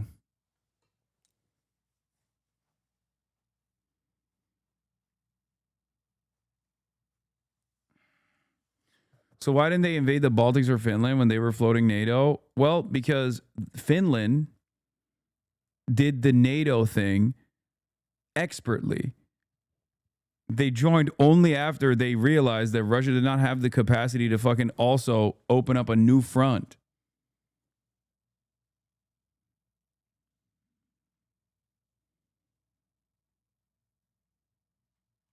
That's why. Before the invasion of Ukraine, Finland had not joined NATO at all. It was not something that was entertained. There was a blanket neutrality.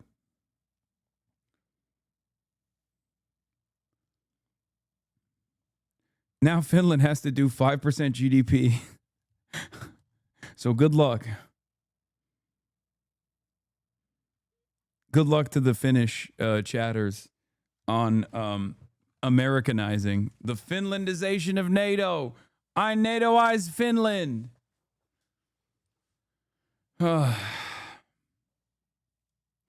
Finland has been taking advantage of us for years. That's right, believe it. It's time for Finland to no longer take advantage of us.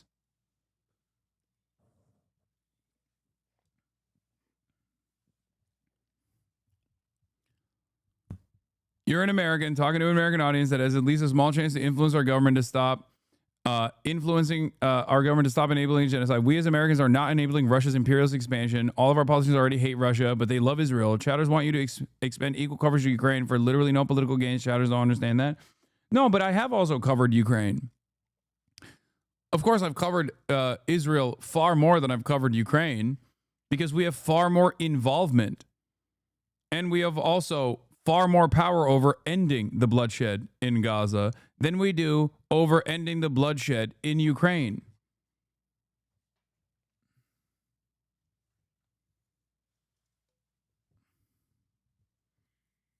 You left Austin Show's birthday. Exactly. In Finland, we're literally Americafying. Our right-wing government is following Trump's policy step by step. Help us. No, it's over.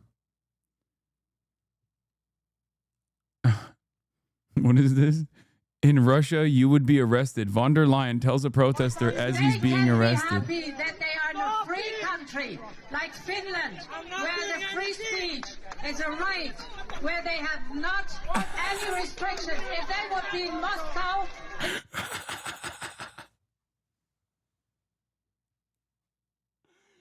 Bro, this is literally this, dude. Europe is so America coded, dude. This is a very American moment. That's awesome. This is like we see this happening in America basically every day. Like they'll just like arrest someone. They'll arrest like Mahmoud Khalil, right, for the crime of criticizing Israel. And I'll be like, this is so fucked up. This is so unacceptable. And chatters will be like, ha! If you had this kind of commentary, you'd be arrested in China, brother. And it's like, dude, what? I'm talking about a dude who literally just got arrested and saying this is not supposed to happen in America.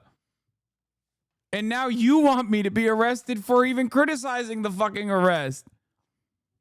Bro, it gets worse. Not just any protester or candidate running for European Parliament elections 2024 in opposition. This took place in the middle of elections. A total silence from the so-called free media. Monday will be sitting in court in Helsinki for a peaceful protest. I mean, I don't know who the dude is that got arrested, okay? Whenever people say stuff like this, it just like freaks me out a little bit. The account that posted that video is a freak. Yeah, I can totally see that.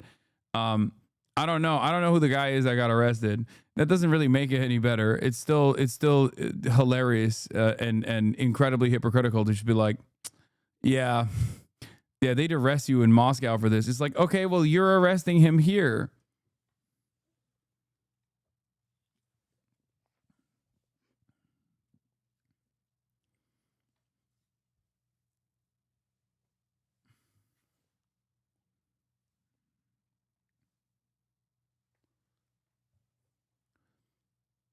Radical steps must be taken to force Putin to partake in good faith negotiations. In my opinion, U.S. peacekeeping troops, including BRICS countries, must enter Ukraine and force Putin into a position where he has to choose either negotiate or attack the peacekeepers.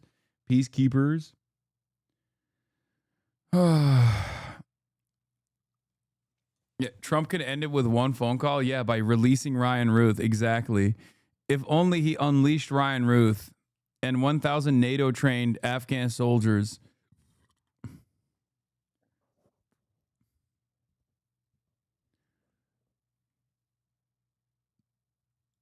What is it? Oh, we got South Park.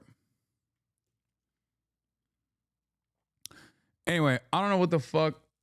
I don't know what the fuck's gonna happen. I just don't think anything good is gonna come out of this.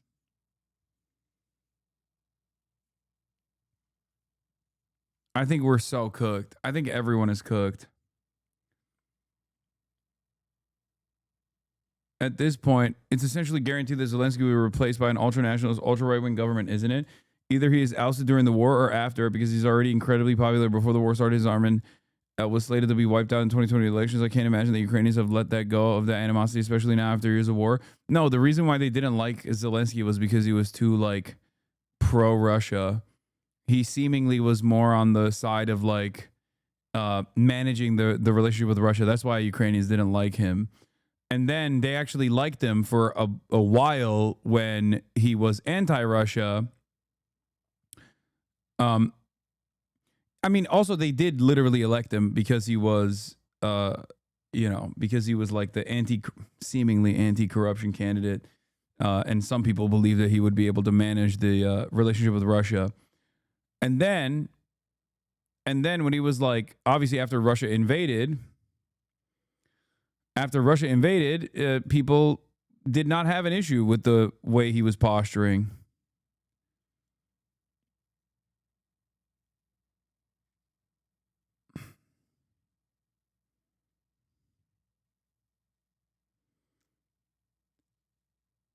I think a major factor playing here is Zelensky's committing to a policy of non-mobilization earlier when they saw success on the field, Hasan.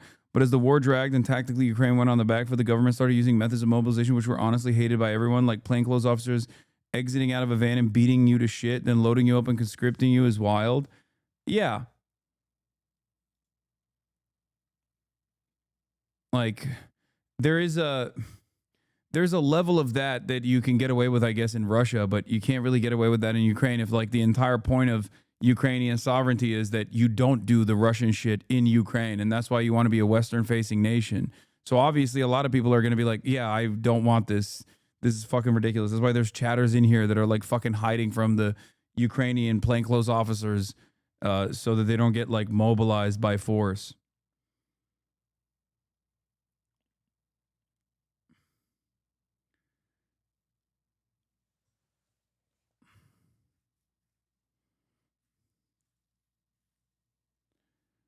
Zelensky won 75% because he was anti-corruption. He became extremely unpopular before the war due to numerous corruption scandals. Yeah, the Panama Papers. At no point was he widely unpopular because he was not sufficiently pro-Ukraine. No, I'm saying that a lot of Zelensky's critics, I already said that. I said that Zelensky won as the anti-corruption guy. And then it turns out he was also corrupt, which people weren't very happy with. But most importantly, there was also a lot of criticism against Zelensky because they thought that he would be a moderating force and he wasn't aggressive enough against Russia, against Russian incursions. There were definitely people in Ukraine that were against Zelensky because they thought he was too naive. But also, what's really interesting about this is the fact that Western press is like covering this stuff. Ukrainian disapproval over continuing the war, and also not even continuing the war, continuing to fight, continuing to defend Ukraine, because I think that's the appropriate way to talk about this.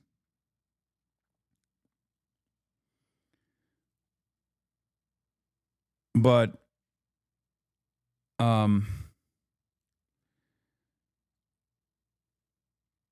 it does seem like while most Ukrainians are ready to see the fighting end, few expect it to happen soon. Ukrainians see key roles for the EU, UK, and the US to play in bringing the war to an end, even though public approval of Washington is cratered. This year has also seen another decisive shift in hopes for a quick ascension to NATO, with now 32% expecting to be accepted in the next decade. As diplomatic efforts drag on, the future of Ukraine's war effort and its relationship with the international community remain deeply uncertain.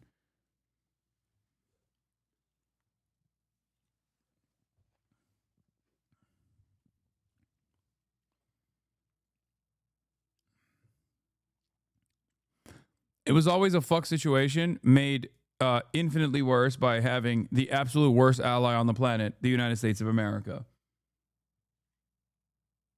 Okay? That's it. America has consistently discarded its allies over and over and over again. I didn't even think that they could do that to a whole ass country. Like, they do it to like Kurdish militia movements here and there. Sure. But that's not a whole ass sovereign nation state, man.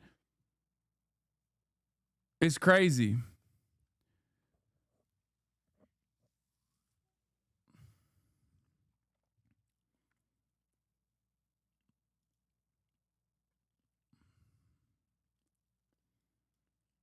Pouring in arms isn't going to bring about a solution. It's only going to prolong and exaggerate this war, Corbyn said. We might be in for years and years of war in Ukraine in 2022. How Democratic streamers like Destiny are taking on MAGA and Charlie Kirk. Donnie O'Sullivan, friend of the show, did a piece on the debate sphere, I guess. Yeah, I just got escorted from Brian Kirk, baby.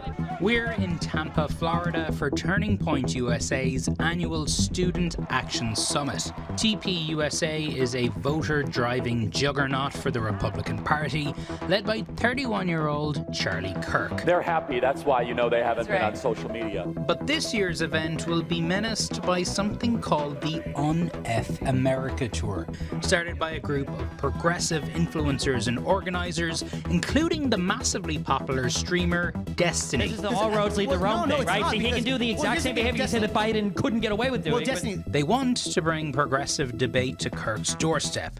But first, they have to get in. So Turning Point has cancelled all of Un-F America's credentials. You know what's funny? I'm debating Charlie Kirk at Dartmouth University next month. Now they're trying to sneak in Destiny so he can debate inside here. I like that these guys are like, this is our weapon. This is our secret weapon. If only Destiny will just like engage in spirited debate against Charlie Kirk. If only we can do this. If we can unleash what is he going to do? Fuck Charlie Kirk and film it? Like, what do you mean? If only we can get compromising footage of Destiny sucking Charlie Kirk's cock and filming himself in the process, then we can just destroy this. We can destroy this whole charade. Yeah, he's gonna do a revenge porn on Charlie Kirk. All right, he's in. So Destiny has made it inside the building, and we'll see how long he lasts. Because the trucks are going this way? There's a major streamer named Destiny, who's a Democratic liberal streamer. He appears to be debating Myron Gaines. God.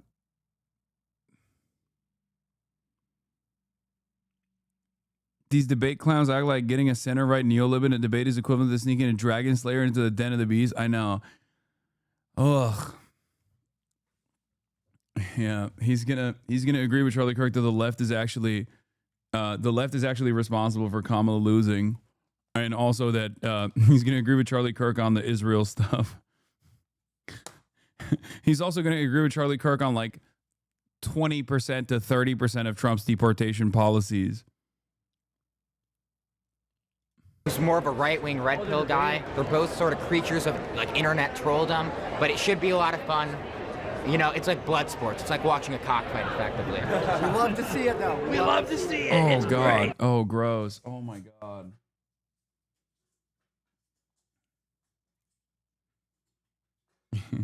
He's going to agree with them on white people being able to say the N-word. We are at Student Action Summit. We got Destiny and Myron here today. Have a little friendly conversation. Oh, yeah, you know? man. Good to see you, bro. Young people may be tuning out the news, but this new form of live, provocative political debate is blowing up online. Its cultural significance is something well known to Kirk because he's part of it. Oh, it's democratic socialism. It's completely Oh, I love this different. question. I love this and whatnot. question. And I like it's. I could talk about just wanna know socialism what's, for like, the hours. best- Hello, everyone. I am Charlie Kirk, founder of Turning Point USA, and I am surrounded by 20 woke college kids. Under a tent with the words "Prove me wrong," Kirk brought online debater culture directly to hundreds of college campuses during the last election cycle. We have a problem in Black America. The biggest problem is not racism, it's the lack of dads. He's like, the biggest problem is not racism because obviously I'm racist. So that would be like admitting that, you know, my kind of thinking is what's wrong, what's like held Black America back. He just stole Steven Crowder's whole flow. No, I know. When exactly do heart waves begin in utero? You know that, but you don't know the form. Hold on, no, so tell me when heartbeat. I don't know. And while he uses it to make viral content, its primary goal is to register Gen Z to vote MAGA.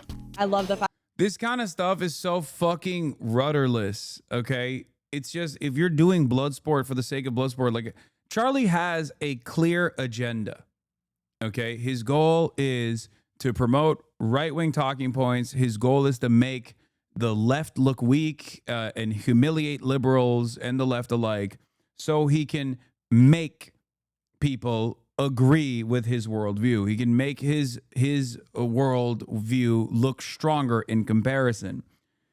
If the inverse of that on the opposing front are rudderless neoliberals who constantly find themselves catering to the white nativist talking points in an effort to, I guess, like, secure a larger crowd, then you're not really fucking debating this person. You're just waiting out the time until you agree with him, maybe 3 years down the line. But at that point, he will have moved past the advocacy, just like what Kamala Harris did with Donald Trump.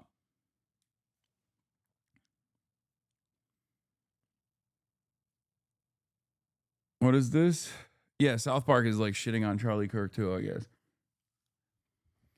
We all laugh at this, but all these freaks were having closed-door meetings with heads of government, including head of ICE, that fucking pay to expand all facilities into alligator Alcatraz-type places. I have proof if you want to chat about it. No, I know. These guys are, like, actively in government as well.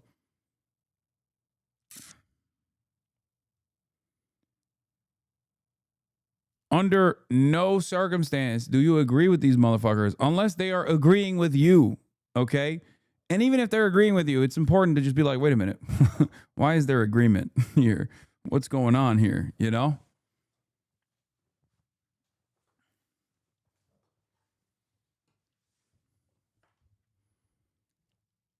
Like that. We are now becoming we're becoming the cool kids now. But no, I just want to be clear. Is there something wrong with talking to voters? No, there's nothing wrong with talking. Well, that's what we're doing here today. It's an open mic. I think that you push a danger. Is Destiny gaining popularity? I would have thought that he was falling off since the Sex Pest stuff. Admittedly, I don't follow him. I don't think so. I mean, I think like these kinds of hits are not that consequential. And I know this from my own personal experience. I think that like getting mainstream, getting this kind of like mainstream hit is it's a blip. I don't know why Donnie's platforming him, to be honest. I mean, because he's there, and the reality of the matter is, like, Donnie literally covers some of the most insane freaks online. He covers every single person. Agenda. It's a strategy that those behind Unearth America say the DNC has been absent to counter. I hate Charlie Kirk. I think he's actually a Satan spawn, but he's very, very strategically minded. At an event organised by the Un-F America crew down the street from the convention centre, both Conservatives and Liberals packed into a pub to eat chicken wings, drink beer, and watch Conservative voices try to take on Destiny. Have you ever fired an AR-15? Yeah. So you fired a 5.56. The mathematical odds of him surviving that are infinitesimally small. They're infinitesimally high if it misses him or grazes his ear. I mean, Charlie Kirk's been doing this a long time, more than 10 years. Why has it taken the left so long to catch up and still hasn't caught up? Republicans vertically are very well integrated when it comes to making sure that they're winning elections. Yeah. Right? There's the people who in 2020 they thought the election was stolen in every state basically, but they still showed up to vote next time. So something is happening there where they're really big on going out and winning elections. And I think that that shows at every single level, to where when people are organizing or when people are creating alternative media networks, whether you're talking Tim Pool, influencing other ones like Joe Rogan. Why is Doney having Mini Epstein on a show? He probably has no fucking idea that this is an active sex pest, to be fair. Like, are they going to cover sex scandals? I doubt it. Or trying to do things with college kids like Charlie Kirk. They're making these events and they're gathering all these different people. For Charlie Kirk, it's school kids, but the single focus is winning elections. It's incredibly important. And somehow I feel like on the left, I don't know how this happened online. Maybe it's because we tend to be younger or whatever, but somehow the party's messaging apparatus, it feels like it's gotten hijacked from people by people who won't vote for your candidates, which I think is incredibly destructive. Did the Democrats have anything like this? Nothing. And I will say, like, Charlie Kirk is honestly one of the best organizers of our generation. And I think that, you know, as much as I disagree with Charlie Kirk, I believe that what he's doing has worked. And that's why I'm here to replicate what he's doing. I'm not here to, you know, disrupt Charlie Kirk's events. I'm here to say that there are alternative ideas and that we need to build the same thing that he has, because he is good at it. Z. Cohen Sanchez. If this is the Unfuck America tour Shonda Black covered this months ago when they were under heat for being racist, they replaced Dean and Harry Hasan with Destiny. Z, the other organizers, a fucking scammer, Lamont. Wait, really? I don't have a lot of confidence in a lot of the people in like the debate sphere, because I ultimately feel like he's talking about you, Lol. Wait, what do you mean? Who's talking about me? What is this? It's because we tend to be younger or whatever, but this? Somehow the party's messaging apparatus, it feels like it's gotten hijacked from people by people who won't vote for your candidates, which I think is... Oh, he is. Yeah, he is talking about me here. Yeah. This is his like this is his main gripe. He thinks I'm not like dick riding the Democrats, not understanding that like I'm not in the business of dick riding Democrats. Why the fuck would I dick ride the Democrats? He's literally saying he wants to be a Charlie Kirk for the Democratic Party in a piece about how Charlie Kirk is a charlatan. He is a masquerading suit that is a fleshlight for Republican messaging. That's the whole point. That's not what I want to do. Yeah, he's literally saying we don't need better candidates, we need better voters.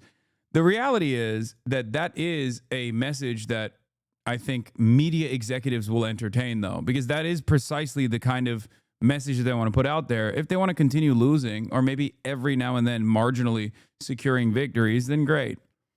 I'm not in the business of that. I don't care. What Charlie Kirk is doing doesn't actually work. It works because there's endless sums of money being thrown at it by billionaires to spread propaganda. It's not just that Charlie Kirk is such a genius. That's part of it.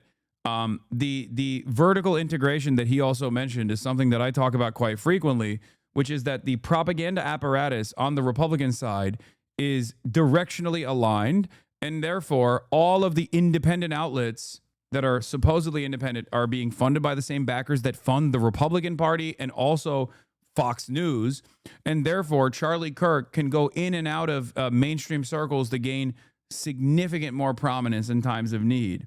He can also consistently farm donations from wealthy Republican donors. Charlie goes on Fox and Friends. He goes on all of the Fox News, all of the different programs on Fox News. Same with all of these other guys, like even the PragerU guys. Even no-name PragerU guys have, they get mainstream opportunities with regular frequency. Whereas there is no equivalent on the independent left media side. There's not even equivalences on the independent liberal media side. Like Brian Tyler Cohen, Midas Touch, Harry Hasan. These guys are not like regularly being uplifted by CNN or MSNBC.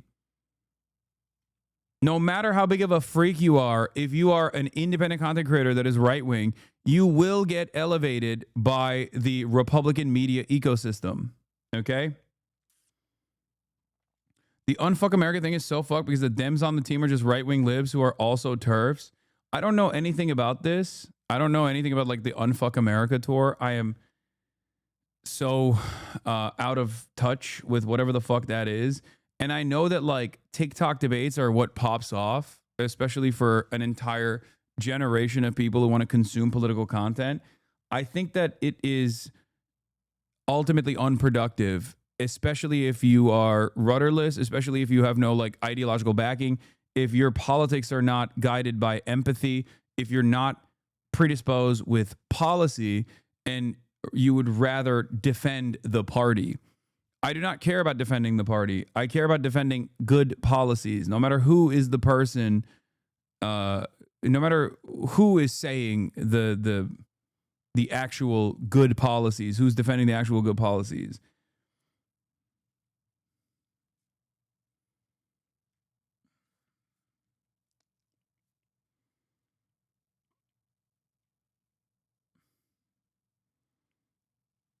Ultimately, a lot of these people are, like in the case of Destiny, if he wasn't so purely spite driven, I think he could continuously be a debate mercenary that sees a tremendous amount of success. But I think because of his like overwhelming amount of spite for like everyone he thinks fucked him over in his career and like kept him down, which is ironic because he should look in the mirror. That's the only motherfucker who's like fucked himself over. If he didn't do all of that stuff, all that snarky shit, then he probably could be like a decent debate mercenary. But even then, he would be just like another Harry Hasan type, right?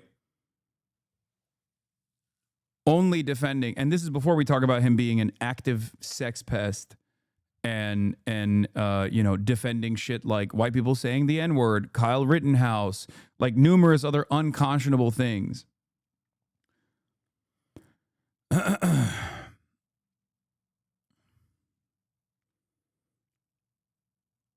Racist and sex based, and you think he's good at debating? No, I'm saying that a lot of these people are fucking cynical.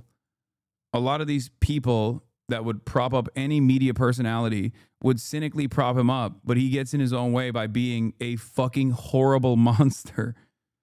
Yeah, demanding that white supremacists mow down BLM protesters because it might hurt the chances of the Democrats winning the election. There's a lot of blame to put on the Democrats pushing out influencers who are left-leaning, though. No, I mean, the Democrats are always going to actively push aside leftist influencers because the Democrats don't actually want to influence people. The Democrats don't actually want to make change. That's the unfortunate problem. That's why I say no matter how independent or how far right, even Nick Fuentes has very little daylight between himself and Donald fucking Trump in especially their domestic policy, right? Like, there is less daylight between Nick Fuentes and Donald Trump than there is between, like, me and fucking Bernie Sanders. And Bernie Sanders is never becoming president. Bernie Sanders' voice is not a prominent one within the power structure of the Democratic Party. Unfortunately. Do you understand?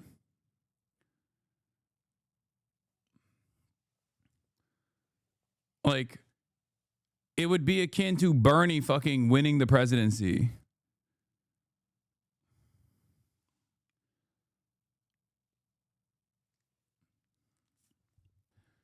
And Bernie has no chance within the power structure of the Democratic Party to win the presidency. They don't fucking like Bernie Sanders' worldview. They actively attacked him and undermined him. The Democrats were more scared openly about Bernie Sanders winning the primaries than Donald Trump winning the presidency. Okay? I still remember the CEO of Goldman Sachs writing an article about it. So, for that reason, until the Democratic Party changes and actually becomes an active fighting party, a party that actually cares about its citizens, a party that actually cares about its voters, a party that is actually predisposed with like improving people's lives, a party that wants to advocate for good policies that do genuinely improve people's lives, and not just like the status quo party that is marginally better than the increasingly worse Republican Party. There's not going to be this kind of cohesive media push from independent circles, and at most they'll just fucking push for like Midas touch to be dominant in the media landscape. Did the Democrats have anything like this? Nothing. And I will say, like, Charlie Kirk is honestly one of the best organizers of our generation. And I think that, you know, as much as I disagree with Charlie Kirk, I believe that what he's doing has worked. And that's why I'm here to replicate what he's doing. I'm not here to, you know, disrupt Charlie Kirk's events. I'm here to say that there are alternative ideas and that we need to build the same thing that he has, because he is good at it. Z. Cohen Sanchez has worked more than a decade on Democratic campaigns. There's no reason why we can't do this. This is not very expensive to do. We have so many PACs on the Democratic side raising millions of dollars, right? We are not a big PAC. We haven't even raised $1 million yet. And we're able to get all of these creators essentially anywhere that Charlie is. And so that's what we really want the Democratic Party to do, is we want to have them to start investing in these movements. Is the DNC supporting this? No. Not currently. Why not? If Ken Martin's watching this, text me back. But really, I mean, I think it's disappointing that we haven't been able to see the DNC really get off the ground since the election, because I think a lot of things have happened internally that have been distractions to the actual ground game that we need right now. No, our motto is when they go low. Based on what that woman is saying, isn't it analogous to them saying they need a Joe Rogan to the left, aka not understanding what the root of the problem is? Yes. I think she just wants to be that person for the Dems. And the Dems are so... The Democratic Party is so fucking delusional that they won't even like throw a bone to people like that who want to be like, who are begging to be loyal servants of the Democrats. Not that I'm saying that if the Dems also fucking funded this operation that seemingly has decided to go with like an active sex pest with numerous court cases launched against them, who with regular frequency will say like insane freak shit, like celebrating the deaths of, you know, the children of Trump voters in the natural disaster that took place, in the floods that took place in Texas, or, you know, white people's right to be able to say the N-word, or ethical child pornography. Like things like that are so insanely out of touch. Destiny is a demon of the internet. He cannot exist in the real world in this way. Okay?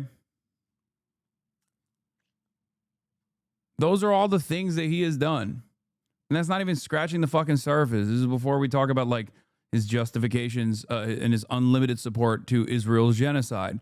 Going to Israel with Eyal Yacobi, or was it Eyal Yacobi? I think it was.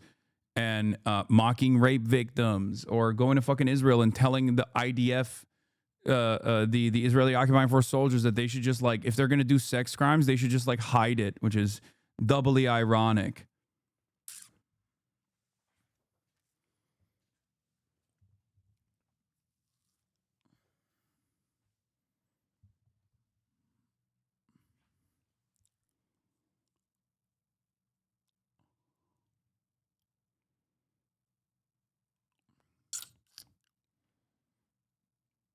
Now, there's a million different things, but yeah. The point is,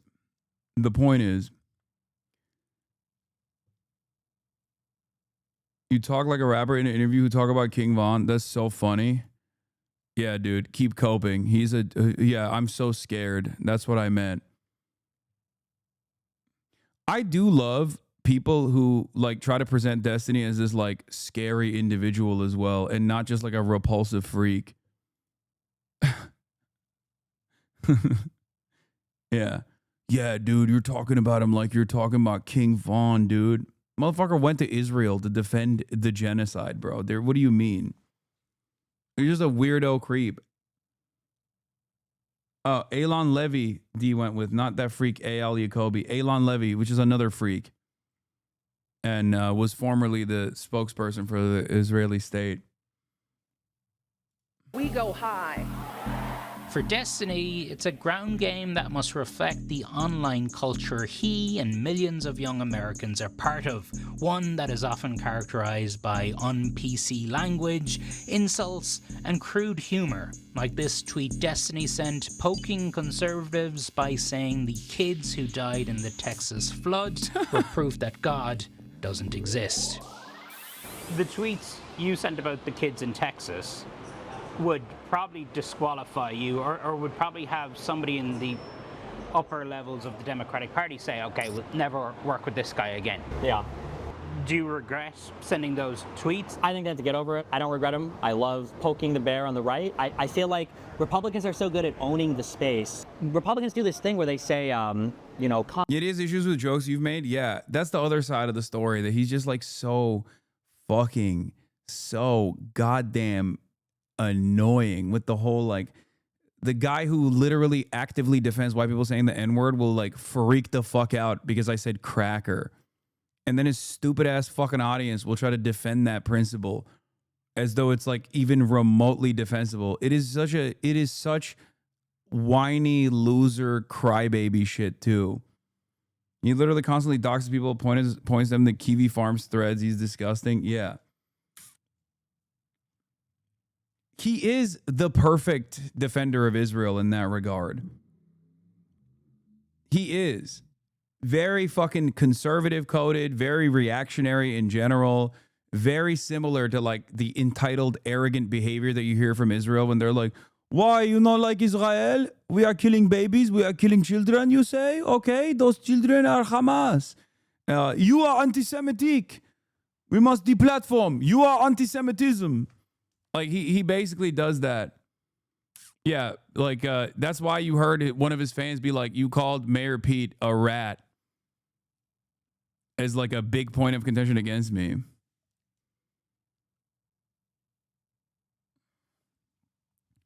Like, as much as I entertain edgy humor, it's usually not against like defenseless children. You know what I mean? It's just not. Like, the jokes that I have that are fucking edgy are the same type of jokes that like the right wingers get mad at, which is usually making fun of America as an institution. You know, making fun of the American government, making fun of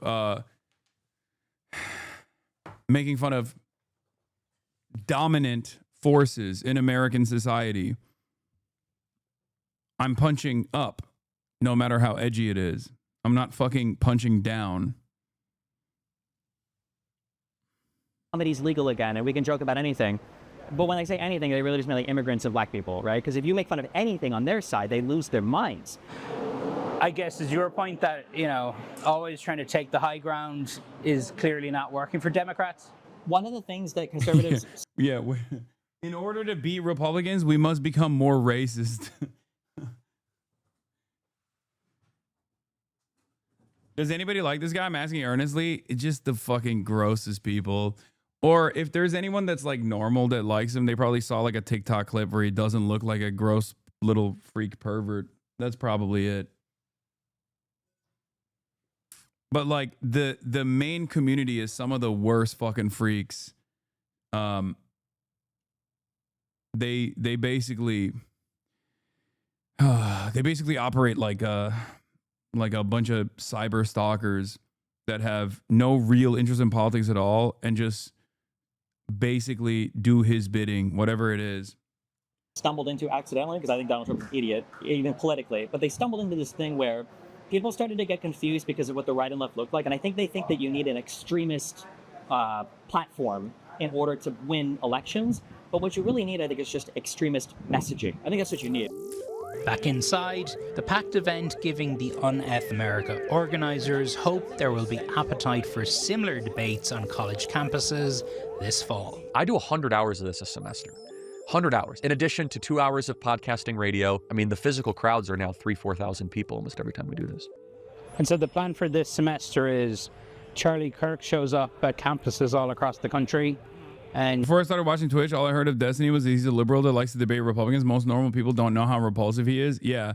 I think like what he doesn't realize is when he gets into the spotlight a little too much and the light shines back at him even a little bit, like when he has to operate under the microscope that he's placed upon someone like myself, for example, when people find out about what he says all the fucking time and he can't help himself, that he basically wears like a badge of honor, like no matter how edgy it gets, no matter how gross he gets, he's seen as like no matter he in his own community is seen as like a beacon of truth and honesty whenever he gets like more edgy. But to the average person, that just comes across as like a repulsive freak.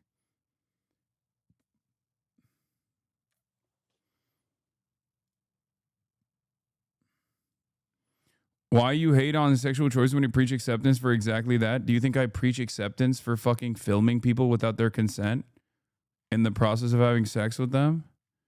Are you fucking insane?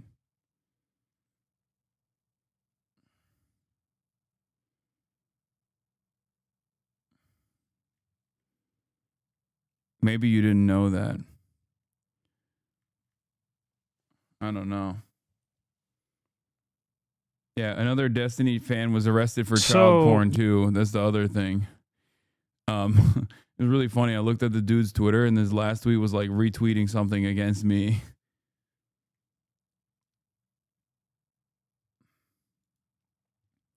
This isn't getting enough attention. A close personal friend of Destiny was arrested for possession of over 300 files of child sexual abuse material. The culprit was a regular in Destiny's Discord and talks about ethical CP. I mean, it's not that crazy when you think about it.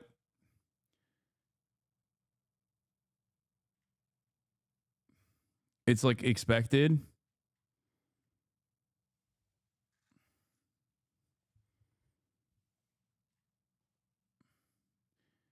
A huge part is also that in the process of being edgy little shit, he's not funny at all. Like Nick Mullen says, watch it too, and it's fine because he's actually funny. Yeah. Yeah, judge me by my enemies, boys. All my ops is pedophiles.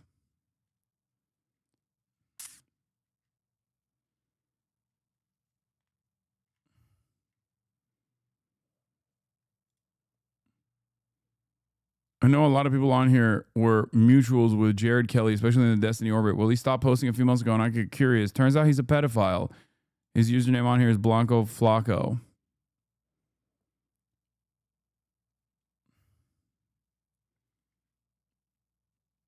What is this?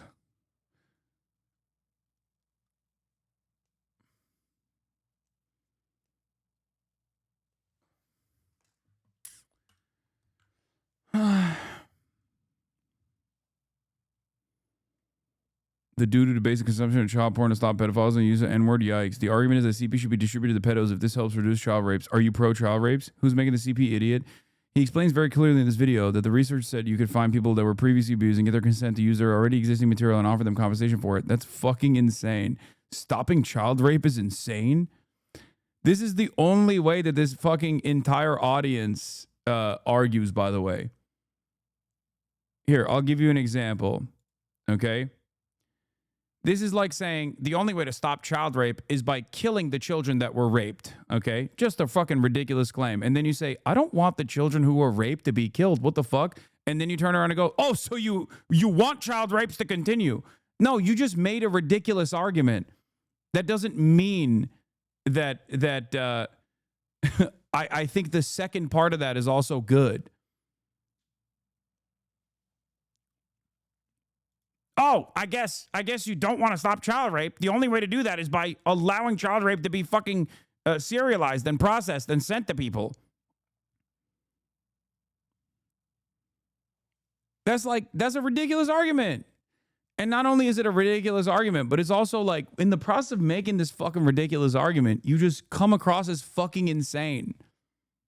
That is the method though. That's how That is how these motherfuckers always operate.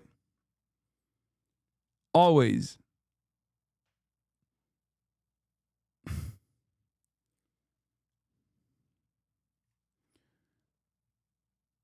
Using child porn, feeding into that disgusting market is insane. There are far better therapies to use instead of giving into their horrific abuses. And as a former child victim, no one is ever going to consent to it. It is the most traumatic shit a person can live through.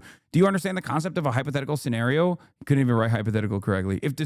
If distributing CP was effective in stopping child rape, should it be done? The answer is obviously yes. Otherwise, you are a pro-child rape monster. The question is, this is effective or not is removing the question. Why feed into some sicko's fantasy? You aren't curing them. If they're already in prison, they can't molest anyone. This is legit the most insane conversation I've ever had. What the fuck is wrong with you?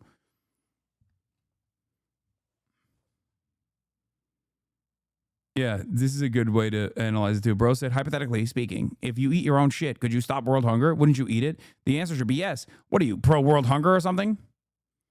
When you are making a hypothetical, you have to at least make the analog work, okay? Like in a hypothetical scenario, you can't just like have something be just as violent or more abhorrent than the original fucking crime that you're trying to stop.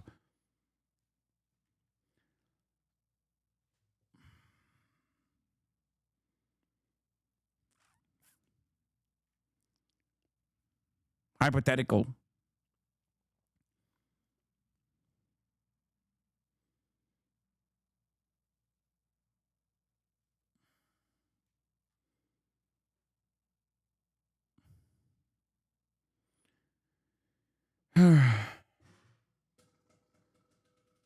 Abstraction away from reality to such an extent that literally anything can be argued. Exactly. It's like Israel does this quite a bit. Israel defenders do this quite a bit.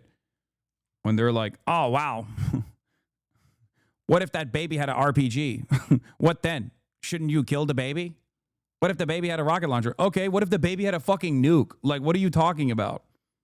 I guess at that point, you could just say, like, a Palestinian child could have had a tactical nuke that it was about to fucking blow up in the heart of Tel Aviv, I guess.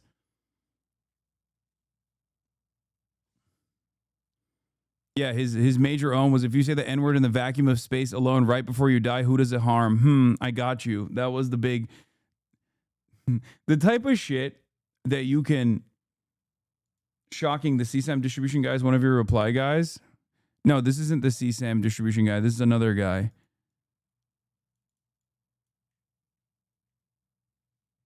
This is another one. I mean, we don't know if this guy is a C. Oh, the CSAM distribution debater is one of my reply guys. Yes, all of his community are my reply guys. Yes, this isn't the CSAM guy. This is the CSAM debater.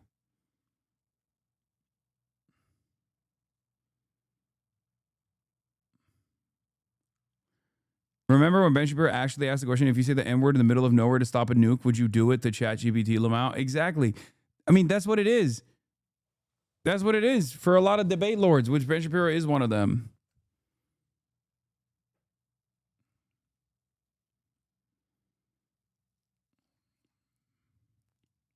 You guys are going to be there too. But that's the goal. If we can raise the money, enough money to get there, we absolutely will. People wonder why the youth vote shifted 9 points to the right. Yeah. And that's a big reason why. He's put the footwork in and we haven't.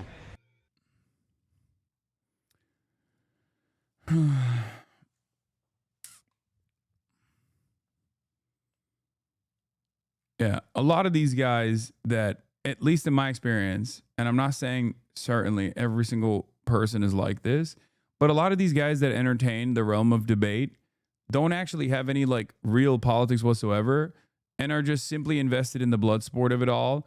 And they debate for the sake of winning an argument. And that's it. And nothing else. They don't have any like real politics. They don't have any real interest.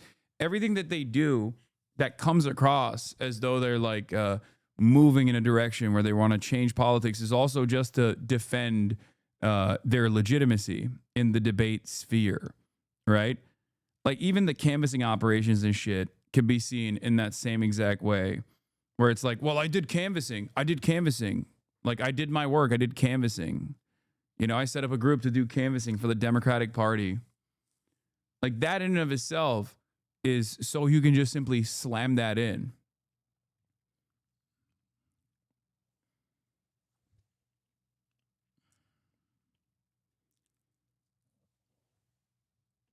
And it's kind of funny because, I mean, I've done canvassing as well, but it doesn't really matter.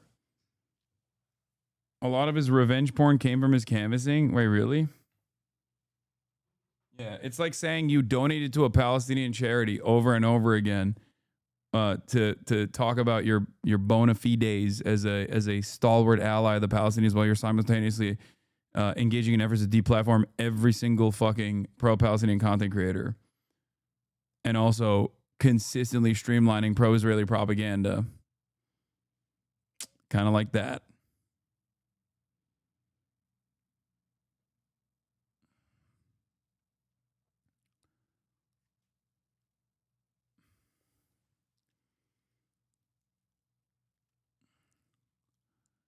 Savage moments from South Park's Got a Nut. Fantasy buff. Hey, will you get out of here? I'm Christy Nome, head of Homeland Security. Oh, she seems nice. Okay, very pretty. Meeting for the past several days. Now, there's going to be a lot said about this, but we need to have a good spirit about being made fun of. This is all a success. This is all a win. We as conservatives, we have thick skin, not thin skin. And Yeah. Oh, no, for sure. For sure. I don't know, man. When liberals want to fucking cancel me, they're just annoying. When Republicans and conservatives and Nazis try to quote unquote cancel me, they also do the same annoying shit that liberals do, but they also literally send active death threats, doxing campaigns, try to SWAT. So I don't know, man. I feel like one party is definitely worse than the other. Who knows, though? You can make fun of us. It doesn't matter. And until next time, I hope all of you also become master debaters for truth. Ugh. Ugh.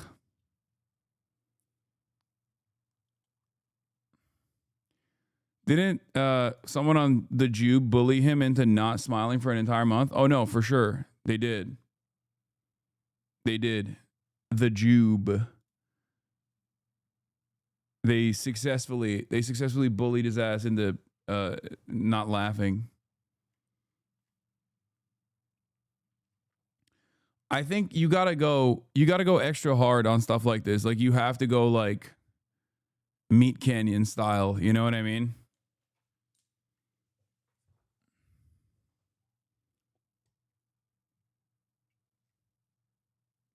Like, you can't, no half measures.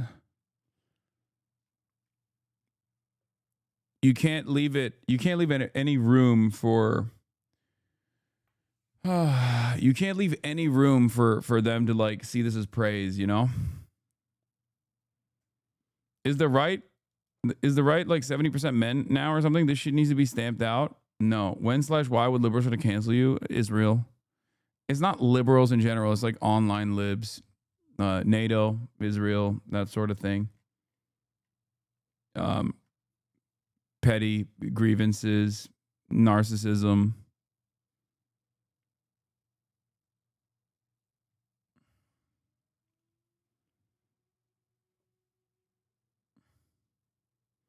How do you feel that this useless guy, Charlie, took credit for an election victory that was about inflation and affordability? It's good. It's good.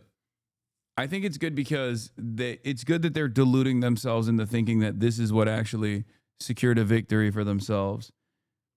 It's bad when the Democrats are stupid enough to also think that and then assume that like they can solve this electoral problem that they have by I don't know, finding a Joe Rogan to the left or some shit.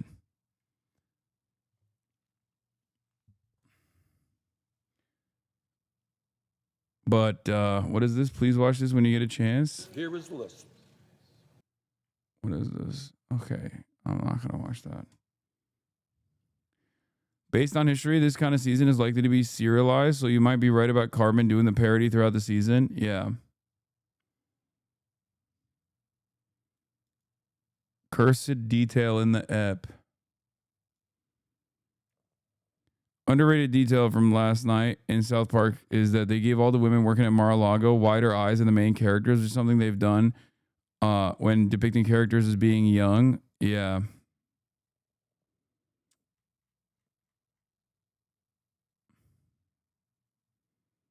I mean, they literally had Dora the Explorer doing massages at Mar-a-Lago at Epstein Island. Did Stavi ever share this? What is this? Oh, I mean, I've seen this already, but yeah, Stavros makes a...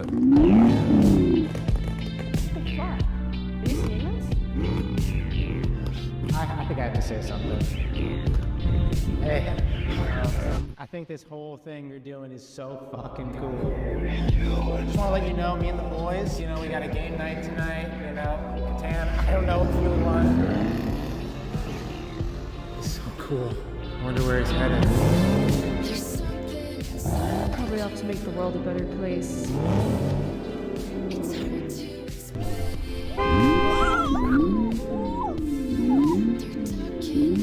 Thank you! So high tech, young man, I like it. You're still the same. Stavros? Shahib? Yeah. Huh. You got here pretty fast, man. Yeah.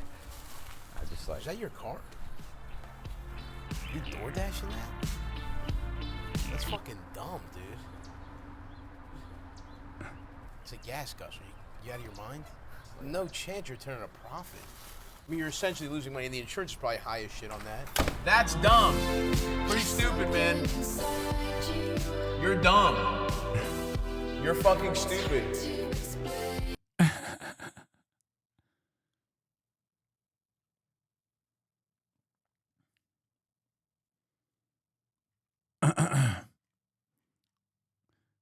I love Stavi. The HasanAbi of the left, he's the real Joe Rogan of the left. Yeah, but it's a GTR? True. Are you going to cover the lady who fell in love with her psychiatrist? I was planning on it. This is the new insane thing. Please tell me you all saw the TikTok micro docuseries about the woman who fell in love with her psychiatrist via 30-minute Zoom telehealth appointments. My dad is a physician and he calls patients directly, so his numbers have always shown as unknown on my phone ever since the Orange NV2 days. Like, I finally understand the years of torture trying to figure out if I should answer a potential scam call in case my dad... This comment in particular pissed me off for multiple reasons. White women made the same assumption about my dad being gay. What the fuck? What does her dad have to do with this? Okay, all right. Oh, this is also funny here. This is deadass what it's like interacting with a streamer IRL. Hey man, I love your videos. You're freaking amazing. Like, my chat said you a bitch. My chat, do I breathe, chat? Chat, should I breathe, chat? Chat, should I breathe right now, chat? My chat says you're... This is how you guys think I interact with people. The one moment that I look at my phone for like literally 3.5 seconds to see if the stream is still going. You do? I don't. I do not. That's crazy. Your shoes are fake. Yo, your shoes are hella fake. Yo, how am I doing? Chat, how am I doing, chat? Chat, how am I doing, chat? Chat, am I good, chat? Chat, should I tell them I'm good? Yo, my chat said you have a chronic illness, bro. It's WRL chat. No, that's crazy. That's crazy. This is deadass what it's like.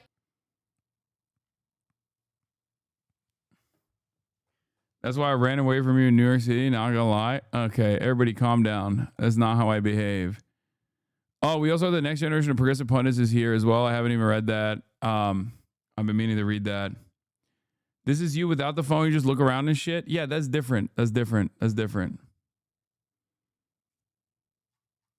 That's different.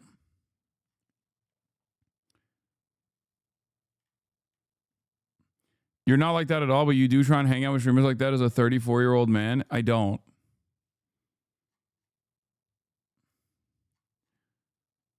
All of my friends are my age. Like, there are some streamers that I collaborate with from time to time or give advice to. Like my nephew, Jason. But that's not the, we're not like...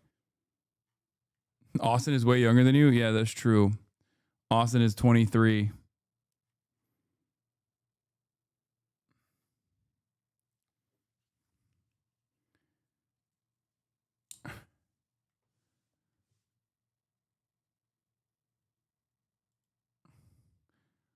Really? All the phase boys are in their 30s? No, dude. I'm saying I don't hang out with the phase boys like that. Well, I mean, I would hang out with Adapt, who is around my age. He's an OG. Why are you taking chat seriously when they don't even go outside?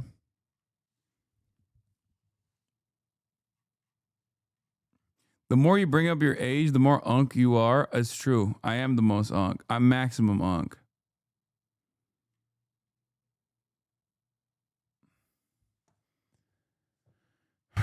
Chatters think you're Ludwig? Yeah, Ludwig does that. I don't do that. What the fuck?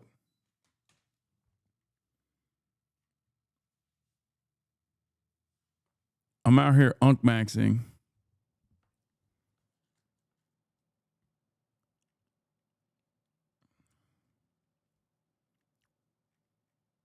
Do you feel old? No. I greatly exaggerate how quote unquote old I feel on camera, but I don't actually feel old. Dude, I fucking work out every day. I am less sedentary than people who are far younger than me. I don't feel old at all.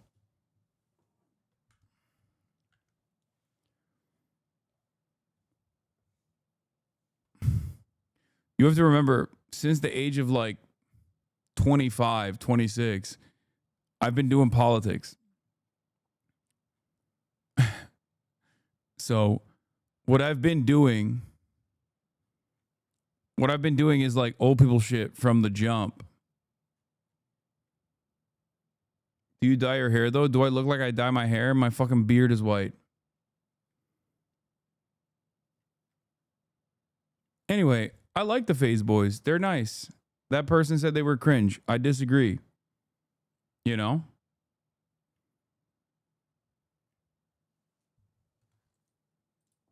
I think you're wrong. They're a much better crop of talent than they could have turned out as.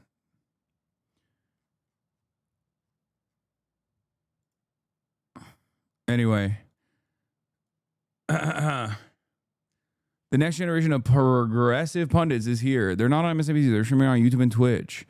On June 14, millions of people across the country took to the streets to protest corruption and autocracy of the second Trump administration. When they went home, many didn't turn on MSNBC, which for years has styled itself as the nation's leading cable news hub for liberals. When it comes to political news and commentary, many younger viewers these days aren't turning on the TV at all. Instead, they're going online to watch YouTube shows. The Young Turks, a progressive news and talk show with a pugilist streak. The Majority Report with Sam Cedar, a commentary and column program with sly sensibility. And the seemingly endless, catchy dispatches of the socialist Twitch streamer Hasan Piker. MSNBC struggles during Donald Trump's second term. Its total viewership is down about 15% compared to a year ago. Stem from some familiar problems, including cord cutting, the bane of all cable outfits. They can also be traced to unique missteps, such as the decision to send the host of the network's flagship Morning Joe program to visit Trump's Mar-a-Lago clubhouse shortly after his 2024 victory to cozy up to a man they had spent much of the year decrying as a fascist, a decision that rightfully attracted the ire of Morning Joe's viewers. But now the network is facing something it has never before: competition. The network's bread and butter anti-Trump coverage hasn't disappeared, but similar coverage now exists online too, and the younger viewers that advertisers covet have migrated there, where they found an abundance of progressive commentary, much of it more strident and unabashedly left-wing than what MSNBC is typically proffered. Younger viewers aren't tuning into cable. They're logging on the streaming platforms. Piker now commands over 35,000 average concurrent viewers on Twitch, while the Young Turks viewership rose by 26% on YouTube and 135% on Facebook. The Majority Report has seen its viewership rise by 18% on YouTube from last year and has seen a 48% increase in its subscribers. By contrast, MSNBC has an average of 57,000 viewers in the 25 to 54 age demographic during the second quarter of 2025. Part of the shift, 25 to 54 is a crazy bracket, by the way. It used to be, when I was in advertising, it was 18 to 35. But because no one under the age of 35 is like actually watching shit, okay, that they just have expanded into 25 to 54.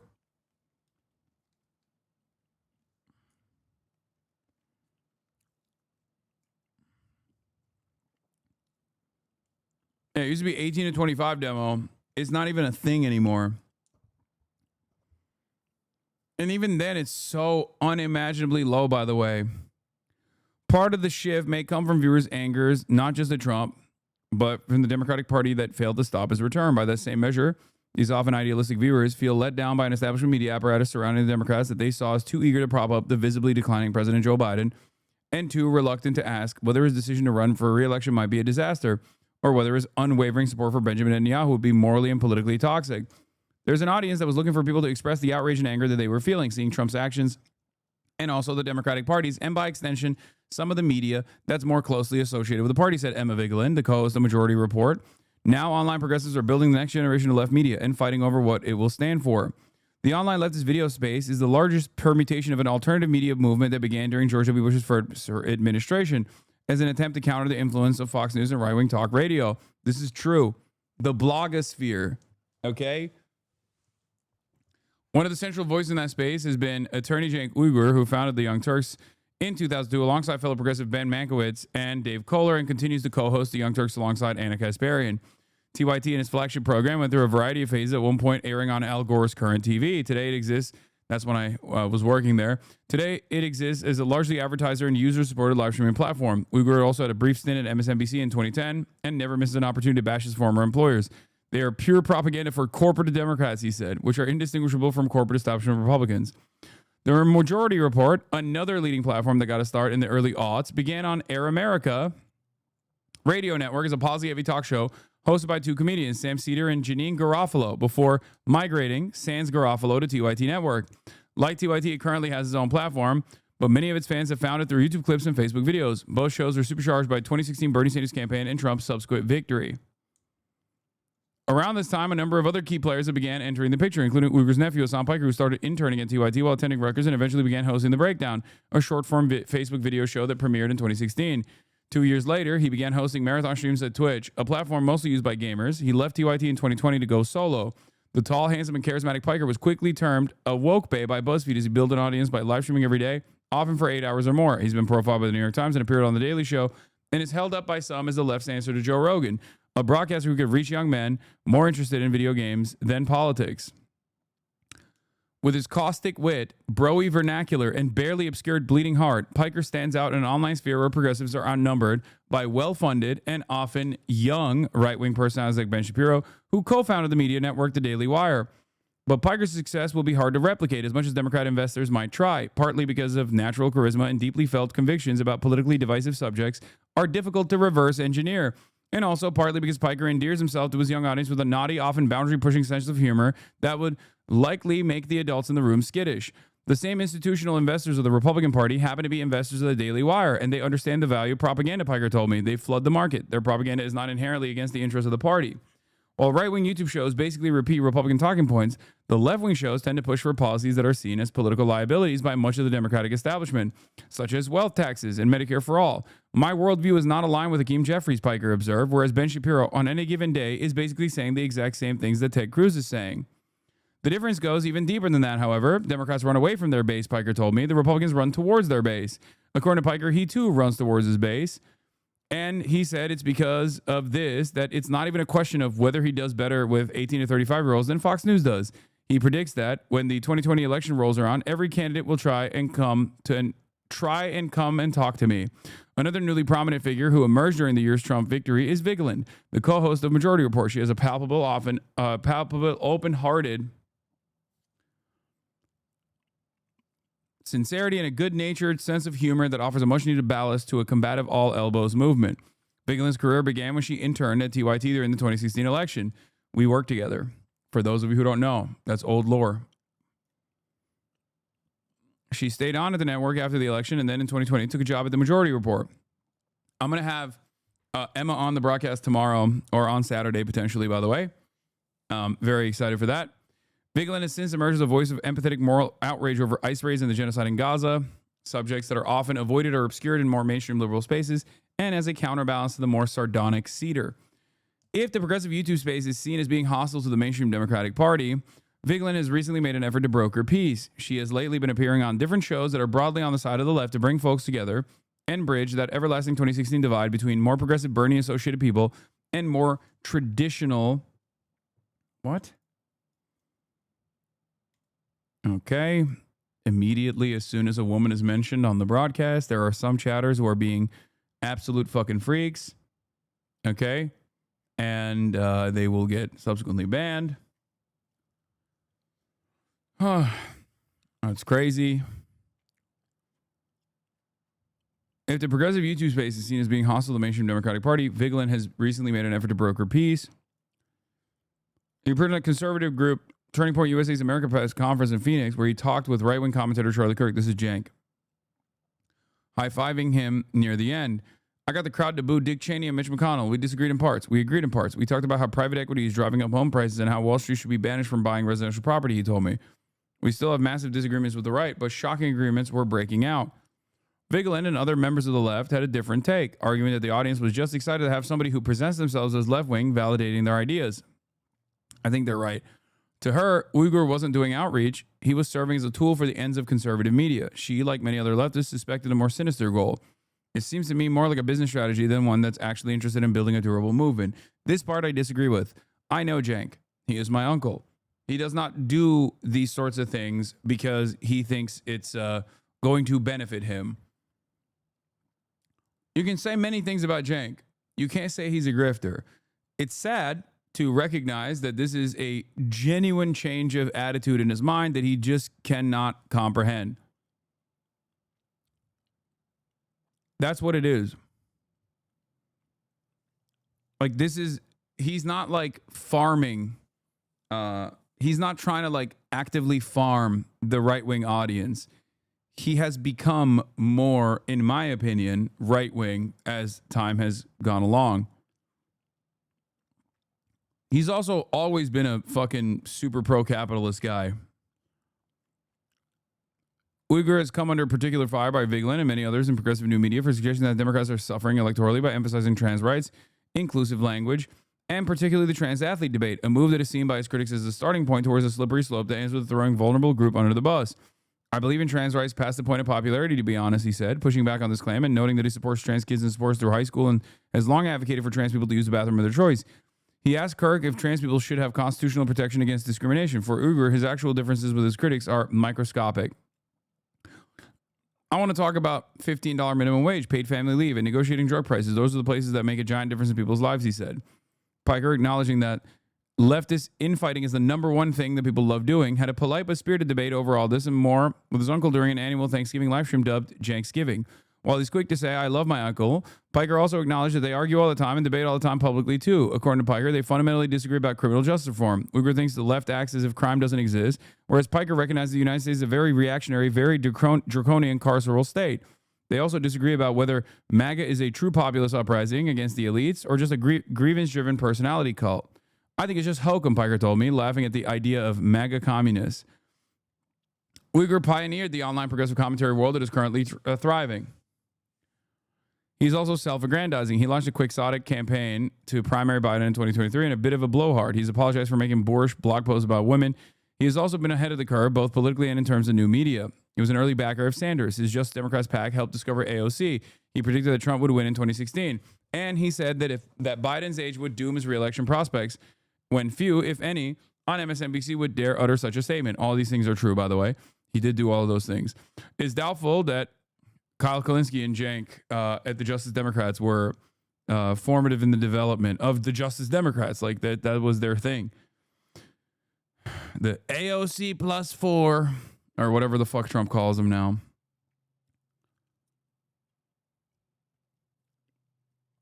Yeah. I mean, no hate, but just curious. Don't you get bored covering politics 24/7 for ages? I know it's your career, but surely it takes a toll on you. No. I love politics. I'm an incredibly stubborn person and I want to make change. And sometimes you got to take matters into your own fucking hands. It's not because this is my job. At this stage of my career as a Twitch streamer, I could pivot, maybe even take a fucking marginal cut of the audience that's tuning in just for politics and just do fun shit. and slowly but surely rebuild an audience that's only invested in fun shit, drama, things of that nature. But the reason why I don't do that is because I love what I'm doing here. I love this.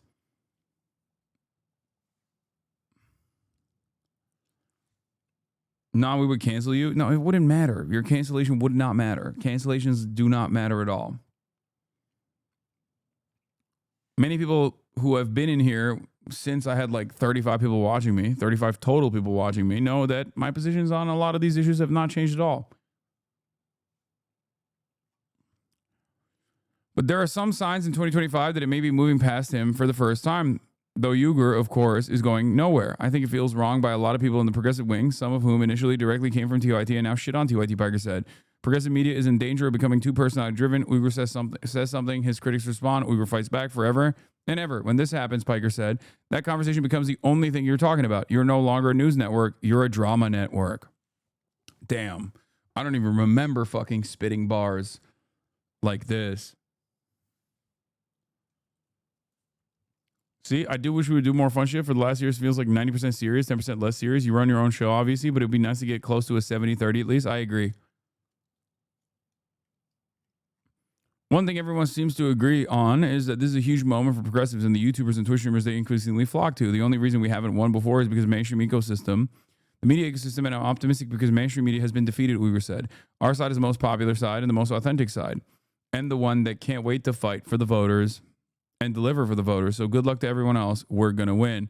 Michael Tedder is the author of Top 8, How MySpace Changed Music, and the managing editor of Antics.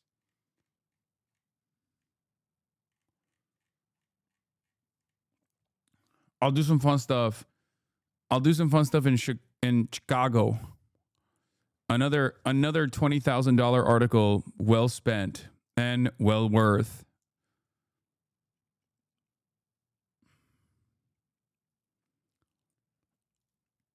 All right.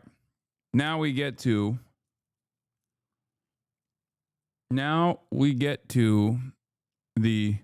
woman who fell in love with her psychiatrist over telehealth sessions, 30-minute long telehealth sessions. This is what's been popping on TikTok.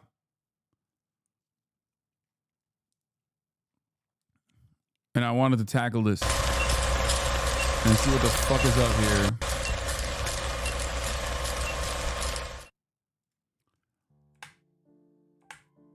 Oh, well. Hey y'all, welcome to Rachel Reed TV, and thank you for being here and tuning in to more. Welcome. Psychiatrist enough to. Now let's get into the video. I fell in love with my psychiatrist, and he knew that, and he kept me for years as a patient until I was brave enough to leave him. I want to talk about it. Usually when I go on this app and I have a question, I have a bunch of videos that pop up, and I searched in love with my psychiatrist and nothing happened. So I would really like to discuss what happens when we fall in love with our mental health professionals, and most importantly, the fact that there are so many people, especially men, that are emotionally dead inside, that feel called to going into psychiatry and therapy so they don't have to feel their feelings, but they can feed off of the vulnerability of their mostly female patients. Okay, I'm confused. People immediately hit men. Are we... Is this like are we automatically assuming that the dude, the fucking like licensed therapist, was actually grooming this lady, or what are we? I don't know. I don't know anything about this. But I was just off the jump. I feel like this is, you know,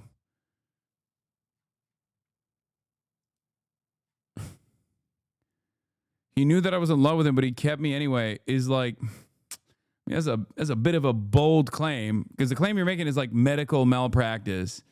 And I don't know if that's, I'm not going to immediately assume that that's exactly what took place here, you know? What do you guys think? I fell in love with my psychiatrist, and he knew, and he kept me until I had the strength to leave after 4 years. Here it is, part 1. So I decided to go back on ADHD meds after many years of being off of them. I was on them in my early 20s to help me get through college, and then I went off of them because they just weren't, like, the side effects were too much over the benefits. But then in my late 20s, I read this book, Taking Charge of Adult ADHD, and it absolutely changed my life. For my fellow ADHDers, there's so many good things in here. And the biggest thing that I took away was that it's very important for ADHDers to be on meds. So I decided to make an appointment with a psychiatrist. I just Googled psychiatry in the city that I lived in, and I went with the first one that came up, and I got an appointment within a month. And then I booked a 90-minute intake, and I show up to the intake, and this man is my age, and I can't help but notice that he's pretty attractive. Okay. Okay. Flag on the play. First red flag. Okay. Red flag alert. Red flag. I mean, the first red flag I didn't want to say because it was going to come across as inappropriate, but like, she does have the kooky lady glasses on. Okay. But I didn't want to say it because I was like, I don't want to, like, you know, shit on like a victim or something. Okay.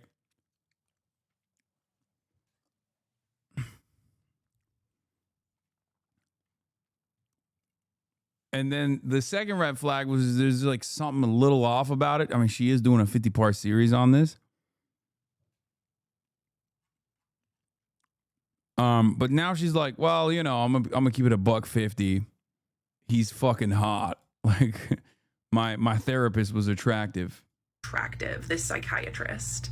I fell in love with my psychiatrist, and he kept me anyway, part 2. So in this intake, you know, I kind of clocked that he was attractive in my age, but when I tell you that I've had a lot of couch time in my life, a lot of therapy, you know, I just went right into it. I trusted him enough, of course, why wouldn't I, to tell him about my childhood trauma, my daddy issues, if you will, what I had went through, all of the relationship trauma that I had. I was 6 months sober at this time, but like all of the drinking and substance use I used to do, and he just listened and nodded. And that's the thing about psychiatrists, is that they're good at pretending to listen. They can appear connected, but that doesn't mean that they're always connected. So I just felt really seen. And I also told him, I was like, look, I don't want to be on stimulant meds. So he listened to me, and he put me on the non-stimulant ADHD med at the lowest dose just to figure out if it was going to work for me. I was in love with my psychiatrist, and he kept me anyway, part 3. So I hadn't ever seen a psychiatrist before. When I was on meds in my early 20s, I only got meds from my primary care physician. So I didn't understand how psychiatry works. So because he was figuring out my med dose, I saw him every month, and he just made me feel like I was his friend. He was really, really funny and cracked jokes.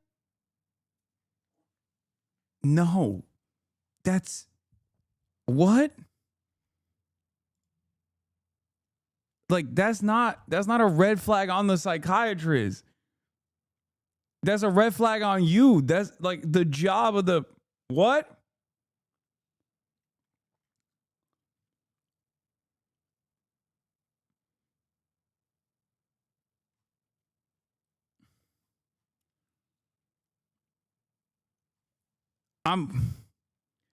He was like listening to all my concerns. I fell in love with my psychiatrist. He was listening to all of my concerns like a friend. It's really fucked up.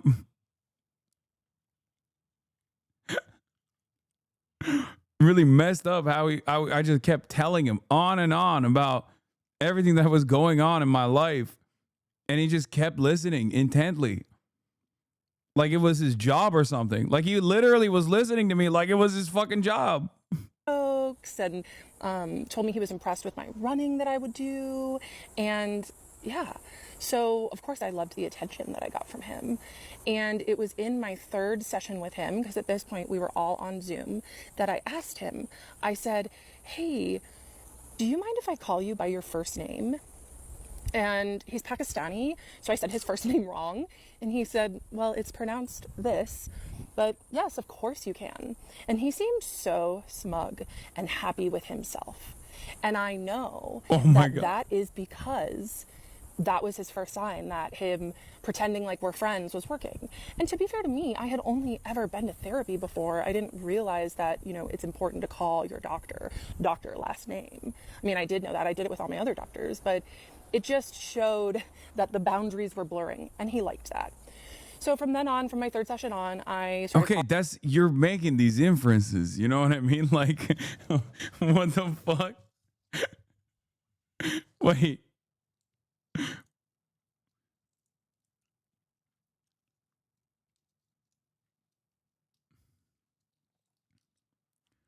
I'm gonna be honest. I know I make this point a lot, but the bar is so fucking low for dudes. We still failed to clear it. But like, this woman literally fell in love with a dude who listened to her professionally and was on time. Okay? That's it. Like, he was there when he had to be, and he just listened. That's it. He didn't do anything extra so far.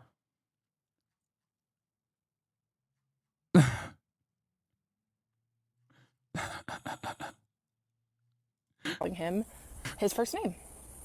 And then he just started turning up the volume on us being friendly. And he would ask me for the first... Conveniently ignoring the fact that she thought he was hot on day one.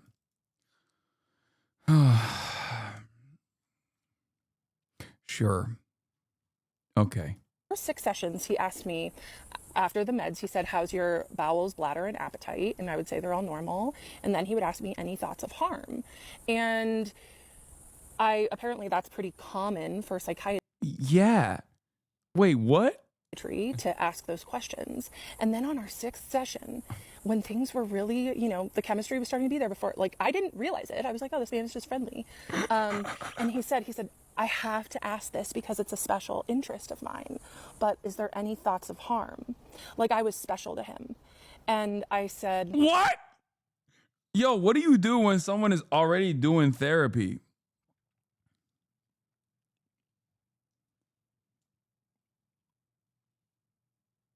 What do you... Because, like, under normal circumstances, if someone was, like, telling me this, I'd be like, you have to go to therapy. But she's already having these wild thoughts in therapy. So I...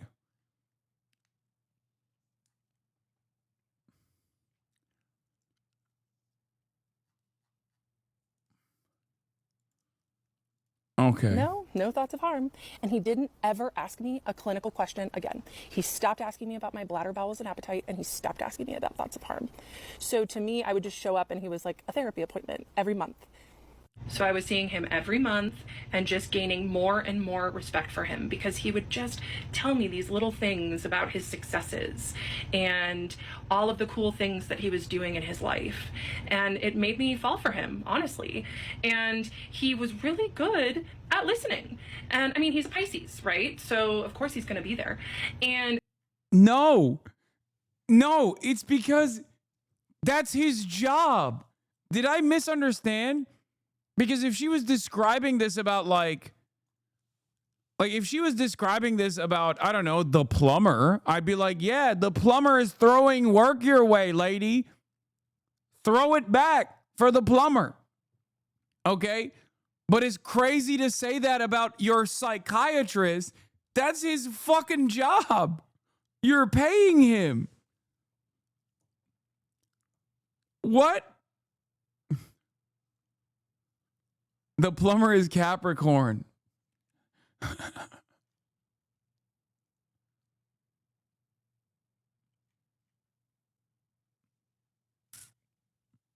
Patients wanting to pursue relationships with their therapist isn't actually uncommon. It's a problem. It's pretty much always recommended that the therapist refers the patient to a different therapist. Yeah. People were saying in the chat, we got a lot of psych majors and maybe even some therapists in the chat that were saying, is it called transference? Is that what it is? I don't know.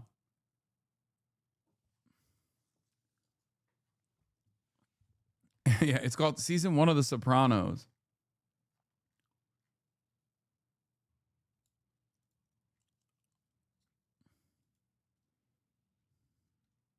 And be able to go deep with my feelings, but that doesn't mean that he wasn't extracting from them.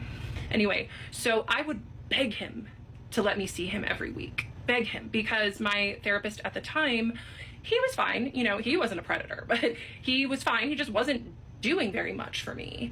And so... Yeah, okay. This is like red flag number 7 million. So she was already going to therapy with another therapist, but the other therapist wasn't, you know, she wasn't into the other therapist.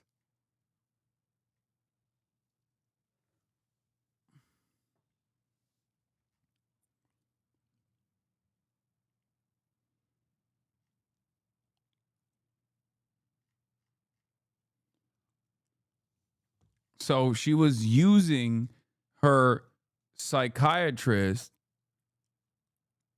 probably even more than she's supposed to see him for refilling her prescription, but she was using the session that she had with this dude, a telehealth session that she had with this dude as almost therapy. But it wasn't even therapy, really. It was more so she was trying to fuck this guy.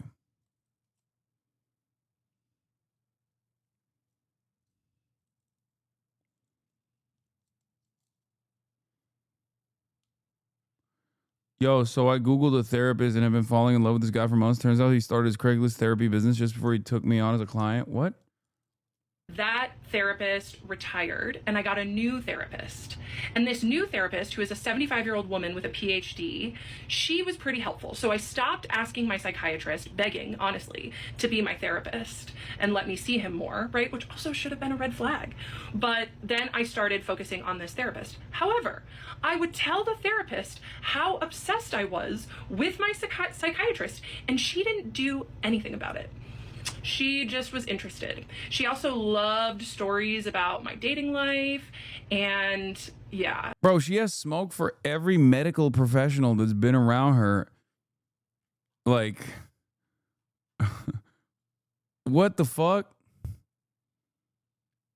She got the attitude of like, everyone's out to get me. She got the everyone's out to get me type attitude, you know what I'm saying? Where it's like, oh, all of these licensed medical professionals were just like really interested in my life. and they were wrong. They weren't like trying to do their job or anything. They were just like prying. Isn't that their job? Isn't that the job of your therapist? Like to pry? Am I wrong? I don't know. There's probably some people in the chat who are going to be like, Hasan, you're being quite ableist here. But like,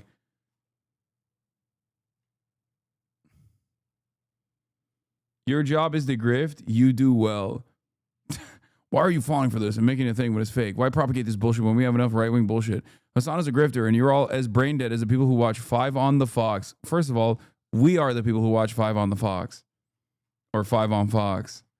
So we're double brain dead. Chatter.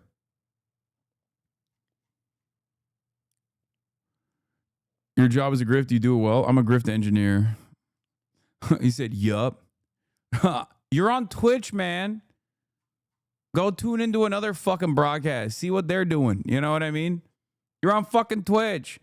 I've been live for 6 hours. First 30 minutes, I get into like some TikTok trend that's going on that's like going viral.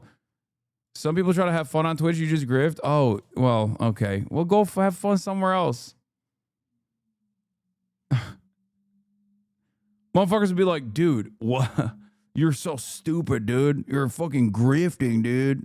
Okay. Well, go somewhere where they're not grifting, I guess. Go watch Asmongold. I'm an engineer of grifting. She also was getting supply from me in her own way, but that's for another part. So yeah, so I got a new therapist who actually helped me. She taught me CBT, EFT, all of these different modalities. And so I went back to just being okay with seeing Irfan once a month while he was giving me these little breadcrumbs of making me feel special, telling me about his professional achievements, telling me about how he's getting international recognition. And it worked. I was really impressed. I got a new therapist. I stopped begging my psychiatrist to see me weekly. And that is when the intermittent reinforcement started. Some sessions he'd be warm and kind and wonderful and let me in on little parts of his life and like be vulnerable with me or pretend. Other sessions, he would be cold and clinical and detached. And you know what that did? It made me work harder in our next sessions. It did. And it started the addiction that I had to him. 100%. And he knew exactly what he was doing. This man gives lectures on trauma and attachment theory. He used his psychiatric training to manipulate me and get me hooked. And guess what? It worked. In January... I don't get it. Like, why doesn't she just lie? How do people listen to this story and ask for his name as if he's done anything wrong up to this point? Because, like, so far we're on, like, part 6 or something. And she is just lying. No, I don't even think she's lying. Like, I think this is just her own twisted mind making a mountain out of a molehill. Like, she's almost brutally honest and just kind of delusional, if that makes sense. You know what I mean? It's just, she's basically saying my perception of this thing that didn't happen actually is the correct interpretation of events. And she's not even like it's more so just an embarrassing thing for her, really, so far, rather than just straight up, I don't know, making shit up about this like fake therapy session.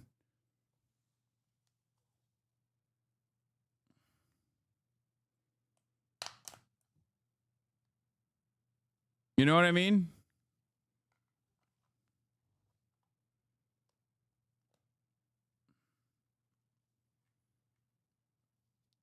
Still got an hour, buddy. January of 2024, I was hit by a car turning left as I was going through a green light.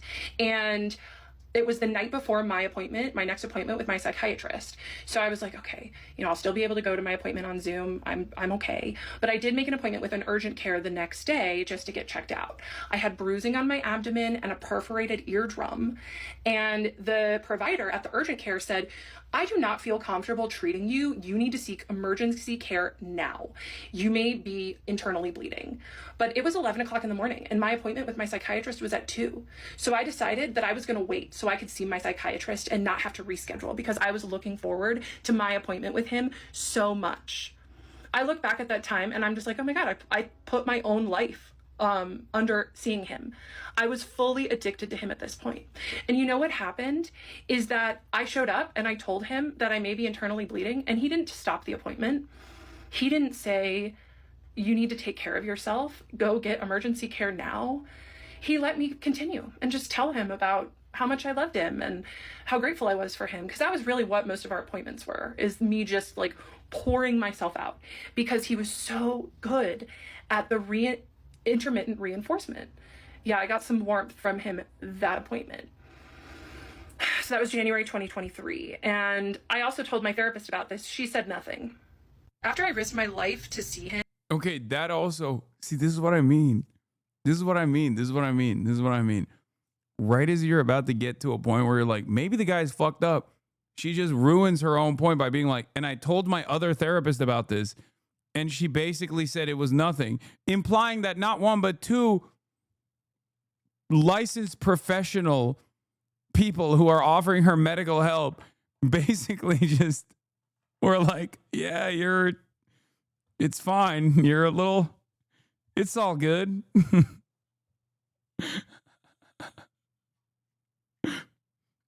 Unless they were in cahoots.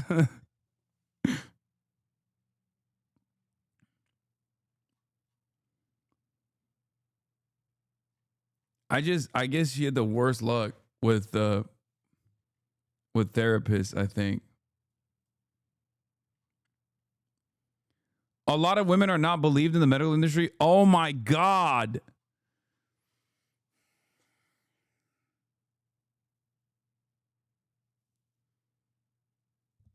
This is why I always find it dangerous to watch shit like this. Because sometimes there's always a fucking long-term community subscriber that goes, no, I'm just the exact same kind of crazy as this person is. And you're a fucking piece of shit. It's like, what you're describing is not wrong. You're just slamming it into a situation that where it doesn't fit.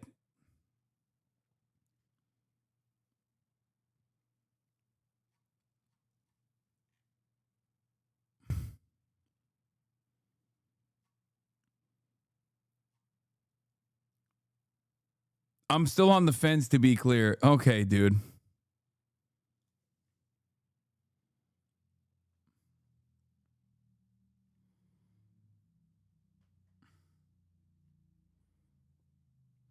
It's kind of funny because, like, she's not even doing a good job, I think, presenting herself as like a pure victim in this situation. Like, I don't know. I feel like she's just like, when I first came in, I didn't think I was gonna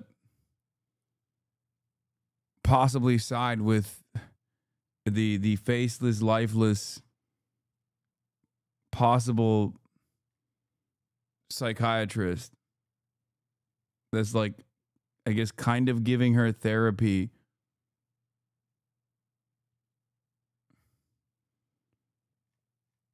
Even though he is he's just prescribing her and re-prescribing her medication.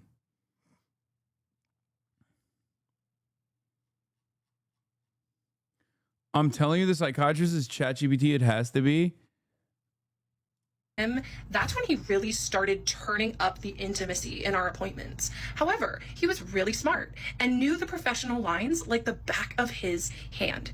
So he would comment on my appearance, but not compliment my appearance. So I would come on screen and he would say, "Oh, you curled your hair." Or I would come on screen and he would say, "Oh, you're wearing glasses." And of course I felt seen and excited that he was noticing these things about me. Bro, do you see what I mean? Like, she could have just lied there. We wouldn't know. We don't know who the fucking psychiatrist is. She could have just been like, he kept flirting with me.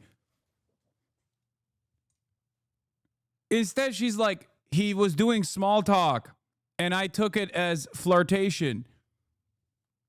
Do you understand what I'm saying? Like, she is not making a convincing case for herself. Like,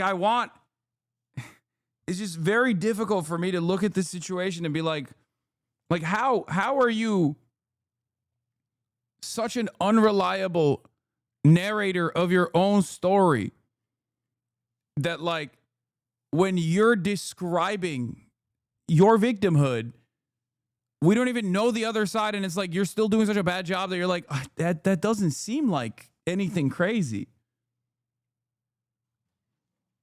Like, that doesn't seem like something fucked up happened there. It seems like that was just small talk. I don't know. I didn't realize at this time that he had feelings for me too. I thought I was holding them all by myself. So I was so excited when he noticed my glasses that I ran and showed him my other pair, and he said, "I prefer turtle shell glasses." So even though I usually wear contacts, I'm wearing these turtle shell glasses in these videos because just in case he sees them ever, he'll see me in his favorite glasses. He did tell me he likes the turtle shell. Anyway, it was just inappropriate things like that. Little.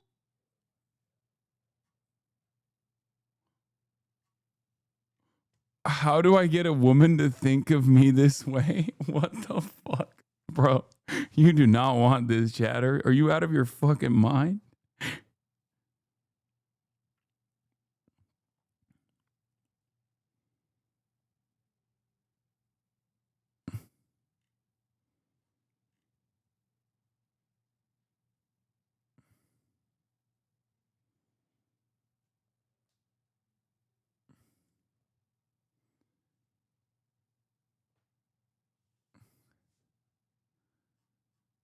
It's just, yeah, be a Pisces, chatter.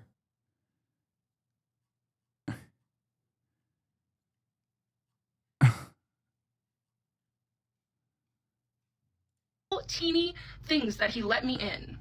And all this time, my best friend is an emergency medicine physician. And she told me, she said, Kendra, one of these days, your psychiatrist, she would use his name, is going to say, I can't be your doctor anymore. I want to be with you. I want to be with you so bad. I can't be your doctor. I'll see you in 2 weeks. Oh my God. Oh my God.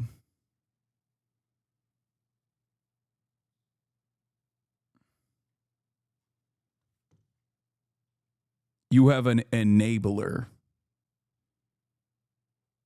Years. So my best friend, who's a doctor, she picks up on stuff like that.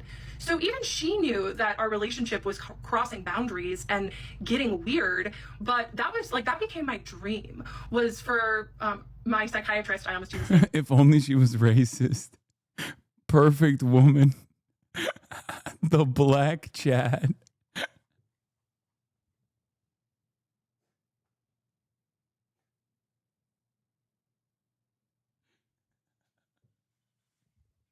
Y'all are fucking stupid, dude. Actually.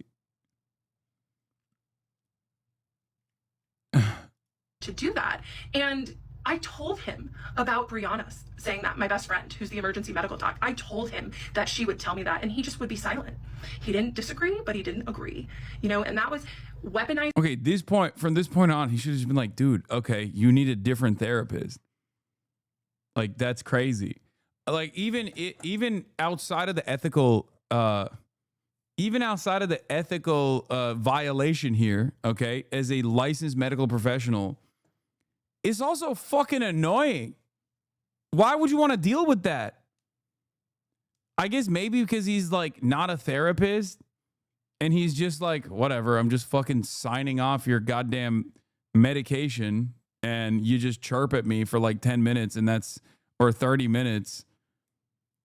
So he just didn't think about it at all? I don't know.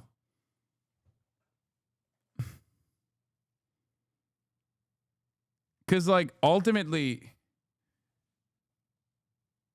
patient, ding, ding, ding, patient abandonment. Dink, doink, patient abandonment.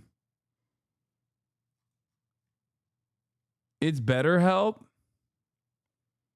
She's so insane. I love her. Yeah, just put the Adderall in the bag, little bro. Neutrality was his favorite game to play, right? He didn't disagree with Brianna telling me that my psychiatrist had feelings for me, but he also didn't say that's inappropriate. Let's change the subject. It was also around this time that I asked my psychiatrist if he had diagnosed me with anything other than ADHD when I had my initial diagnosis. And he said, yeah, I did. I said, oh, what did you diagnose me with? And he said, a therapist. Neutrality is his favorite game to play.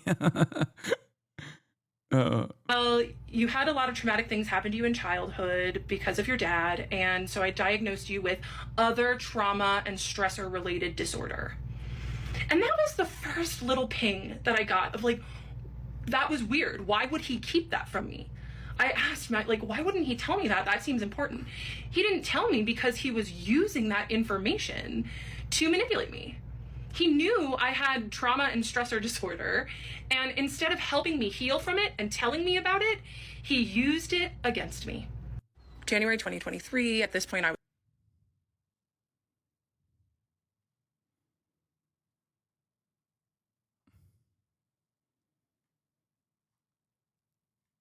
What?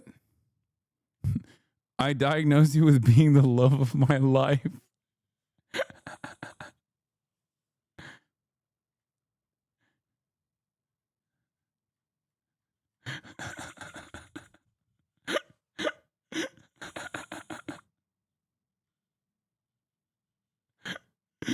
Dude, the big reveal is the ChatGPT is the therapist is crazy. The big reveal in all of this is that it's actually just a chatbot that she fell in love with and is making it everybody else's problem. Was full-blown obsessed with my psychiatrist, and my therapist wasn't helping me, my psychiatrist wasn't helping me, he was feeding it.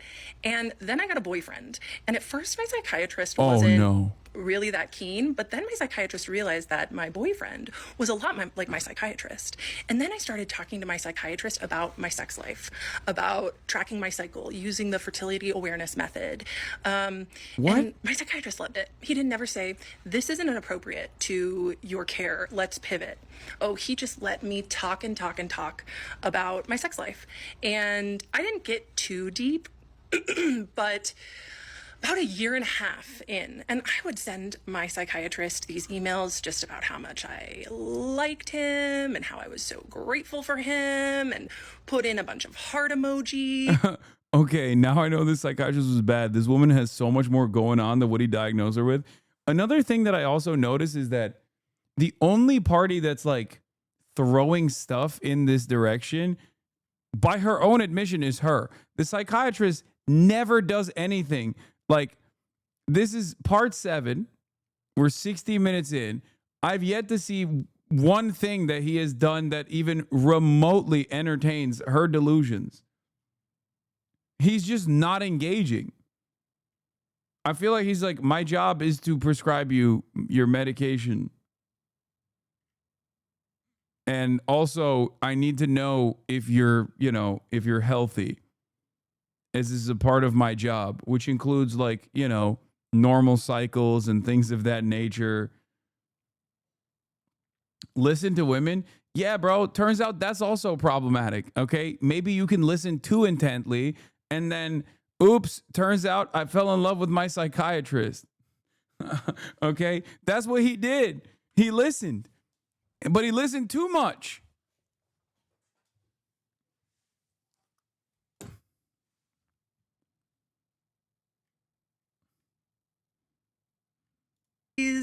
And this is really when he should have transferred my care, but he waited. He liked what I gave him too much.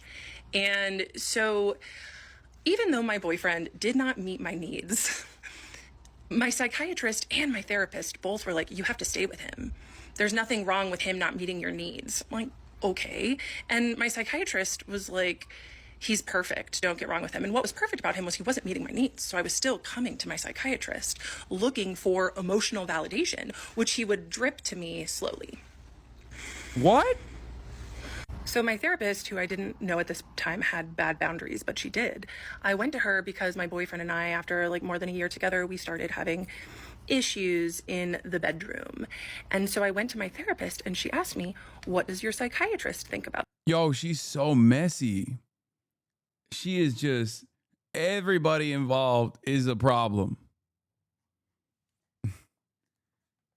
Psychiatrist like, please, I'm so glad you finally found someone who's putting up with your shit. Please.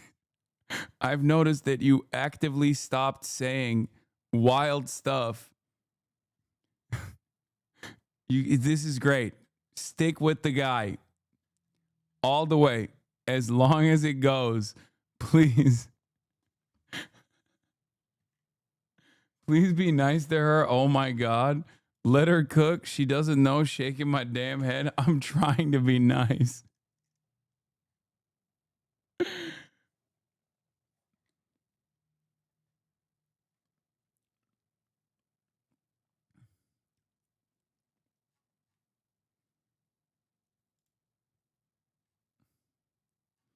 This.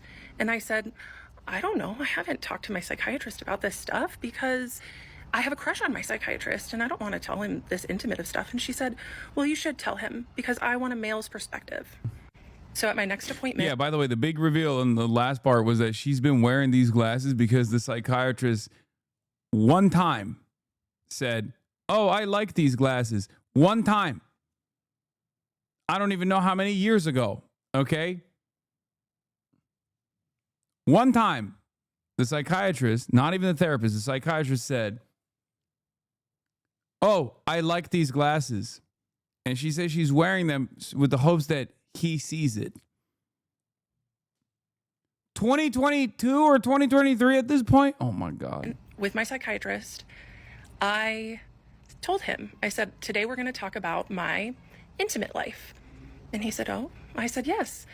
My psychologist, my therapist, asked what your opinion on it was. And I told her that I don't talk to you about this intimate stuff because I have a crush on you. And he looked down and smiled so big in that moment. Okay, that's when he should have fucking pulled the ripcord. Everything past this point is like fucked up. I mean, all right. Where the fuck is Austin? Yo, is Austin here?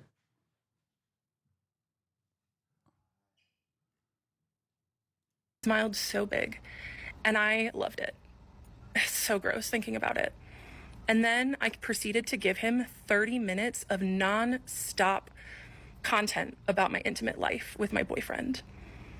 And I actually recorded the whole thing because I was so excited about it. But now it makes me sick. I can't even listen to the recording. I've tried to start, but it's gross. Any ethical psychiatrist would have stopped me and said, Kendra, let's talk about your meds. Let's talk about your care. At this point, my meds were stable. And I was still seeing him every month. Yeah, that was a rough time. And it was pretty much his Christmas morning. Motherfucker got mad at somebody, wanted him to play Battlefield because there's too much stuff going on in the world, and now we're watching TikTok story time. Yeah, dumb fuck. I got mad at someone at literally 20 minutes into my fucking Israel coverage, not at the end of my broadcast. Okay, but in any case, I can't continue for the time being because everyone is here. Well, not everyone. Fucking Austin is not here, and also Cutie Cinderella is making a song with Jason. So who knows if she's gonna actually be able to make it to the fucking podcast? But we're gonna do it anyway. All right. Part-time Piker is back again tomorrow. What part is that? No, we'll continue with that. Don't worry. We'll continue with that fucking story. Oh, I'm going to cover that. Love you guys. I will see you tomorrow. We're going to do an earlier stream than usual. I'm linking up with Rashida Tlaib tomorrow. Once again, Rashida Tlaib on the broadcast in person, live and alive from Chicago. And we'll probably start at like 10. And then I'm going to link up with her after her keynote speech at the DSA conference, and then afterwards I'll be doing some IRL stuff most likely. Hopefully I won't be able to. 10 a.m. Pacific is when I'm gonna most likely start tomorrow. Love you all, and I'll see you tomorrow. Peace.